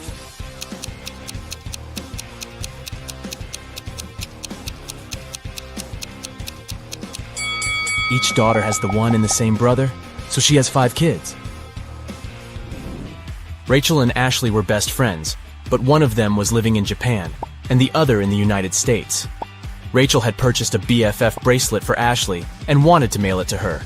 However, the only way to make sure the bracelet would be received was to place a lock on the package. Rachel had locks and Ashley had locks, but neither had keys for each other's locks. How can they ensure the bracelet isn't stolen?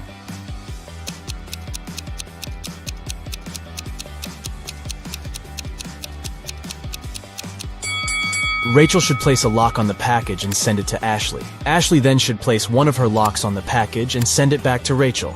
Rachel removes her lock and sends the package back to Ashley. Marla goes to the grocery store and buys 1 dozen eggs. As she's going home, all but 3 eggs break. How many eggs are left unbroken?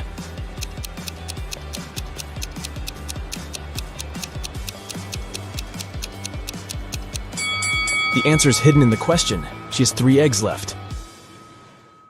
Anna runs a chocolate factory. She offers all her clients a special deal. Anyone can exchange 5 chocolate wrappers for 1 chocolate bar. Robert spent 2 weeks collecting the wrappers and managed to find 77. Yeah. Can you tell what maximum number of chocolates he can get from Anna?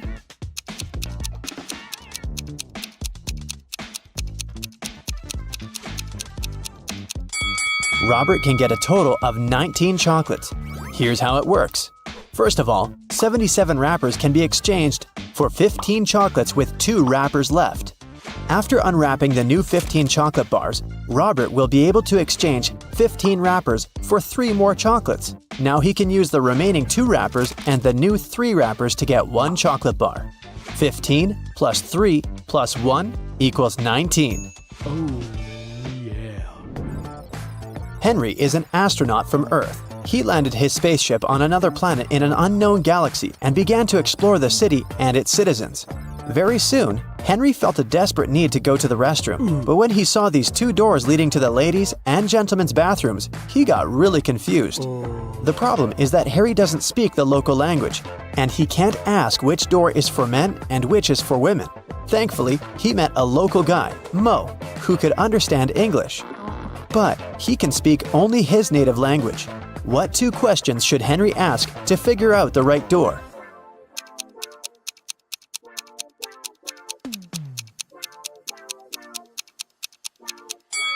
He should point at one of the doors and ask, "Is this the men's restroom?" Then he needs to remember Mo's reply and ask, "Am I a man?" If Mo says the same word, then the restroom Henry is pointing at must be for men. And if Mo says a different word, the restroom is for women.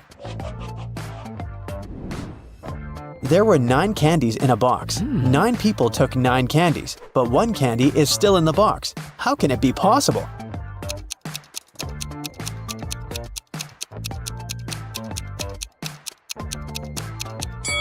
It's pretty simple.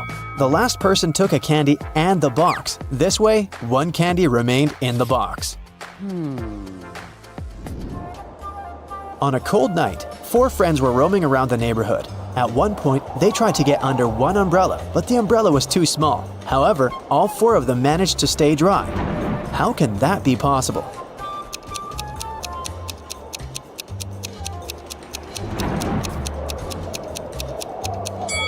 It's possible because it wasn't raining. Meet Erica and Jim. Do you have any idea why he pushed her?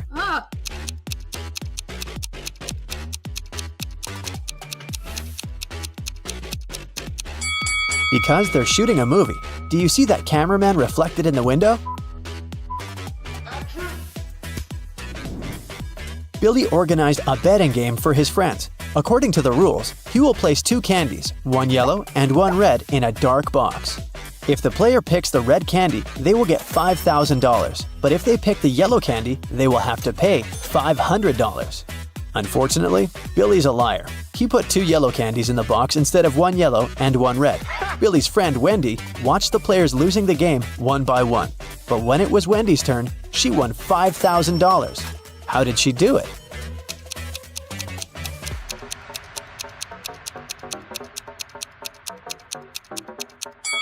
She picked a candy and, without showing it to anyone, ate it. Then she picked the remaining candy, which was yellow, and showed it to everyone. Billy had to admit that the first candy had been red. Otherwise, everyone would find out he was a liar. Nina went speed dating and met 3 handsome guys. The next day, each of the guys asked her out. Can you help Nina make the best choice?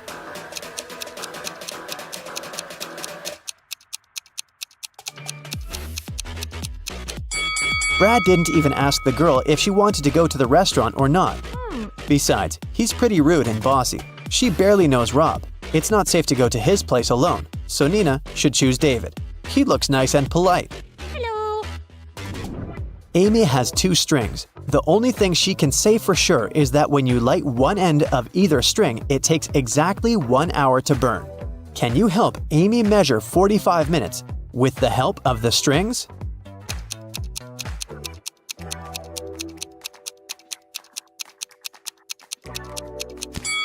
She should light both ends of the first string and one end of the second string. In 30 minutes, the first string will have burned completely.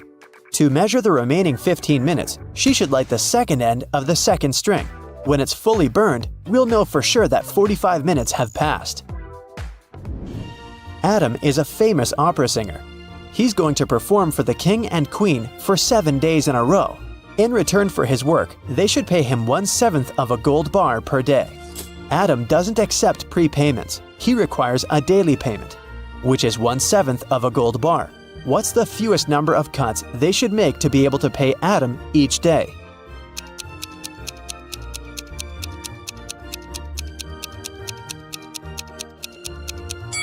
Just 2. Here's how it works. Day 1. Cut 1/7 of the gold bar and give it to Adam. Day 2. Cut 2/7 of the gold bar and give this piece to Adam. He'll give you 1/7 of the bar back. Day 3. Give the singer the 1/7 piece you received the previous day.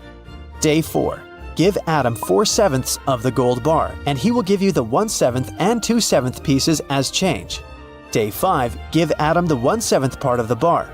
Day 6. Give him the 2/7 piece and get the 1/7 one as change. And finally, Day 7. Give Adam his final 1/7 piece of the gold bar. Jenny and Sam arrived at a picturesque campground. They had to set up a tent. There were 3 good spots: in the forest, in the field, and near the lake. Which place should they opt for?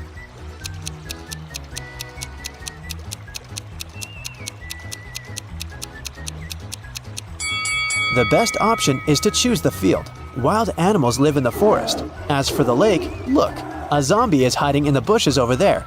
Probably not the best neighbor. George was walking down the street. Suddenly, a wizard popped out of nowhere and teleported George to his castle. He offered the guy to choose between these 3 doors. There's a hungry tiger behind the first door. There's an angry dinosaur behind the second door. And the room behind the third door is filled with toxic gas. Which door should George choose?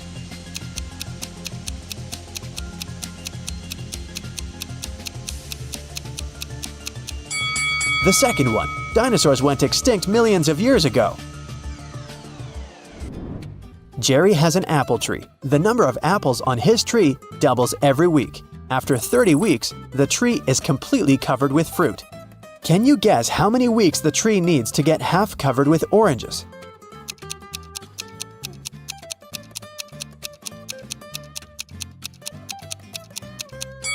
Oranges don't grow on apple trees, but if I asked you about apples, the answer would be 29 weeks. Because, as we know, the number of apples doubles every week. In the ocean, there's an island. On the island, there's a house. In the middle of the house, there's a glass of water. Inside the glass of water, there's a coin. What's in the middle of the ocean?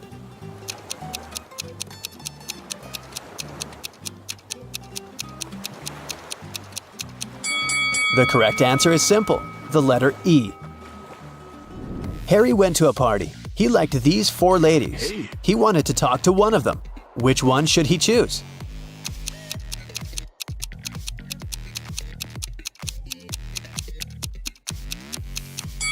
Take a look at the first lady's hand. She's a zombie. The second lady has a vampire bite on her neck. She can turn into a vampire any minute and ruin the date. And the fourth lady is a ghost. So Harry should go and talk to the third lady. Hello. Detective Thomas received a call from Holly. She said, "Please come over. I got robbed. It happened so fast. I left my purse in the backseat of the car. When I stopped at the traffic light, someone opened the door and snatched my purse." Detective Thomas hit the road and rushed to the crime scene. But when he saw Holly, he realized that she was a liar right away. How?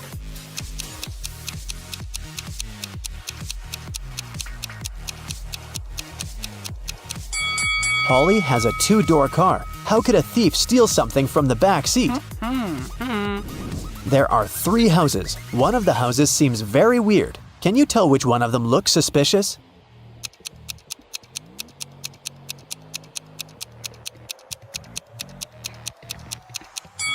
Look at the footprints. They lead to and from houses 1 and 3, so people come and go from those houses. As for the second house, the footprints only lead in one direction, inside. People come in, but they never go out.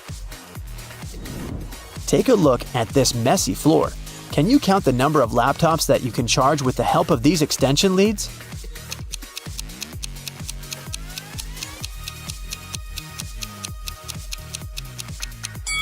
The cord of extension lead 3 is torn. As for the second lead, one of its outlets is broken. Extension lead 4 has only one outlet, which makes the entire thing pretty useless. And extension lead 6 doesn't have any cable at all.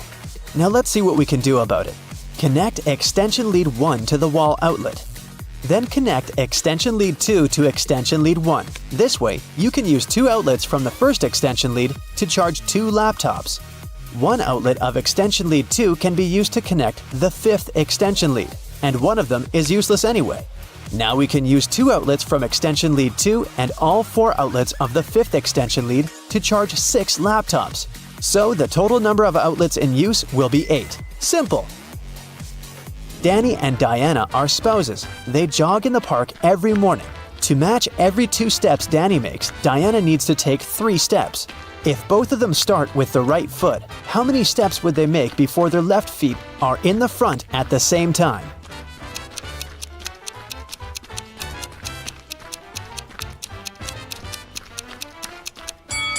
They'll never reach that goal.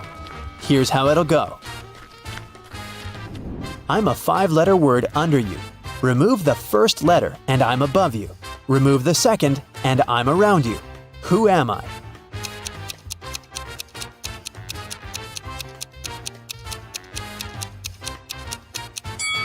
Well, have you managed to crack this riddle? It's a chair. Great job! Welcome to the food festival. Here's Alice. She sells cold drinks. Alice allows her customers to buy 1 bottle of drink in exchange for 5 empty bottles. Phil brings her 77 empty bottles that he collected at yesterday's party. How many bottles do you think he can get in exchange for those 77 empty bottles?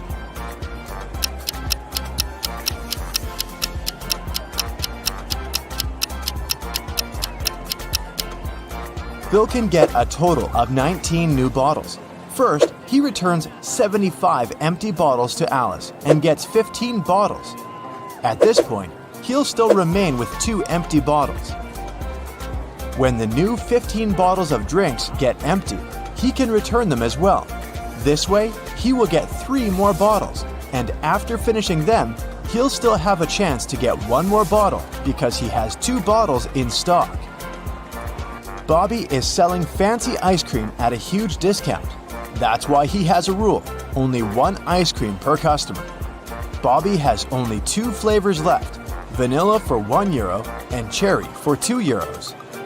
Lisa comes over and gives Bobby €2. Without asking any questions, Bobby gives her cherry ice cream. Next, Amy gives him €2, but this time, Bobby asks, cherry or vanilla? Why?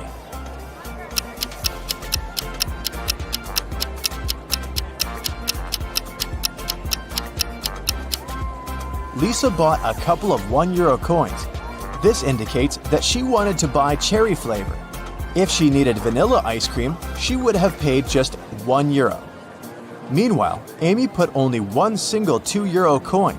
That's why Bobby couldn't guess how many ice creams she wanted. Jerry is selling sandwiches.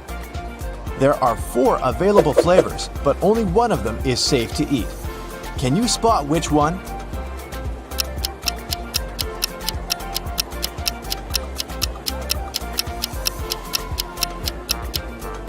There's a cute little worm inside the first sandwich. The third one has a Lego detail inside its topping. And there are too many flies around the 4th sandwich, so it's probably rotten. But the second sandwich looks pretty good.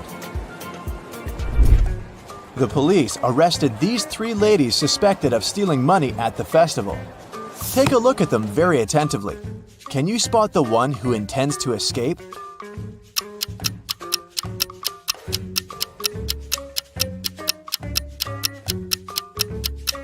The second lady is holding a file under her headscarf. She's probably the one who plans to escape.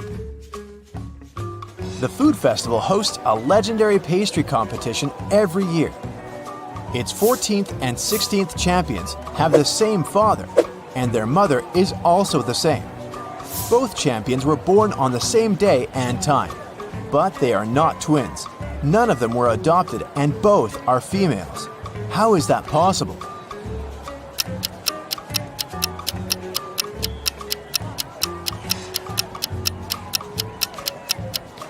They are the same person. And now let's see if you can make a good food critic. Can you spot anything weird about these cakes?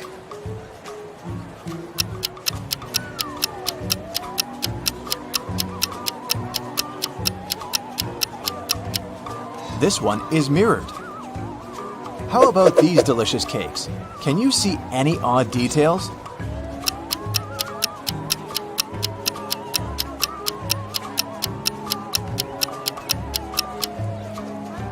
This cake lacks one cherry. Bill and Wendy are having their first date at the food festival. They buy delicious fresh papaya and they take a seat in the food court to enjoy it. The papaya tastes sweet and delicious. Each of them eats 2 pieces. 10 minutes later, Bill gets sick. Wendy takes him to the hospital. Doctors claim that the papaya was poisoned.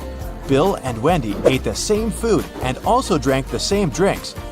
How is it possible that Wendy feels well?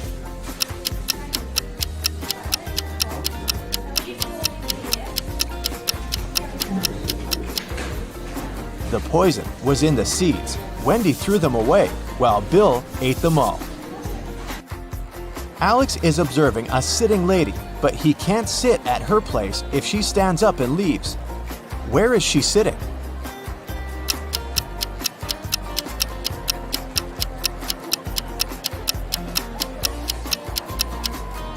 The lady is sitting on his lap. Let's move on to the pizza shop. Can you solve this tricky sequence?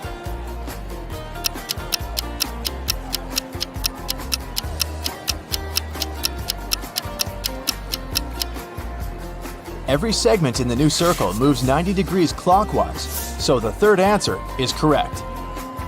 There are 3 odd things about this coffee shop. Can you spot them?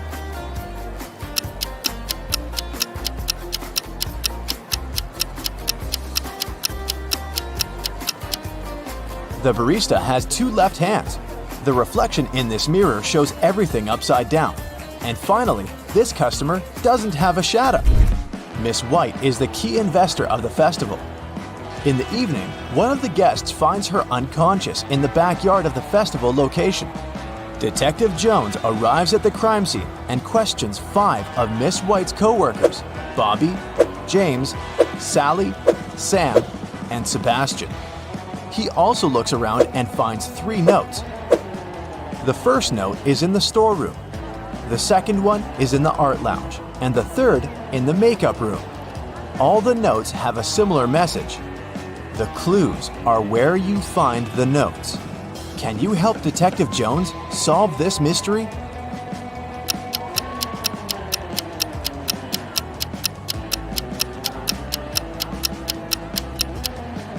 Sam is the criminal. Let's take a look at the rooms. If we take only the first letter of each room, we'll get S, A, and M. Arrange the letters and we'll have the name Sam. Diana buys a chocolate cake and leaves it on the table in the food court to go buy some drinks. Then she comes back and sees that the cake is gone. She questions 3 people standing nearby. Henry says, "I didn't do it. I'm on a sugar-free diet." Miss Green replies, "I'm allergic, young lady. I haven't been eating chocolate for 30 years now." And Kelly says, "I'm sorry, but when I came over, this table was empty, so I occupied it. I didn't see any cakes." Who's lying?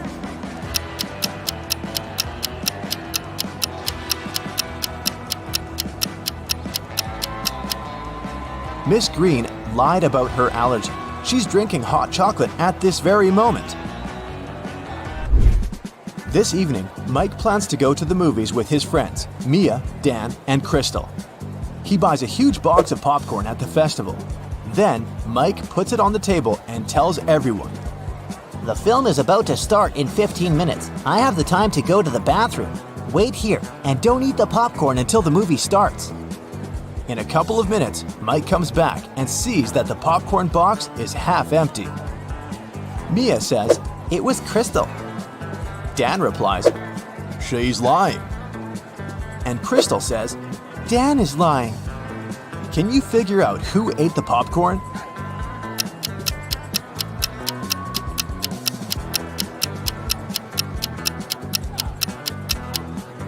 Dan.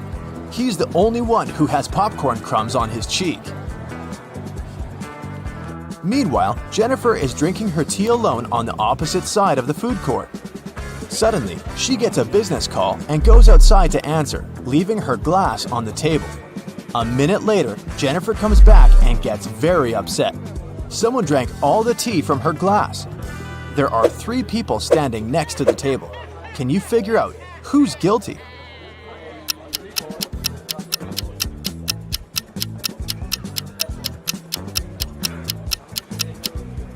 This woman in the middle. She left a mark of her purple lipstick on the cup.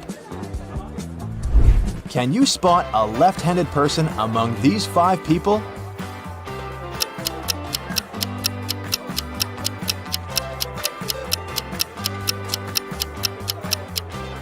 It's the barista. She's holding a tray with her right hand in a static position.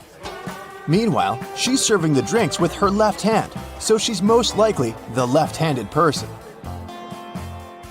Marta is making a fruit drink. The recipe comprises 90% of liquid and 10% of solid fruit mix. The total weight of the mixture is 20 pounds. After boiling the drink for a while, Marta notices that the liquid starts to evaporate. Now, the liquid comprises just 50% of the total weight. What's the weight of the drink now?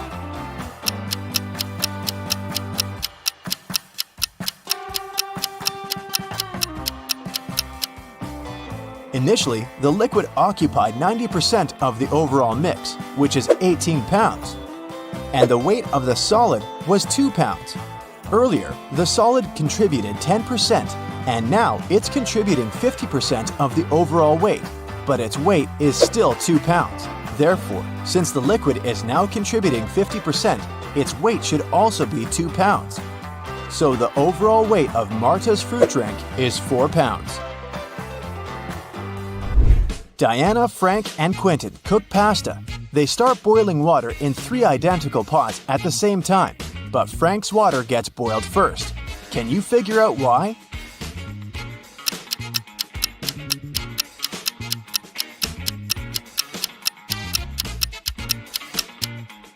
He's the only one who closed the lid. And finally, let's take a look inside the food warehouse. Do you see anything weird?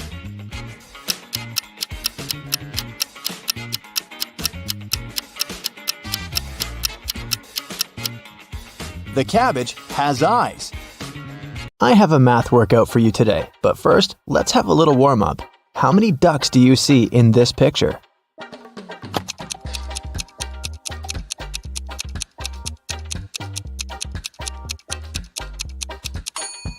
Don't forget about the hidden ones. There are 15 ducks. Did you find them all? Okay, now count all the flowers.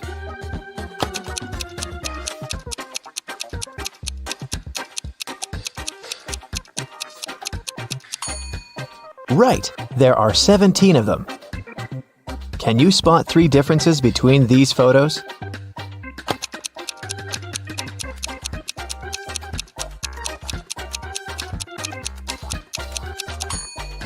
Here they are.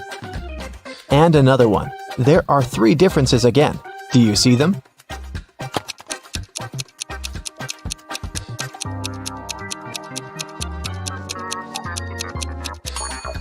Okay, here they are. Good job. Okay, now a bit of math for you. Look at this picture.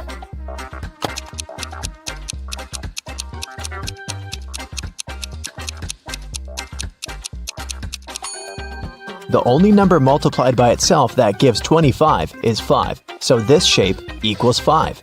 This way, the other shape from the second equation is 4. 4 and 6 make 10, so the red circle equals 6. Then, 5 multiplied by 6 gives us 30.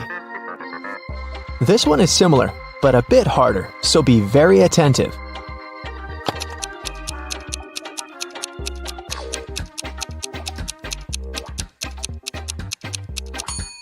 Okay, 3 pairs of sneakers make 30. Then 1 pair equals 10. Then 1 cat with a whistle must be 5. In this case, 2 whistles equal 4, so 1 whistle is 2. Now the last one. A pair of sneakers is 10.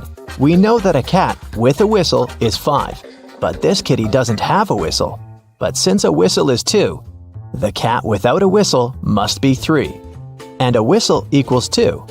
So, it's 10 plus 3 multiplied by 2, which is 16.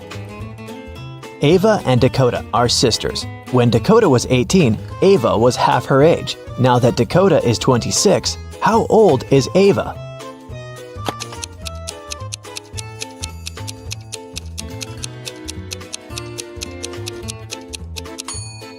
When Dakota was 18, Ava was 9, so the age difference between the sisters is 9 years. If Dakota is 26 now, then Ava is 17. When Polaris was 16 years old, her mother was 39. If Polaris's mom is twice her daughter's age, how old is Polaris?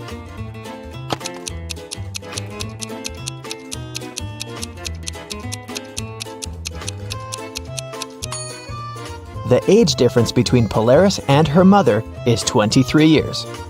That means now, Polaris is 23 and her mom is 46. Yvonne had a big collection of CDs. One day, she decided to clean up her house and counted that she had 172 CDs. She sold them all except for 7 CDs of her favorite singer and 5 CDs of her favorite band. How many CDs does Yvonne have now?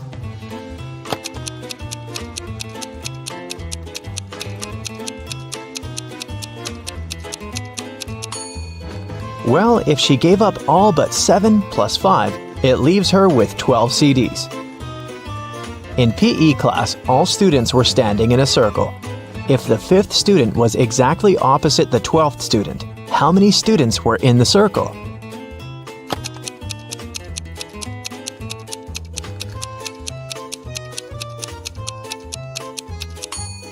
Between student number 5 and student number 12, there are 6 other students. If these two are opposite each other, then on the other side between them, there are also 6 students. This makes 14 students in the circle.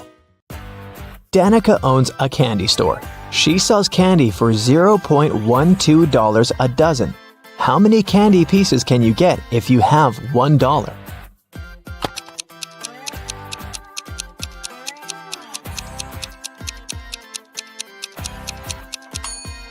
$0.12 for a dozen mean that one candy costs 1 cent. So if you have $1, you can get 100 candies.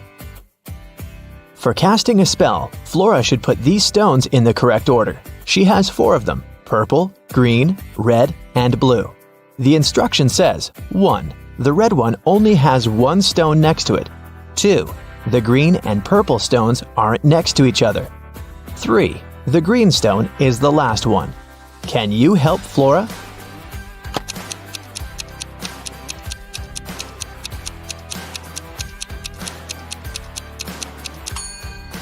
If the red stone only has 1 other stone next to it, then it's either the first one or the last one. But since green is the last one, then red is the first one.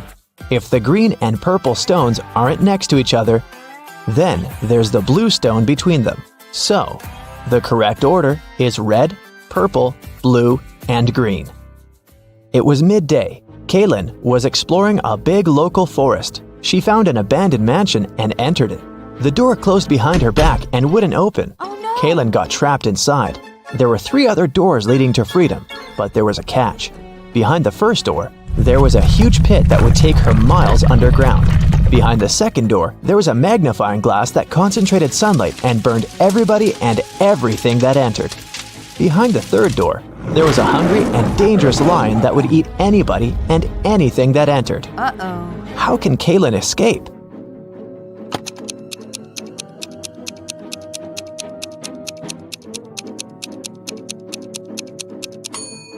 Kaylin should wait until sunset. When the sun goes down, the second door with the magnifying glass won't be dangerous anymore. Amelia, Belle, Chloe, and Della are identical quadruplets who always prank people. One day, one of the girls' teachers had to let Amelia leave the class early. She had a doctor's appointment, but the woman wasn't sure which girl was Amelia. The quadruplets had decided to help her. Here is what they said. Amelia is one of the girls standing in the middle. No, Amelia is one of the girls standing on the sides. I'm Amelia. I'm not Amelia. 3 girls lied and 1 told the truth. Who is Amelia?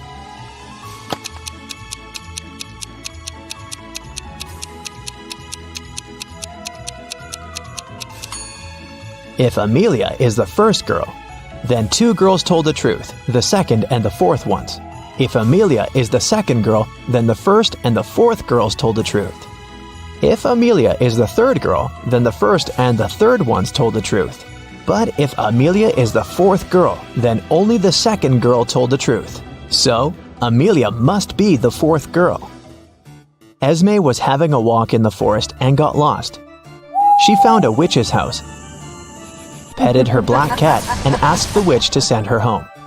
The witch wanted to play a game. If Esme won, she'd send her home. But if Esme lost, she'd have to stay with the witch forever. We'll be saying numbers between 1 and 10. The next player will have to choose a number that's between 1 to 10, greater than the previous one. The first person to say 50 wins. You can start. How can Esme win?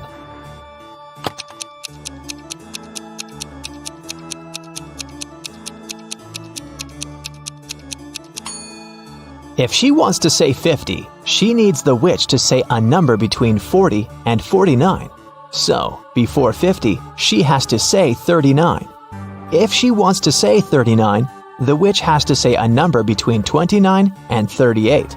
So, Esme has to say 28, and before that, 17, and before that, 6. So Esme must start with 6 and then say 17, 28, 39, and 50. Cassidy woke up in a dungeon and couldn't remember what happened to her. She needed to get out, but the door was locked and required a password. Can you guess what the password is?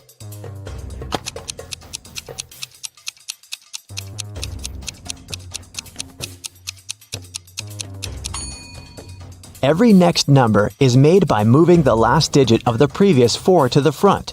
So, the password must be 4728. Mrs. Davies is an elderly lady telling a story of her life.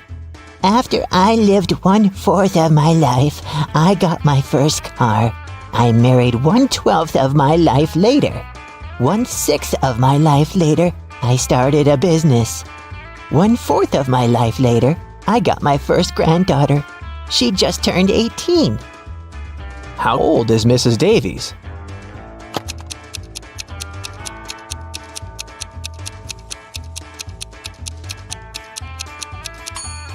Let's say Mrs. Davies is X years old. 1/4 of her life, till she gets her first car, X is 4.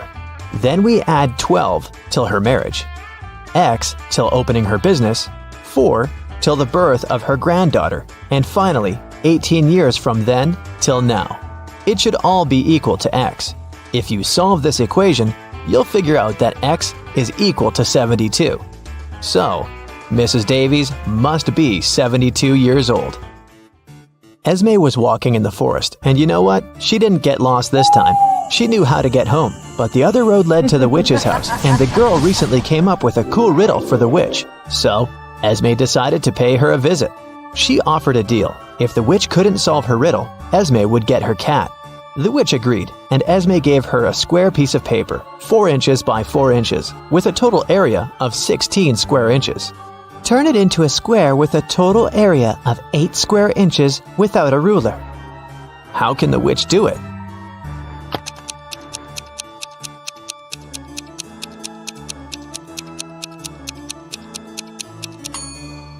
The witch should fold the 4 corners of the square towards the middle. This way, she'll get a square that is exactly twice as small as the original one.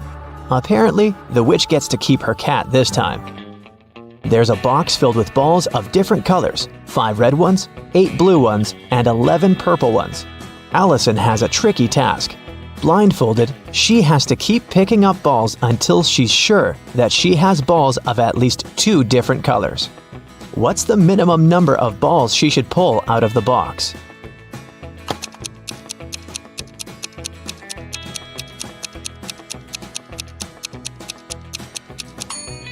In the worst-case scenario, Allison will be picking up balls of the same color until there are no more of them left in the box.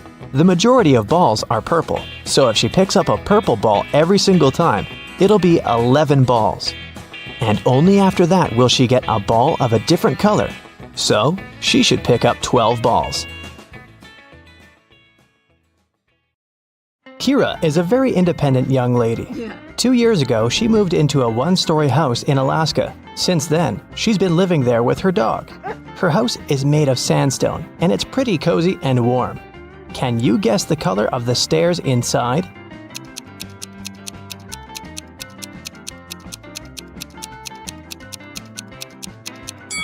There are no stairs in a one-story building. One day, Kira went to town to buy some dog food and meet with her sister, Mia. They went for a walk and stopped in front of these 2 houses. In each house, a family with 2 pets with dogs or cats lived there. Kira told Mia 2 facts about those houses. On the left, the family has a dog that likes dry food, but the other pet loves canned food. And the family in the house on the right has a 7-year-old dog and a newborn pet. Mia asked Kira, "Do both families have a cat?"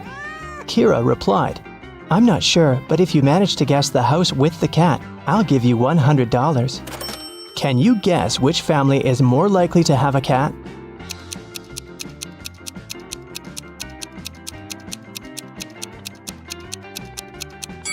Okay, let's analyze this. The house on the left offers us 3 possible scenarios. A younger cat and an older dog, a younger dog and an older cat, or just 2 dogs. We can't consider a cat-cat option because Mia mentioned that there was at least 1 dog in that house. Now, all these 3 options are equally possible, and 2 of them include cats, so the chances of a cat living in that house are 2 out of 3. As for the house on the right, there are 2 possible scenarios. Since we already know that the older pet is a dog, here's the first possibility. The younger pet is a cat, and the older animal is a dog. And the second possibility suggests that there are just 2 dogs. So, here, the chances are 1 in 2. That's why Kira should choose the house on the left. This way, her chances of winning are higher. Mia invited Kira to visit her workplace. She's a manager in a luxury resort hotel. The building has 7 floors. 5 people are now staying in the rooms on the first floor, and on each next floor, there are 3 people more than on the previous floor. Can you figure out which floor the elevator is called most often?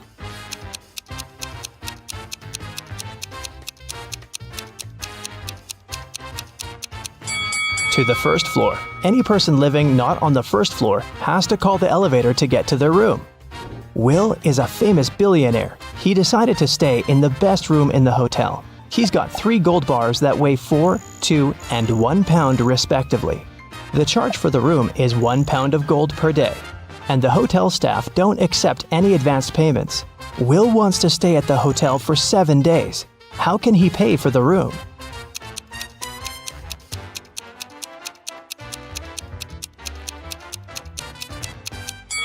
Here's the scheme. On the first day, Will should give them his 1 pound bar. On the second day, he should give the 2 pound bar and take his 1 pound gold bar back. On the third day, Will should pay with the 1 pound bar again. And on the fourth day, the guy should give the 4 pound bar and take both the 1 and 2 pound gold bars back. On the 5th day, he can pay with the 1 pound bar.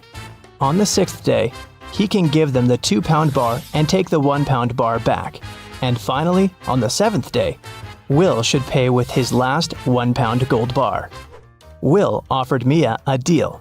"If you crack my riddle, I'm going to give you the biggest diamond from my collection." He arranged these matchsticks in a square, which contained 4 smaller squares. Can you remove only 2 matches so that there's only 2 squares instead of the 5?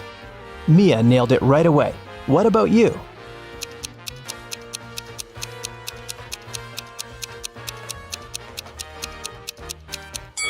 Here's the solution. You have to remove these matchsticks, and voila! You have only 2 squares left. Then Will offered Kira an opportunity to win a fortune. There are 100 precious red stones and 100 simple white stones in his collection. The billionaire gave the girl 2 different bags labeled heads and tails. She can put the stones wherever she likes. Then, Kira has to flip a coin and choose a stone from the corresponding bag, heads or tails. If it's a red one, she will receive all the precious stones, but if she picks a white stone, she'll get nothing. How should Kira distribute the stones to increase her chances of winning?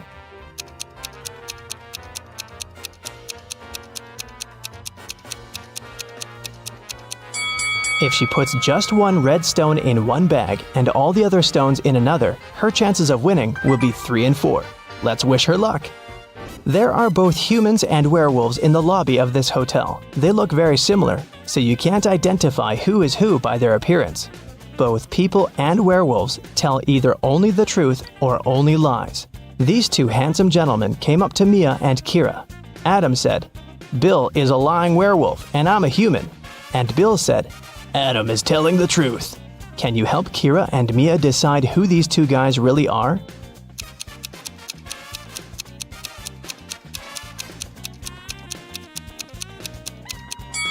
We know that they cannot tell half-truths. So, Adam's statement is only true if both parts of it are true. Let's suppose that Bill is an honest human. Then Adam should be honest too. But Adam called Bill a liar, which creates a conflict. It means that Bill's statement cannot be true. So Bill is a liar. And knowing that, we can conclude that Adam is a liar too. But what about their nature? Are they humans or werewolves? Adam's first statement is a lie, which means that Bill is not a werewolf. Therefore, Bill is a lying human. And the second part of Adam's statement means that he's a lying werewolf. Adam and Bill invited Kira and Mia for dinner.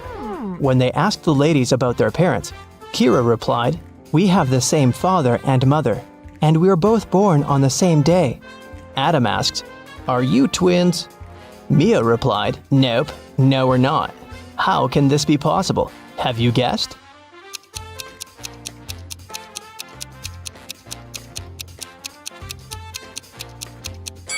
Kira and Mia are not twins. They're 2 of a set of triplets. They have a third sister, Sophie. Hi. Kira and Mia went to the swimming pool. They saw 10 swimmers chilling on sunbeds near the pool. 2 of them decided to jump into the water.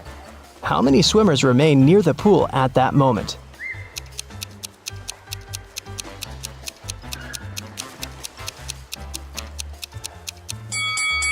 The 2 swimmers might have decided to get into the water, but it doesn't mean they've done it. Kira entered a very small dressing room. There were 4 cats sitting in 4 corners. There were 3 cats across from each cat, and at each cat's tail, there was 1 more cat. Can you tell how many cats there were in the room?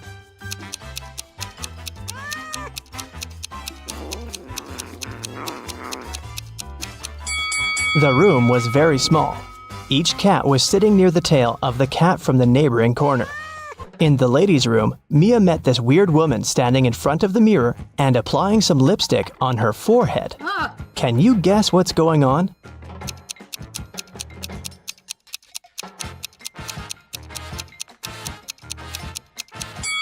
She's trying to make up her mind. In the basement of the hotel, Mia and Kira found a barrel with no lid and some milk in it. Kira said, "Whoa, this barrel of milk is more than half full." Oh. And Mia said, "No, it's not. It's less than half full." Yes? Without any measuring tools or pouring any milk out of the barrel, how can they easily determine who's right?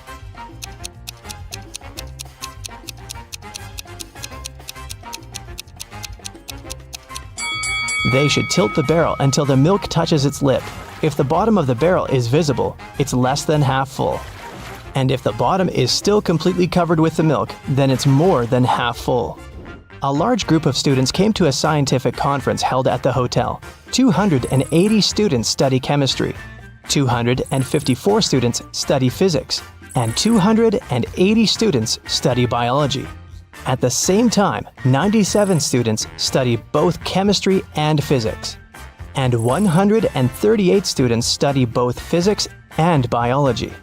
And 152 students study chemistry and biology. Also, there are 73 students who study all 3 subjects. Can you figure out the total number of students at the conference?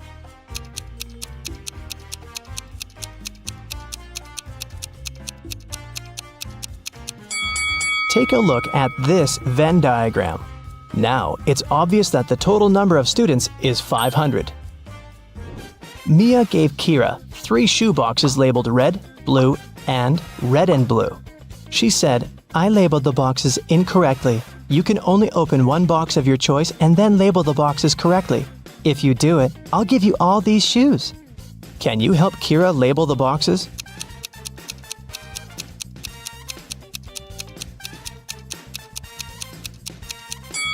Kira should opt for the box labeled red and blue. Since the boxes are labeled incorrectly, this box will contain either red shoes or blue shoes. Let's suppose that Kira found red shoes inside the box. Now she can remove the red label from the wrong box and put it on the correct one.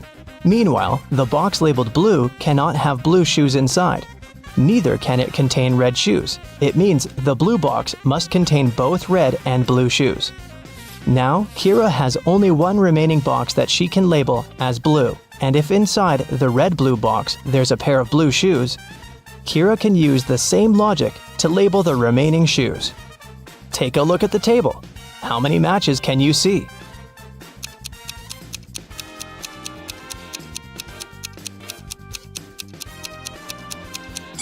Eight. Here they are. I know something that will wake your brain up better and faster than coffee.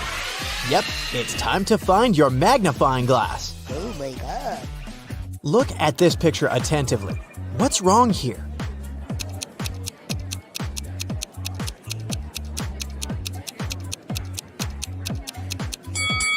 Each of these 4 people has a slice of pizza in their hands, but only 3 pieces are missing from the pizza box. You have 3 jars that are all mislabeled. One jar contains apples, another contains oranges, and the third jar contains a mixture of both apples and oranges. You are allowed to pick as many fruits as you want from each jar to fix the labels on them. What is the minimum number of fruits that you have to pick and from which jars to correctly label them? Yeah.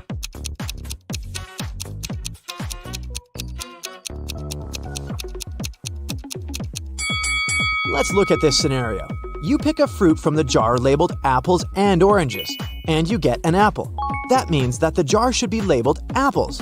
Now, the jar labeled oranges has to be labeled apples and oranges. As it can't contain oranges, and we've already got the apples jar, a similar scenario applies if it's an orange you take out of the jar labeled apples and oranges. So, you just need to take one fruit from the jar, apples and oranges, to label all the jars correctly. A farmer once challenged an engineer, a physicist, and a mathematician to fence off the largest amount of area using the least amount of fence. The engineer shaped his fence like a large circle and said it was the most efficient way. The physicist made a long line and said that fencing off half of Earth was the best. The mathematician laughed at them and showed his design, which beat the others. What did he do?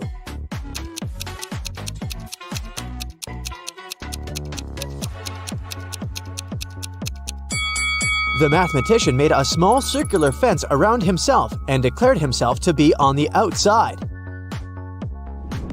Every day after work, Jack arrived at the train station at 5 p.m. His wife left home in her car to meet him there at exactly 5 p.m., picked him up, and drove him home. One day, Jack got to the station an hour early and started walking home. He was walking until his wife picked him up along the way. They got home 30 minutes earlier than usual. How long was he walking?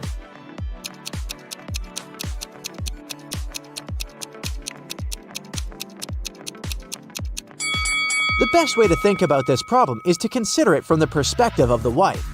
Her round trip was decreased by 30 minutes, which means each leg of her trip was decreased by 15 minutes. It means that Jack must have been walking for 45 minutes. Logan is a special agent who's trying to catch a notorious villain. After long months of investigation, he finds the criminal's headquarters. But the door is locked, which is not a surprise really. Logan sees a screen next to the entrance. He touches it, and the display lights up. It must be a riddle. And our special agent needs to solve it to get inside. Add one line to make it right. 9.50 equals I-O-I-O-I-O. Logan cracks the puzzle in no time. What's the answer?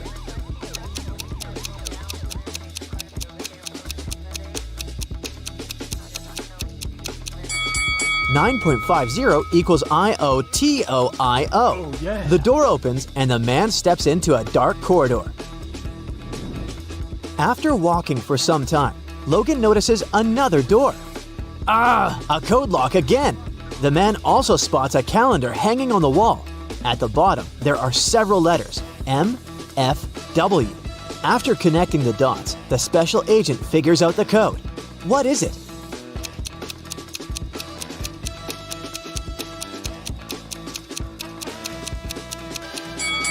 It's 153. The letters stand for the days of the week: Monday, Friday, and Wednesday. Monday is the first day, Friday is the fifth, and Wednesday is the third one. Oh yeah. Look at these two families. Which one is fake? What do you think?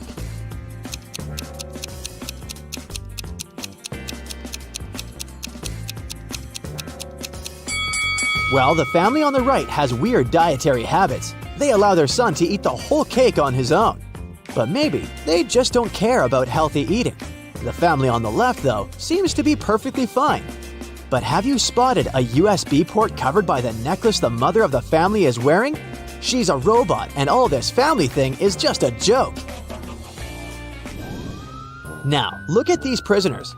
Who is more likely to escape?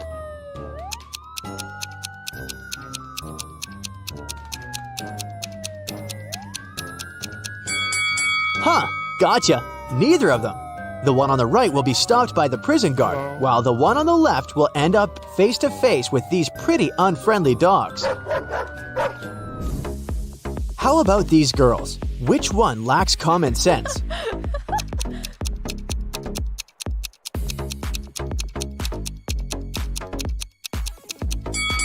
That was another tricky question. Both of them aren't the brightest bulbs in the chandelier. The one on the left is going to post a photo of her credit card on her social media. And the one on the right is going to share the details of her ID and plane ticket with her followers. That's incredibly unsafe. Oh my God! It was the first day of school when the principal's wallet went missing. There were 3 suspects: the gardener, the math teacher, and the coach. Oh no! Here's what they said. The gardener was mowing the front lawn. The math teacher was checking the surprise test he'd given his students. And the coach was meeting new people who wanted to join the school's soccer team. Who took the wallet?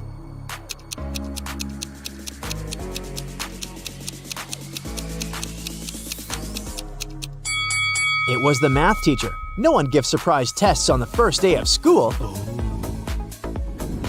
Look at these women. Can you figure out which one isn't pregnant?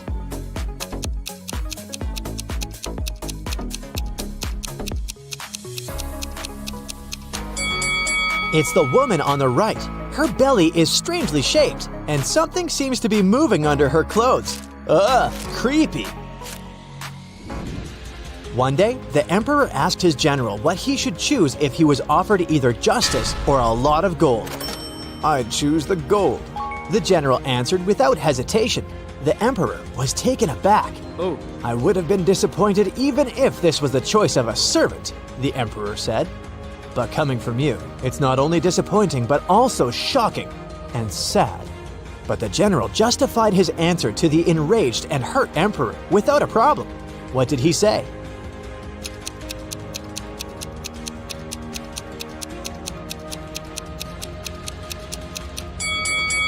He said that people asked for what they didn't have. "Under your majesty's rule," he then added, "justice is available to everybody. But I am a spendthrift and always short of money. That's why I said I would choose the gold." The answer pleased the emperor, and his respect for the general was restored. The police arrived at a ski resort early in the morning. At night, someone attacked the manager of the hotel, and he was taken to a hospital, still unconscious. The police suspected 3 people: Laura, James, and Arthur. who had arrived the day before. The officers inspected their rooms, and here's what they found. Look at these things attentively and try to understand who attacked the manager.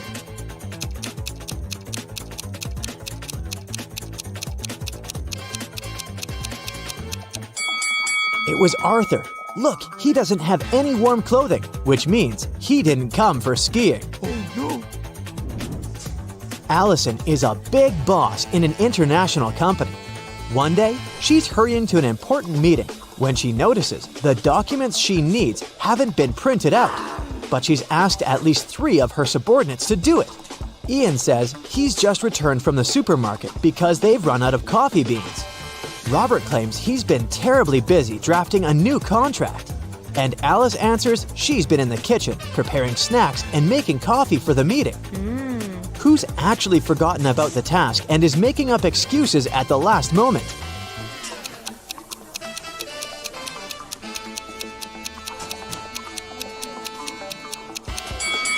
It's Alice. There's no coffee in the office. Then how could she make it? Rich businessman Mr. Hudson had a serious disease and was staying at the best hospital in the city. He was treated with pills invented by a scientist working in that hospital. Mr. Hudson was feeling better and better and was getting ready to be discharged. But then, one morning, he was found in critical condition. The police had 4 suspects: the cleaner, the businessman's nurse, his assistant, and the scientist. The cleaner said that Mr. Hudson liked when his room was tidy, so she came every day to clean it. The nurse said that she gave Mr. Hudson's injections every morning, and they had even become friends. The scientist was very upset. His disease was complicated, but we've made such progress. And today, this happened. And the assistant answered that her boss asked her to bring his favorite sweets every day. And she did just that.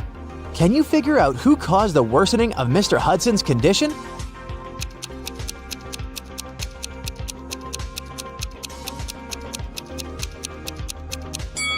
It was the nurse. Mr. Hudson was treated with special pills. What injections is she talking about? What? Harrison was walking home when someone threw something at him and knocked the guy out. When he came round, he found himself in a room with 4 doors and a tiny window. Harrison opened the window, but it was too small for him to squeeze through. Suddenly, the guy spotted a piece of paper lying on the floor. It was a note that said, "Only one door leads outside. The other 3 doors don't lead anywhere. You can try to open just one door and only once. If you don't succeed, all of them will be locked forever." Harrison thought for a while and made the right choice. How did he figure out which door was the one he needed?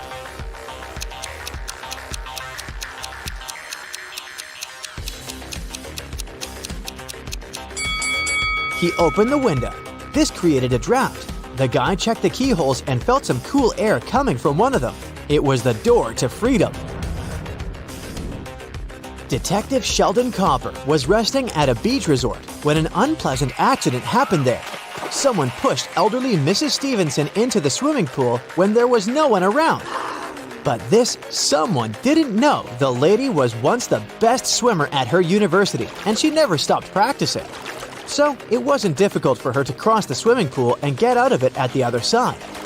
Sheldon asked the lady if she had seen the attacker. She didn't, but she was sure it was someone who knew she'd just received a huge inheritance. The detective needed to talk to 3 people. They were Mrs. Stevenson's son, Terry, her granddaughter, Gloria, and her niece, Judy. Terry said, "These days, I've been very busy. Something urgent came up at work. I don't even have time to leave my room to go for breakfast or dinner." Gloria asked Sheldon to keep her secret. She was seeing a waiter she had met at a beach cafe. If her relatives found out, they would be furious. And Judy told Sheldon she'd taken a car to go shopping in the city center. Who's lying?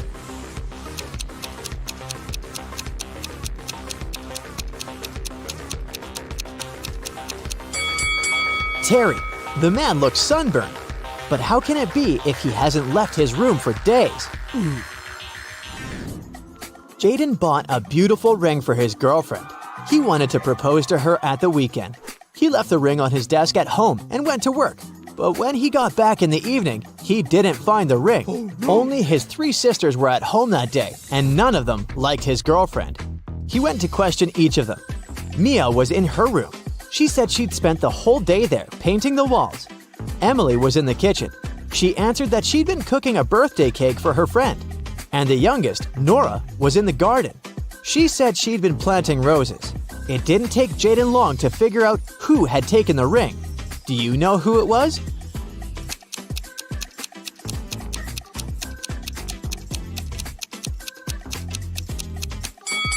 It was Nora. She looks too tidy for a person who was supposedly spending the entire day in the garden. What? Plus, she doesn't have any gardening tools. The best player of Julian's volleyball team disappeared right before the game. Julian's main suspects were 3 players from the rival team. Jackson said, "I've just returned from the gym. I was warming up before the competition." Leo had to pick up his wife and daughter from the hospital, and Ryan claimed he'd fractured his leg, and the team doctor was giving him a massage. Yeah. Who's behind the player's disappearance?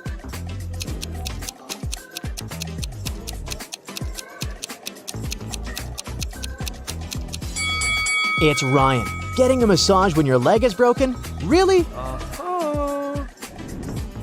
Can you figure out the answer to this rebus riddle?